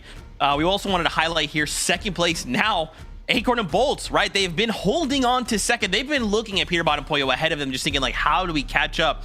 But they've stayed consistent themselves, right? Even just taking a look at some of their placements, they've not had a single game outside of top 8, Vivid. What? Yeah, I mean, they're just playing out of their minds. Their average placement right now is 4th. They are doing so good. And honestly, you know what? Listen, you have like the best IGL on your team in Acorn, Bolts, incredible fragger and everything like that. This hasn't just been done, by the way, as you know, staying alive is like that healthy duo. I mean, we've seen some solo clutches out of Bullets, but whenever these guys are able to go ahead and find it into the end game as a duo, they just do so well. It is crazy to see the consistency of Acorn as a player across not only multiple years of competition, but now multiple game modes as well. And once again, to just kind of talk about what I was talking about with Cold and Rapid, they just play these end games so well in the low ground. You can see that once they're a little low, they'll move to the side or maybe even go to the mid ground where they can kind of take these little quick peeks to the teams that are on the low. And then once they're healthy again, that's where they push for the front, turn around, and then just let everyone fall into them. It's such a smart way to play these end games and kind of allow to control a low ground that is so uncontrollable in a mode like Reload. The chaotic nature, man. It's all about finding like that serene calm within the chaos that is the game mode and the meta. Like, and again, these teams are just figuring it out, right? You got some that is clicked, some that are holding strong. Man, for others like Clicks and Higgs, right? We kind of continue to kind of go back and forth. This game again, Higgs was left by himself as the solo, but still a 4th place with 4 eliminations, right? Finding those clutch factors, being a solo, saying, look, even if I'm alone and I'm solo, I have to get points. I have to clutch up for us right now. I mean, it's not being necessarily shown on the leaderboard right now because they are in 5th place and they are trailing by quite a lot of points, almost 100 behind Cold and Rapid. That game from Higgs was definitely a standout performance of the day, potentially. He was a solo from 16th and survived all the way down to 4th place, right? That was 39 points that he picked up by himself in this game, keeping them in contention, keeping them in top 5. But is time kind of running out, Kelly? We only have 2 games remaining.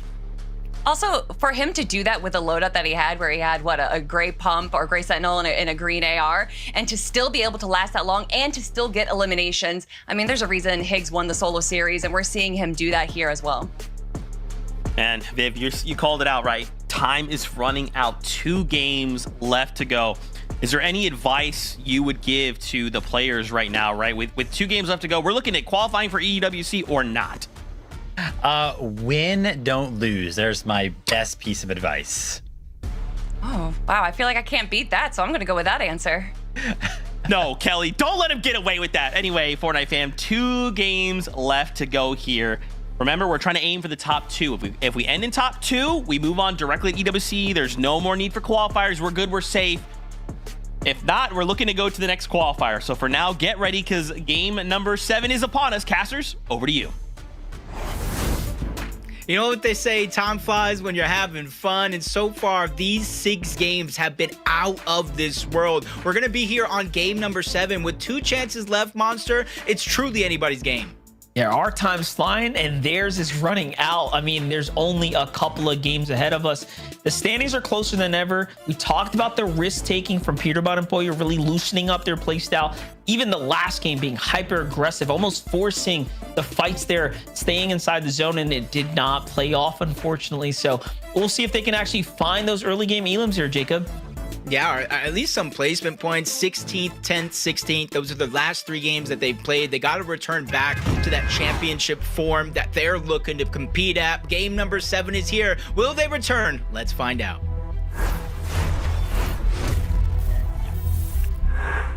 Gotta love some Fortnite here. Game 7 is in front of us. The Reload Elite series is truly heating up now. And if you're just turning in, yeah, it's different. There's 8 games, right? It's not your traditional 6. We have a bit of a longer stretch, but these games are so much more faster pace and the action never stops. These are fights that we've seen now. Everyone here, Jacob, has figured out the early game dynamics. We all know the strengths and weaknesses, but the real question is, who is going to pull through now in the final moments? Yeah, I like the way you kind of said that because that kind of hit me right now. 8 games instead of 6. Wasn't really thinking about one thing, and one thing truly is the mental game. How long you're playing throughout the day. It's the same time span, but you're running through games. And then once you start to set down on yourself, then things can start an avalanche. But you start to feel that confidence, it could be a whole different story. And you're seeing the same continued fight from Boom and Base, the same uncontested fight over at Steamy Stacks. Cold and Rapid, they don't even necessarily loot the entirety of the POI, which is why you see later on in the game more and more teams coming over here for loot, because what Cole does is he gets his loadout and then he just runs for eliminations. Look at this, Jargo and King talking about teams catching early game fast elims. Got this one happening right there, and Josh is down and out. Ionzo here just trying to pick up the broken pieces, figuring out what all went wrong here. He's on the side of the mountain too. What a desperate spot to be in. Pinched between Arc and team as well. And look, they're going to be happy, content to just keep farming them out the sky, most likely. Ooh. Yep, just on the tail end. I was even thinking right now, even if King and Jargo don't get the elimination, he's rotating into somebody else's territory regardless. So this is going to be tough. And I think Jargo and King kind of have the right thing in their mind. In earlier games, we have seen players kind of chase around the solos. They assume, which is right, that Iamzo is boxed up right there. As long as they don't push Iamzo out of that position and continuously get the elim on a Josh, they will respawn there over and over and over for 3 free points as long as they can close out that elim. Take a look at this though. Yellow Demon tries to make a big play, but no, Rapid too quick on the trigger here. Turns things around, and it just shows you what happens when you are in top form. And we talked about the mental game. They are feeling good right now, and I got to give them a lot of credit, because when you looked at game number 1, how things just went south, all of a sudden they are figuring things out, and the adjustment coming out of that first round is really showing off. Peterbot and Poyo, we doubted them a fair bit off of that last game aggression, but look at this. They're clawing back into it. 2 more elims picked up now. Yeah, and it's basically both on that same player as well. When you got something that's working, you don't need to fix it because it's not broken. It's Clicks and Higgs. Again, you see them stretching out. But this time around, instead of going for elimination, Higgs setting up to try to get that drop. And one thing that we're talking about is the eliminations. Cold and Rapid have been farming a team over there game after game after game. Acorn and Bolts, I mentioned that they have not done that one singular time. They haven't even been rebooted at all in this entire tournament. And it's 11-point difference. Again, Monster, it could come down to eliminations. Good rule of thumb right here.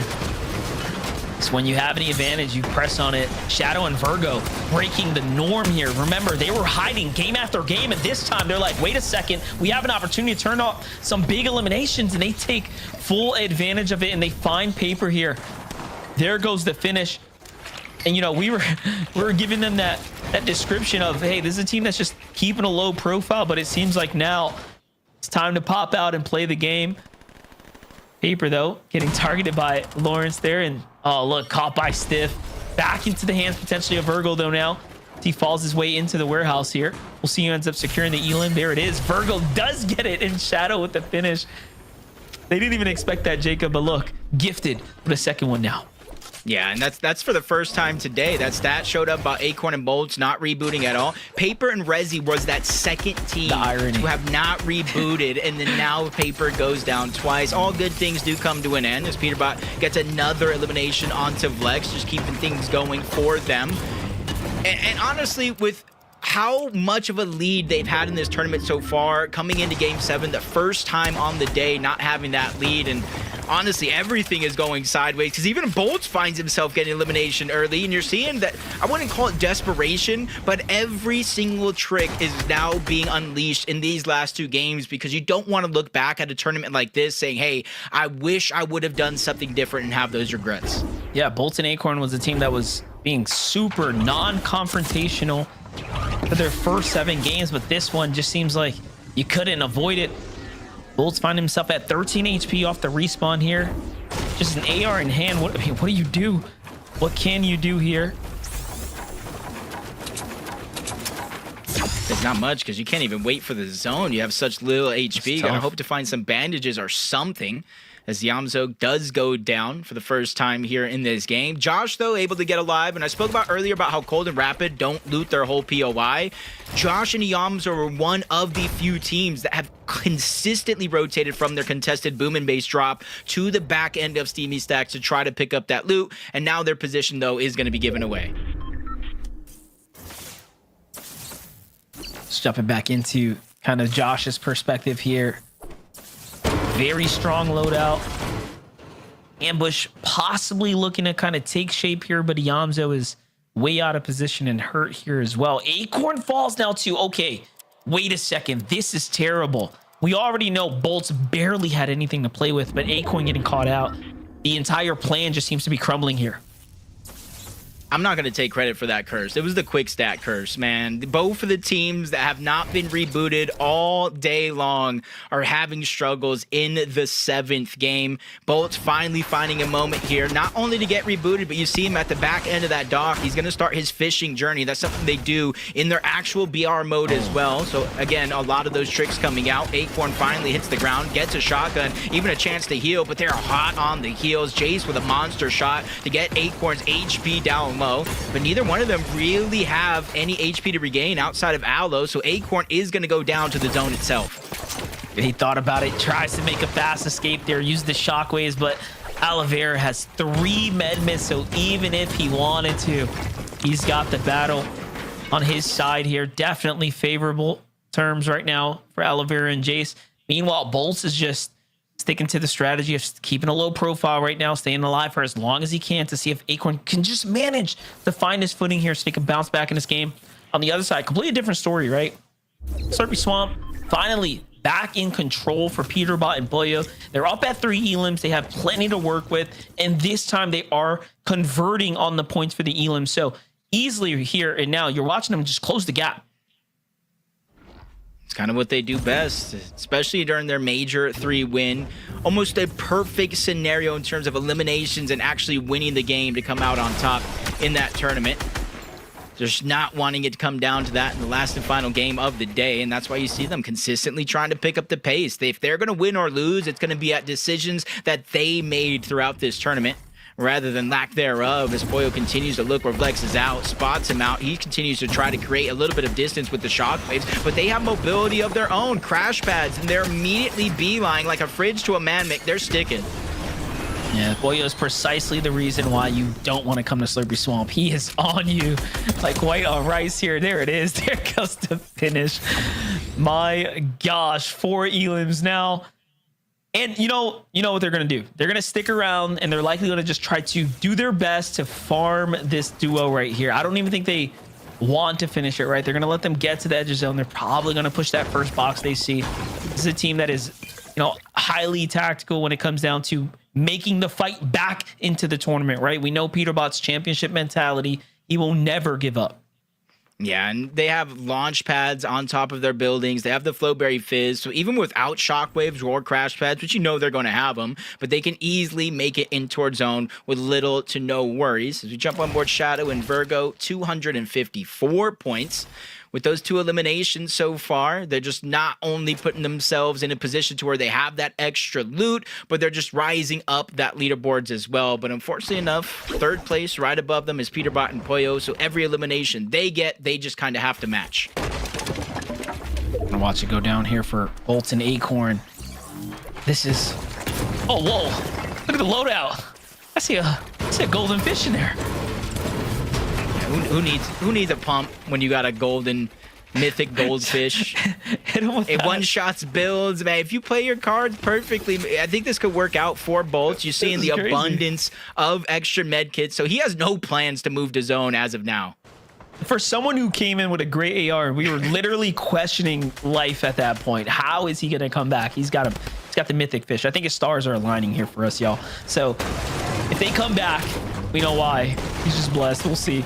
Paper, Resi getting back to it. So from a team being never rebooted in the game, remember, this is the first game they do fall early. Has it pushed them out of the game? Doesn't seem like it. They seem to really gather themselves back into this fight here. And I appreciate the fact that they're still in the running right now. When you look off to the side, though, Clicks and Higgs in a much better position here. Loadout's looking exceptional. They can make a lot of moves here. And you see them even trying to steal away elimination.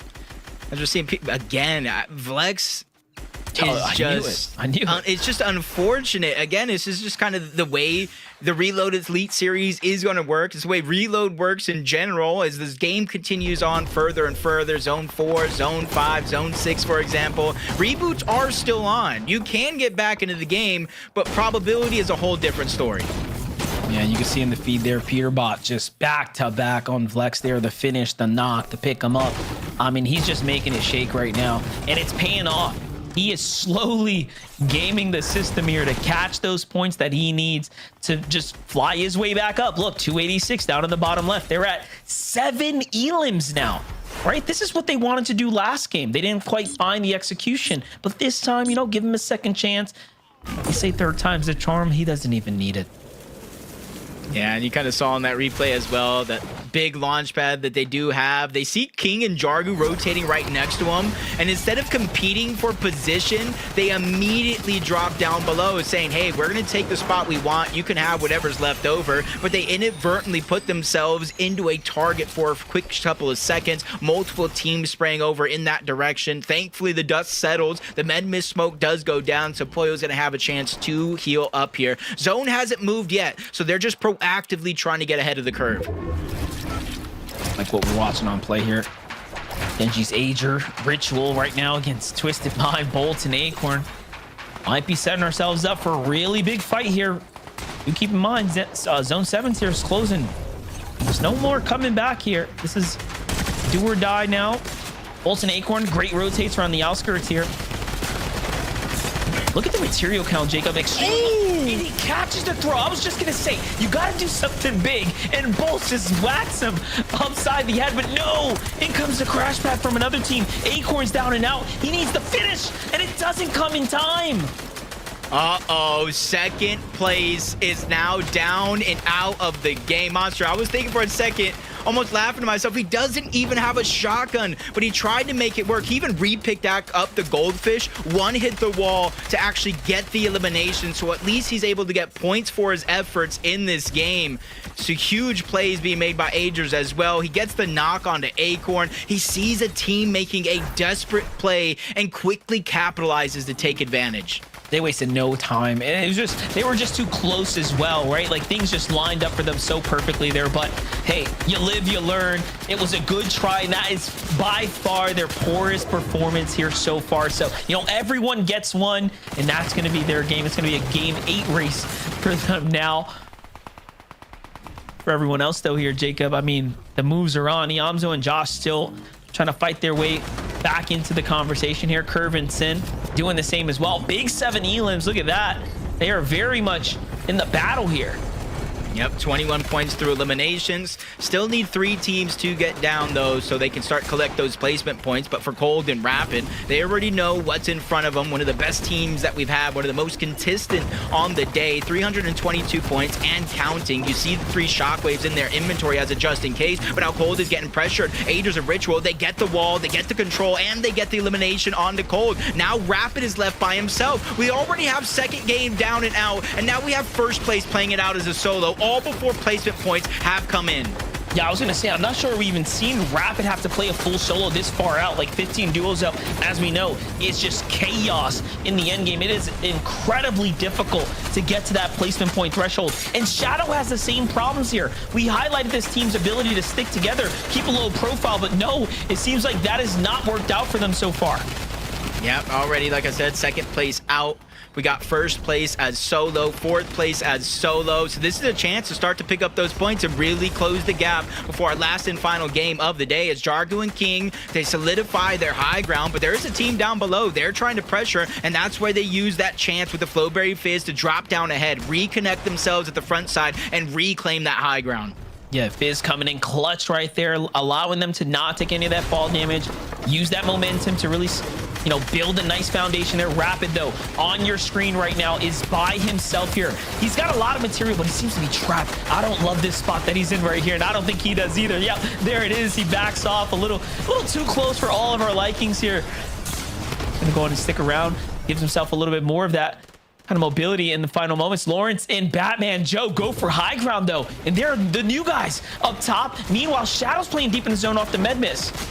Yeah, this $1.5 million up for grabs throughout the qualifier process. They want a piece of that pie. Yamzo and Josh want it as well. With a couple of big eliminations here at the end, they can close that gap and at least give themselves a shot at first place. But for Batman Joe and Lawrence, it's about rising up the ranks. They've already seen teams go from last to inside of the top 15. They want that to be them. Peterbot and Poyo want to reclaim their first place spot, and you see them pressure that team outside of the zone. He's able to get out safely, but for Peterbot and Poyo, the damage has been done. Huge flank onto them. Poyo taking most of that damage, but they quickly reposition. This is Shadow's moment right here, too. In the bottom right, look, he finds himself at med miss, and he's inside the storm. He has barely got anything to work with. He's gonna have to give it up. He might actually just fall here. Meanwhile, Peterbot still fighting through, too. He finds another Elam here. That's a refresh for him. They're at 8 now. They're back in it. Top 10 situation unfolding here. Clicks and Higgs flying in from outside the zone. Where did they come from? Boyo's down and out, and it's up to Curve here, who actually dropped his teammate. But Peterbot has to sacrifice Boyo potentially right now. Yeah, that's all you can do. You can't be the hero, especially with only one build, but he's looking back, finding elimination opportunities. Unfortunately enough, he gets taken down by Clicks and Higgs, who get their third elimination of the game. Slow and steady wins the race, and they're hoping that's them, but there's 4 teams left. All of the teams fully intact as duos, so nothing is going to come easy, but right above them is King and Jargu. You see them using their mobility to try to climb up the side of this mountain. One goes down, Josh falls, so there's only 2 duos still alive in this game.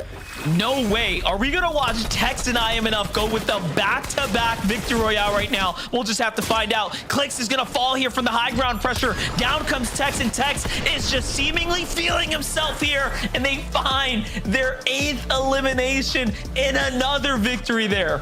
Are they the first team to go back to back? We have Peterbot and Poyo with 2 wins already, but they're the first ones to go back to back. They want some of that prize pool. I talked about $1.5 million up for grabs throughout these qualifiers, a chance to get top 2 and claim your spot in the EWC. It's better late than never, but with only 1 game left, we have to throw it on over to Zeke to let us know what things are looking like. Guys, I don't even know anymore. I don't even know. Okay, all right. Yes, Jacob, I believe that is correct. That is the first back-to-back, which is insane. Okay, we saw something happen in EU a little similar, but not quite. Theirs was cooler, I'll admit it. Wow. I cannot believe it. Tex and I Am Enough. They push height there in like the final few zone. Like we saw height change like 5 times, okay? But for them to push at that perfect moment. Oh my gosh, led to them getting 8 eliminations and the victory royale. Guys, they went into this game in 11th place. We're fighting for qualification. We're fighting for prize money. This has been a massive shift in their game. Vivid, they've got to be over the moon right now. Yeah, I mean, this is a crazy resurgence from this team right now to go back to back. They've, pretty much got a large majority of their points just in these last 2 games right now. You can see it right there. They actually were able to, get to a total of 230 points. And Jacob was kind of talking about the timing on this pushing for the high ground. You saw how many of these eliminations from all of the low ground teams kind of got flooded into a single spot on the other side of that hill that kind of dropped off. They just knew that the high ground position was going to be amplified as how good it was because of where everybody else was on the map. Beautifully well timed out of this duo. That was played just so well. And, we like to say better late than never.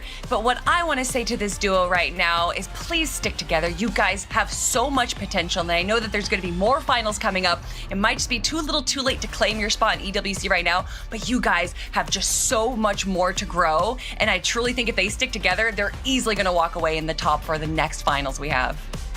My, oh my. Fortnite do what Fortnite do, and it's cause chaos, be unpredictable, and provide entertainment. Oh my gosh, 1 game left to go. When we come back, we'll begin to prepare ourselves for the last game. We'll take a look at the standings, set it all up, and one last ride before we say goodbye. We'll see you in just a little bit.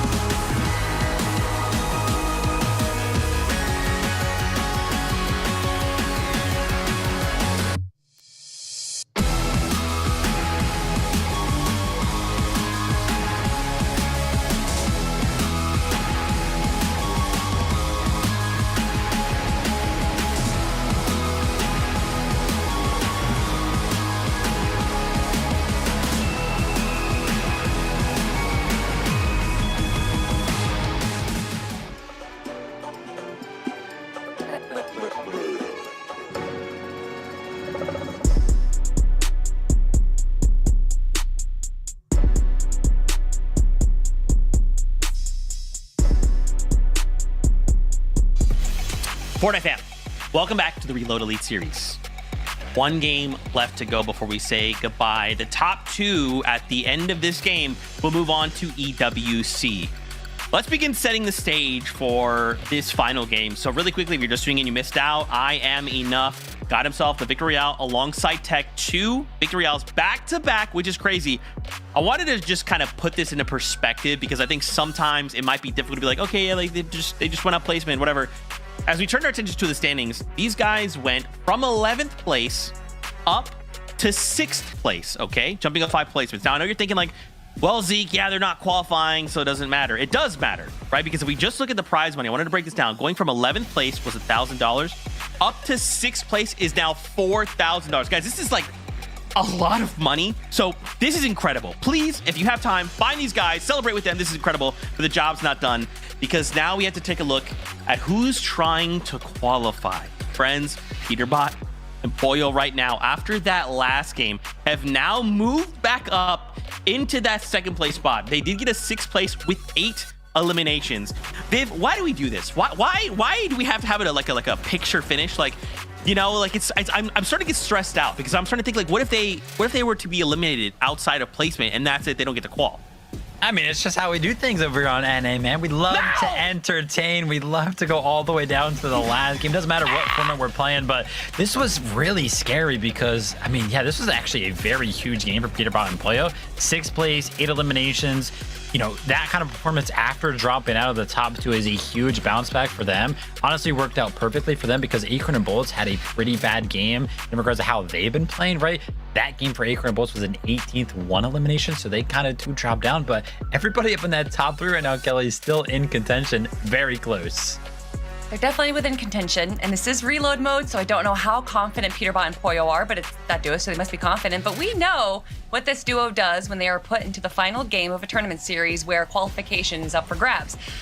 I don't think Peterbot and Pollo are necessarily going to be changing up their incredible drop spot, but I do think that we might see them go a little bit more aggressive onto Acorn and Bolts. I don't think they're going to focus on Cold and Rapid, but I do think that there's a possibility that we might see the typical aggressive Peterbot play. And I mean, we saw them go more aggressive in that last game, and look how much better they did. Guys, we got to turn attention. So obviously, Peterbot, Pollo, great stuff. Cold and Rapid, though, currently lead in 1st place by only 6 points, okay? We wanted to break down their performance over these games on the day because, man, they've had just a fantastic showing for today. Vivid, why don't you talk us through this? I mean, yeah, it's just going to be all about how well they have done throughout today. We kept talking about it, you know, throughout game number 1 at 12th place, and then after that, it just continuously got better. Game number 7 is not included on this graph, but game number 7 for them was back to that kind of 12th place. So yeah, 2 kind of bad games right there in games number 1 and 7, but everything else has just been utter domination. I mean, so many top 5s for this duo right now, and it's just why they're in 1st place right now. They're just playing so well. I would love to hear the comms from this duo. Hopefully one day we get to hear from them because I can only imagine what Cold is talking to Rapid here in this moment as a solo player, clutching so many placement points in these final moments here. And I mean, honestly, it just speaks to Rapid there. Even though he went down in 12th place, that still is what is holding them up in 1st place. Just surviving even a little bit will get you those points, and we can see just how close 1st, 2nd, even 3rd is. If Rapid can even just survive a few more placements, that could be the difference maker from 1st and 2nd. Yeah, I mean, let's just start to look at even just this top 5, right? Because if we look at this breakdown, 270 is not that terribly far away from 320 points, right? I mean, any of these top 5 could look to strike up and claim one of those 2 spots. I mean, even just look at the last game we had, Acorn and Bolts in game 7 fell 18th place with a single elimination, right? Peterbot and Pollo, we saw them have middling games, right? 2 games outside of the top 15. Anything can and anything will happen in this last game. I mean, even look at like someone like Clicks and Higgs, right? They are in that 5th place spot. They just had a 3rd place with 3 eliminations. I think the only kind of area they're lacking in is those elim points that are so crucial. But they also had a 2nd place 13 elimination game, right? So this is literally going to come down to the wire. We don't know how this is going to go. I mean, yeah, you're talking about the eliminations. It's just very, very hard to keep up in the elimination category when you do look at the top two teams. Cold and Rapid picking up 42 eliminations, 44 for Peterbot and Play. The fact that they're kind of entering the 40s and some of our other teams are kind of barely entering the 30s, just where that separation is being found on the leaderboard right now. Listen, for me, for Higgs and Clicks, to see them playing hip-to-hip and staying alive, that was the big difference maker for me. Clicks being able to support Higgs as a solo player, or as a duo, I should be saying. That is why we got to see them kind of stick with our 5th place spot now in the leaderboard. So much still to be changing. They have so much more like shifting over their meta if they do want to get that 1st place spot. I don't know if we're going to see a victory royale out of them today, but obviously it's Clicks and Higgs. If anyone can come out with a win, it might be them. Oh, man, Fortnite fam, I hope you feel the stress the way I do, because we've got basically 5 teams fighting for 2 spots. And one of those teams is Peterbot and Pollo, and that could very well dictate who else gets to go through and who doesn't. So much on the line here, and all eyes are on EWC. We must qualify. If we can get through now, we don't have to worry about it. There's no more pressure. I'll just take all the pressure. It's fine. It's fine. With that being said, for the last time, lock in, Fortnite fam. This is game number 8 of the Reload Elite Series. It's the calm before the storm. We're just inching our way towards the final moments here now, Jacob. And what is your prediction? Who's taking it? Oh, I don't know. Before this tournament, you probably would have heard me say Peterbot and Pollo, but the way it's shaken down, we could see Acorn and Bolts have another phenomenal game. Cold and Rapid could lock it up. We got Shadow and Virgo, who've been flying under the radar, that could really use this to put themselves on the map. I think this is a good opportunity just to say, I love Fortnite. I love everybody competing. Thank you guys all for tuning in. I just can't wait for Game 8.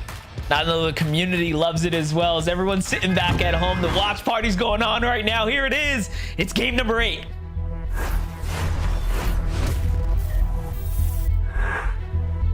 Guys, don't be sad it's almost over. Be happy it happened, because so am I and Josh and Yamzo. A different approach. Instead of taking 2 different sides, it's Josh going right out of the gates, getting aggressive. First Elim, and already closing it on the Chargu. That's not just an Elim monster. That's an early game wipe. Fully sent back to the lobby. You cannot lose your duo in those critical moments. And just like that, Yamzo and Josh have had enough. Pollo, Peterbot sticking to the trusty and true strategy of their drop spot. You know, I saw the rumors lingering. People saying, oh, he's of course gonna possibly land on Cold up top. But no, there's no reason to. Why put it all at risk like that? Peterbot knows better than anyone else that all he's got to do is play this game out to the best that he can. And that's just stay active and find his way into that end game. Yeah, and just kind of put in perspective, even if you're out of point range for first place, there's still thousands upon thousands up for grabs. Clicks and Higgs, they're trying to take matters into their own hands. They jump onto Yuz. Huge. Instead of as solos, you see they do it together. Higgs goes and approaches the box. Clicks puts pressure from far away, and that lands them 3 more points. Now they're only 1 point shy of Shadow and Virgo. Rapid and Cold on the other side, still doing exactly what they do best, and that's finding Aloe Vera in another elimination here. They've managed to just continue to earn themselves consistent points against Jace, Aloe Vera, and anyone else who's kind of stepped into their territory. And this is so critical, right? Opening the gap, widening themselves away from Peterbot, Pollo, Acorn, and Rapid is going to be so important here. And I feel like Cold played a year with Peterbot and his mindset. If you think Peterbot's just going to sit down and have a quiet game and maybe be happy he qualified, you are crazy. So they're just getting ahead of the curve. You know they're going to come online. You know they're going to go for eliminations. So instead of waiting and going Elim for Elim later on in the game, let's say, hey, let's pick off these teams that are around our side of the map, get our early game eliminations, build ourselves a cushion so that way later on we don't have to make the risky plays. And Rapid is so smart. Notice he chased down Aloe Vera and then cut him back off. He already knows what he's going to come spawning in from. And this is them really trying to min-max the situation at hand here. But Ager's doing the same thing on the whole north side of the map. Does look like he took down Osid, cleans that one up. That's their first elimination of the game. Ager's closing the distance, getting right on back, but this is looking like a literal foot race to try to cross that top 2 finish line. Yuz gets right back into the game, and Rapid goes right back on the chase. This is crazy. They're like ping-ponging these points back and forth right here, and now they find the conversion onto Yuz. Meanwhile, Peterbot Boyo just silence. Right, the calm right here, but no, this is not good. Boya's gonna for you. Peterbot actually has to go running here from sitting curve. Something went clearly wrong just now. Yeah, they were looking to get aggressive. They thought they had an isolated fight. It just did not work out for them. Luckily for Peterbot, though, he's been on it in terms of disengaging and trying to survive. Rapid gets another elimination onto Aloe. I kind of feel bad for Aloe right now, just kind of getting stuck out there. It's not so much anything Aloe can do either. His teammate needs to create distance. Otherwise, he's just going to keep spawning in the same spot over and over and over. Clicks and Higgs roll up onto Slurpy Swamp. They get the rebooted Poyo down. So now they know Peterbot is somewhere around here and they have a chance to farm. They are looking for it, and that is the replay from Higgs on how he ends up shutting down Boyo. There it is. Just continue to track him down. Higgs wants nothing to do with this launch pad here. He's going to go on and remove it. It's just one less, opportunity for Boyo or someone to kind of recycle that and get away from them. It seems like they're just trying to condition the area the best that they can at the moment. Ritual, Agers on the other side, keeping up the activity here. Back onto Rezi on the low ground, and of course, Paper. It's just a little bit of a risky situation due to the loadout of Ritual. He can't necessarily just push into the box and hope for, a shot or two to land. He does have the Ranger. It does deal a good amount of damage, but you have to be accurate. When he drops in, he's willing to risk it all. He has to try to get that Shockwave, but it almost looked like he dropped the Shockwave right away after picking it up. Yeah, that was a complete mistake. Just try to switch out for the Flowberry Fizz. Okay, so he wanted to drop it for the Fizz, and that's what he ends up doing. But look, that's actually 2 different duos. For a second there, I was like, oh yeah, this looks a little weird. Like each of y'all are fighting different teams, and maybe they didn't quite recognize that. But either way, we're still back in it. Acorn and Bolt on the other side, just going back to being absolutely passive here. Instead of going for early position deep in the zone, now they're playing this like if it's a top tier FNCS end game rotation right now. Going back to the old trusty dead side rotates here. Just trying to stay out of harm's way seems to be the strategy at the moment. Yeah, and then you're kind of looking at that leaderboard, you can see they're 15 points away from that second place spot. A little bit more of an extension in point gap between them in first place. And realistically, if you're a team that's outside of top 2, you don't need to win the tournament to go to the EWC. Right. You just need a top 2 finish. So getting second place would be a win in its own mind, barring anybody and their egos and wanting to get that first place spot. Hey, sometimes you just got to take what you can get. And for Acorn and Bolts, if they could somehow manage to edge out that second place spot, I think they'd be just as happy. It's actually pretty hilarious. It's like, yo, Peterbot, Boyo, throw caution to the wind. Get out there, have fun. Put it all on the line. And if they get sent back to the lobby, obviously Acorn and Bolts will be able to benefit from that. But here we have it, a very close competition nonetheless, guys. Money is on the line. There's actually so much on the line here besides the, of course, qual placement points. All these qualifiers are going to be, opportunities for the pro players. So every single fight does matter, even here and now. Jumping back to Peterbot and Boyo, though, not a single point earned here. The first fight they took clearly didn't go in their favor. Boyo forced out of there and then sent back several times by the hands of Higgs here. So seems now they're trying to get their footing. Yeah, chance to refarm at the building next to them. They feel like they've probably done enough in terms of early game skirmishes up until this point to give themselves a chance. They're hoping at least at this point, all they have to do is beat out any team below them in terms of placement points, just kind of match most of them. That would be Acorn, Bolt, Shadow, Virgo, Clicks, and Higgs. The hot streak of Teaks and Enough as well. So even though, the point just gets larger and larger as you go down those placement points, they're still all threats to steal away that spot. Back on over to Bolts and Acorn here. That rotate paying off dividends right here as they find themselves one of the first to the new zone now. Still plenty of material to work with, and this is more or less the optimal situation they want to be in. The only problem I can see is that Peterbot and Boyo are nearby, and they're kind of on the hunt right now. Yeah, Yeah, they're ramping things up little by little as time continues to pass. So we jump on board Teeks. Enough. Such a major burst up the ladder. Talk about prize money from $500 split to $4,000 after those back-to-back wins. And they're not done just yet. You go up another placement, an extra $2,000, up an extra $2,000. There's still a ton of money to be won. And you got to think of the flip side for Clix and Higgs. They're working their way up that leaderboard as well. But for them, it's not about the money. It's about the accolades. It's about going to EWC. It's about getting time to rest in between some of these qualifiers as Higgs keeps the aggression going. That's mopping on the other side that he's trying to break into the box on. Yeah, definitely. And as we all know, we don't want to see them finish fourth either, right? So there's a lot of play here, and he's kind of playing a little too close to the sun. Cold and Rapid on the other side, though. Jumping back to them, 6 eliminations. What we watched them do just, you know, not even 5 minutes ago was earn themselves so many points, and now they've almost developed somewhat of a cushion here. Higgs and Clixto on the other hand getting back into the fight, taking out Mopping here. Do keep in mind, Mopping and Regular did manage to find themselves a victory royale in multiple end games here, so that's an excellent set of eliminations there, well earned for Clix and Higgs. I'm gonna go on and keep them in a conversation. They are also fighting their way up now. We've seen several teams now get close to 80+ points earned in a singular game, so really does tell you, kind of show you that anything can happen here. 4 elims now for Clix and Higgs, and they're setting themselves up for a really strong end game now. Yeah, last game wonders kind of what they're looking for. Cold and Acorn again. Jason Allo, literally all the way from Steamy Stacks to Slurpy Swamps, has Cold and Rapid on their heels. It's like a fly at a picnic. You shoo them away. They just keep on coming back. That's their 7th elimination. Placement points haven't even come in yet, and they've extended their lead almost by 21 points. Oh my gosh. Rapid going for the edit course here. Really trying to put it on the table, but no. Clix and Higgs kind of fight back here, pushing back, giving them a little bit of resistance there.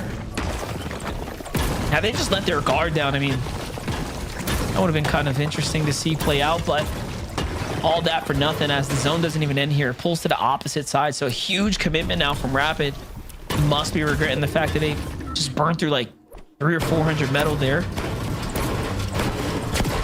Just hoping. I'm hoping that elimination they got shortly before that gave enough of that metal.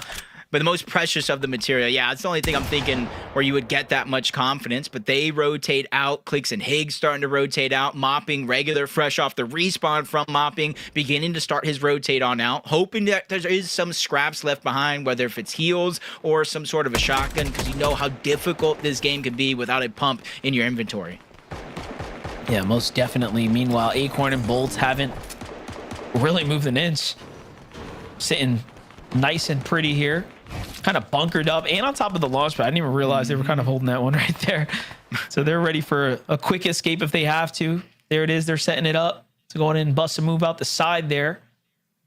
And this is the last chance now. This is everyone's last opportunity. This is game number 8 here of the Reload Elite Series for anyone just opening up broadcast here today. Look at Peterbot's loadout. Mythic, Slurp Juice, full fizz, full shockwaves. And if you guys heard that sound, the timer beeping down, reboots have officially turned off in the last game of the day. So now, if you are down, you are 100% out, forced to watch the rest of the tournament side by side with us. Welcome to the couch. We love to have you.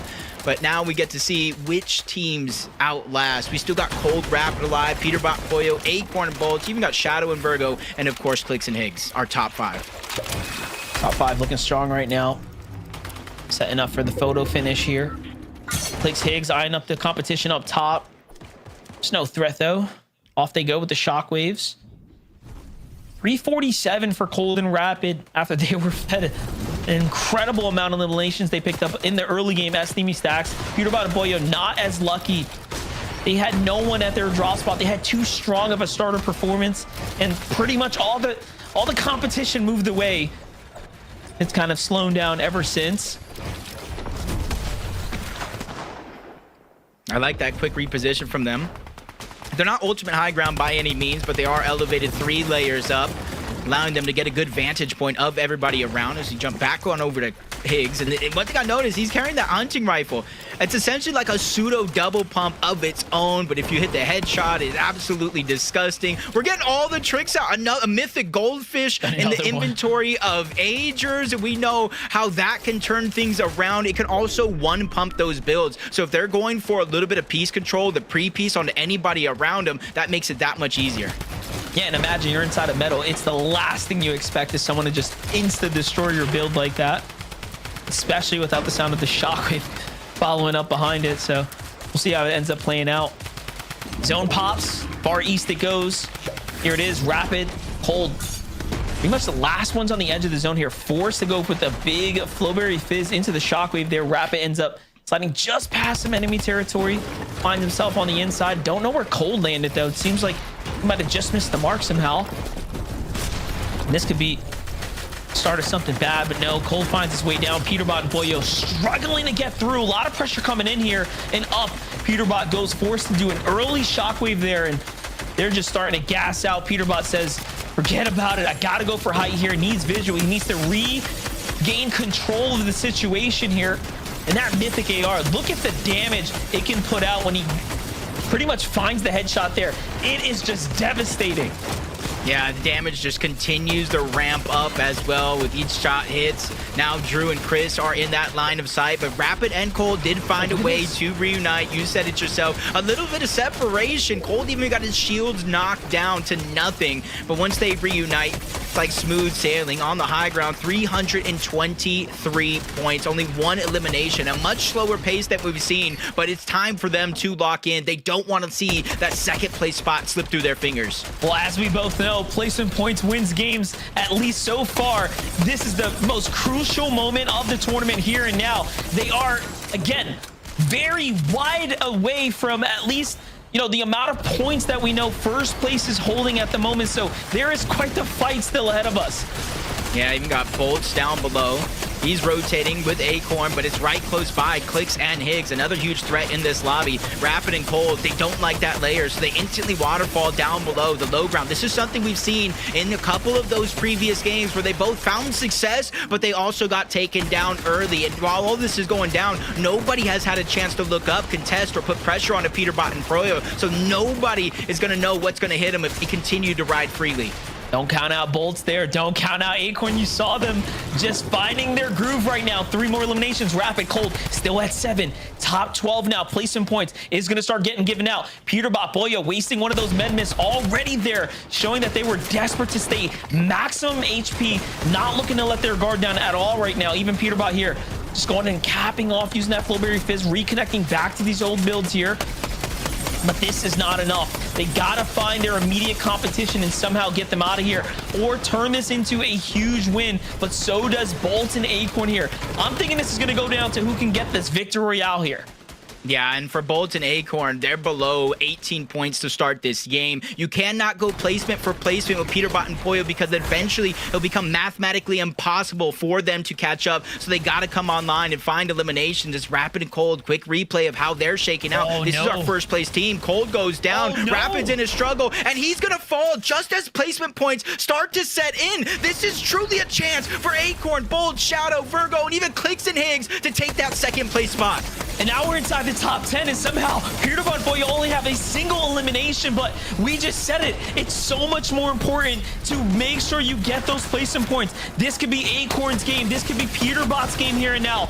Bolts, Acorn gets to the front side of the zone. Acorn actually falls short. Bolts gets his third fist off, though. He's going to manage to heal up. Peterbot is taking way too much zone here, and that's a small mistake on his side. So look at this. No perfect play at the moment.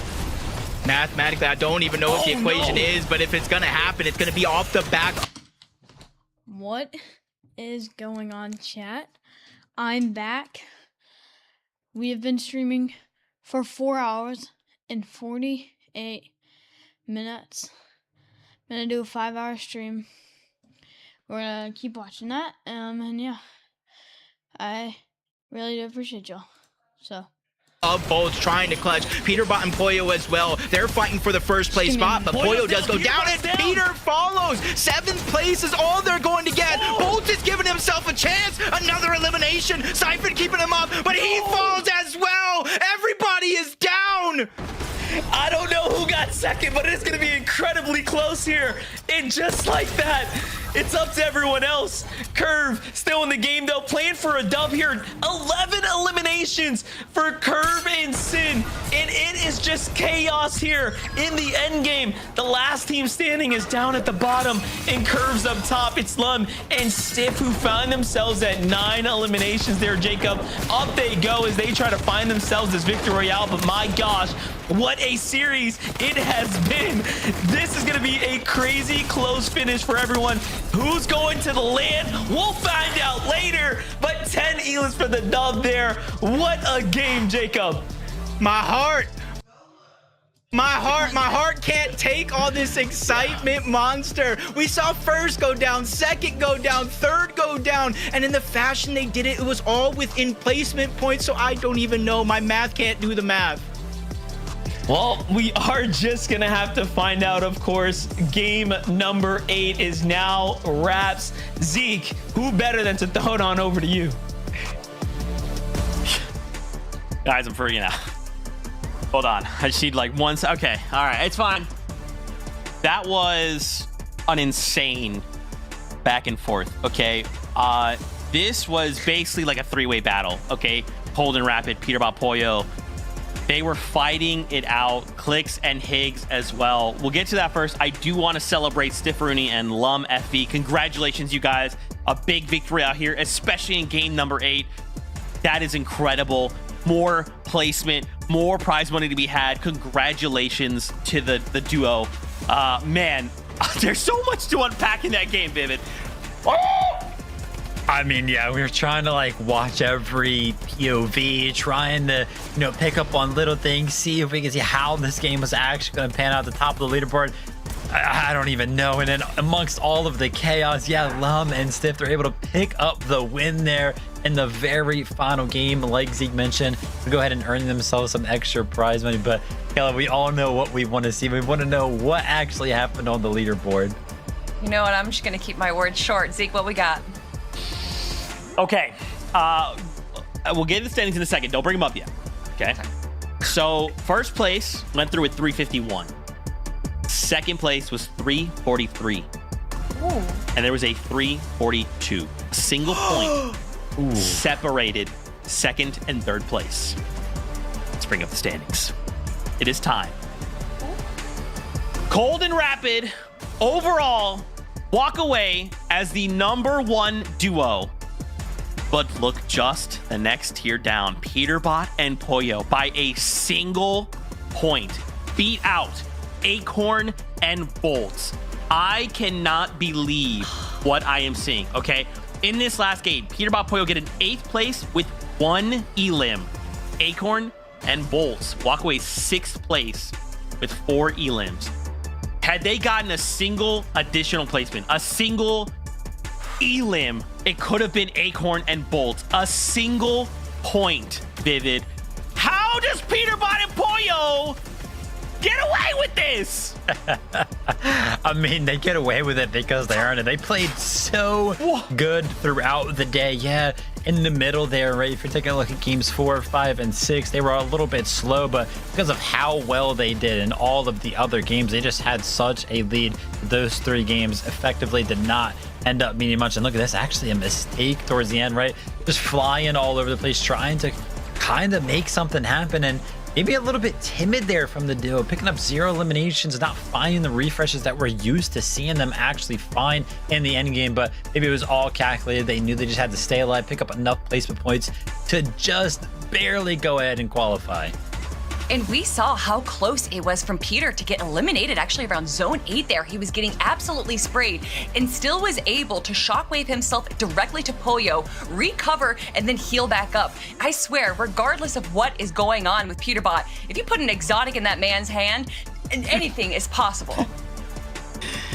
We got to celebrate Colden Rapid, right? 351 points, beating out Peterbot and Poyo. This is the duo that won on the day. My gosh. I mean, you know, we kind of broke down their stats just a game ago. Vivid, a very consistent day. What I think is really kind of, when you look at the stats, right? So a 7th, a 5th, a 4th, and then 2 seconds back to back. Elims sprinkled throughout, but they never dropped outside of the top 12. They had 3 12th places across their 8 games. And even in those 12 places, 3 elims, 4 elims, and finally 7. This is a terrifying duo.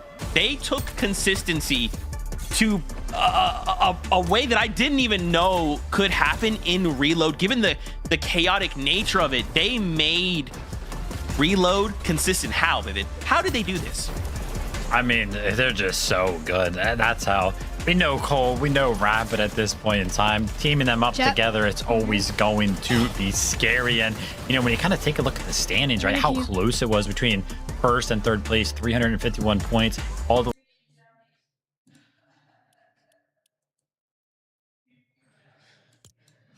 We're gonna key into this for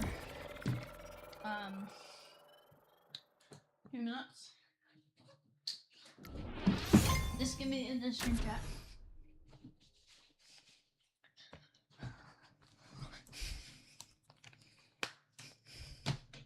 Left my PC on for 5 hours? Yeah.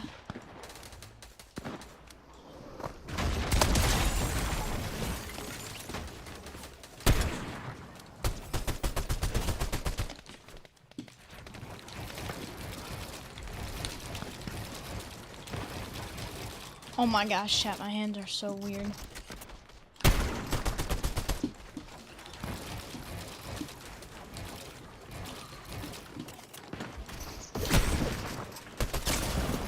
So it shoots me through a wall now?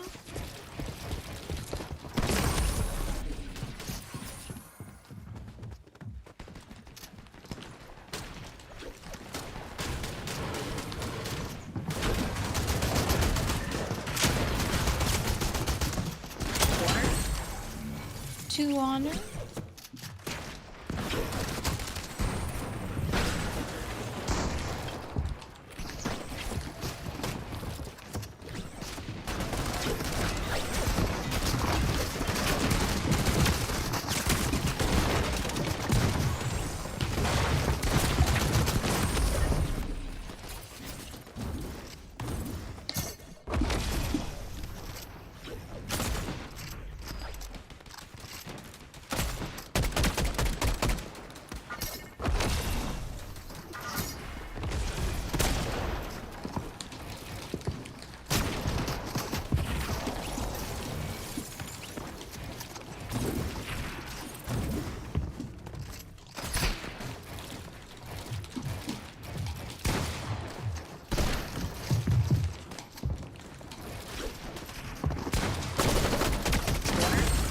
My god, chat. Yep! I'm coming! Sorry, chat, that was my dad. We've been live for almost 5 hours, chat. It's 4:20, 3 minutes.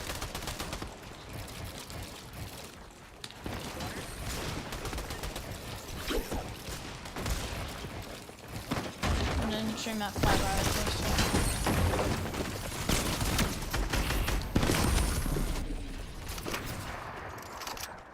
And then streaming since 12 something.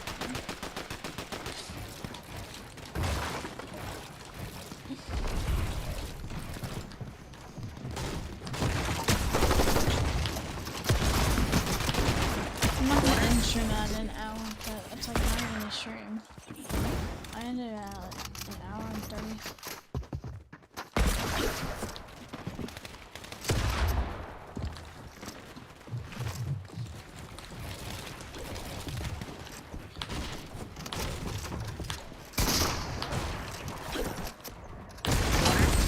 $200.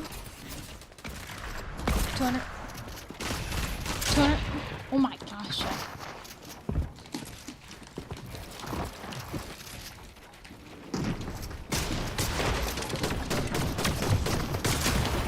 200. 200.